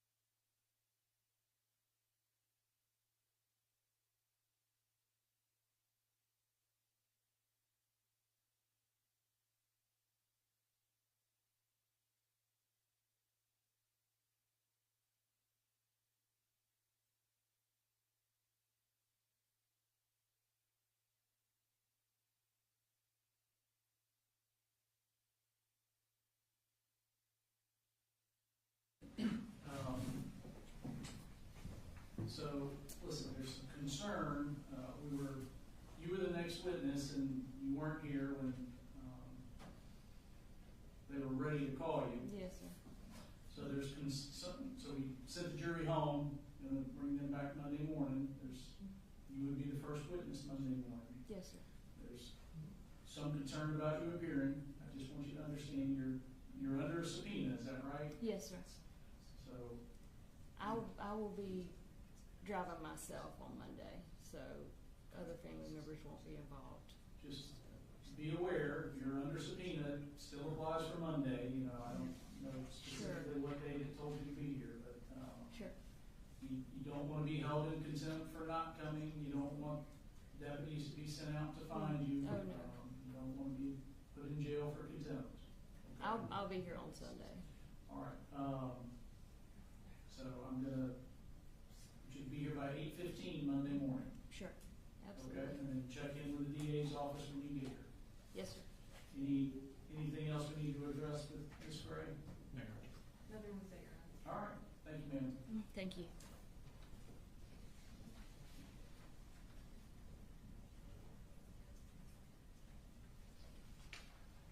All right, anything that y'all need me to do to help pave the path, for a smooth presentation on Monday? I know y'all may need to look at some things, you may need to talk, but we're not ready for me to do anything, is that right? That is correct. And I think you indicated the larger notebooks that y'all needed to review, that's not being presented until, it's not on Monday. Correct, it'll be Tuesday or Wednesday. Okay. Yeah, so we're gonna, I'm going through it right now anyway, just to right, get get a started. good idea of where I need to As long as the deputies will let us do that, This is not one of Okay. these are the school records, this isn't one of Yeah. Colin's. I was gonna go through these two. Are there any, with respect to Ms. Gray, are there any objectionable documents that you're gonna need rulings on that could take time like some of these others have? Probably not. I think we've kind of gone, For Ms. Gray? yeah, for Ms. Gray. I don't believe We've so gone through for most of it. I don't believe so for Ms. Gray. Right.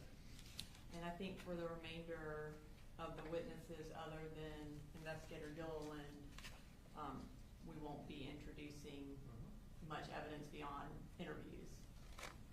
Right about that. Right. All right. So anything else y'all need me for? One quick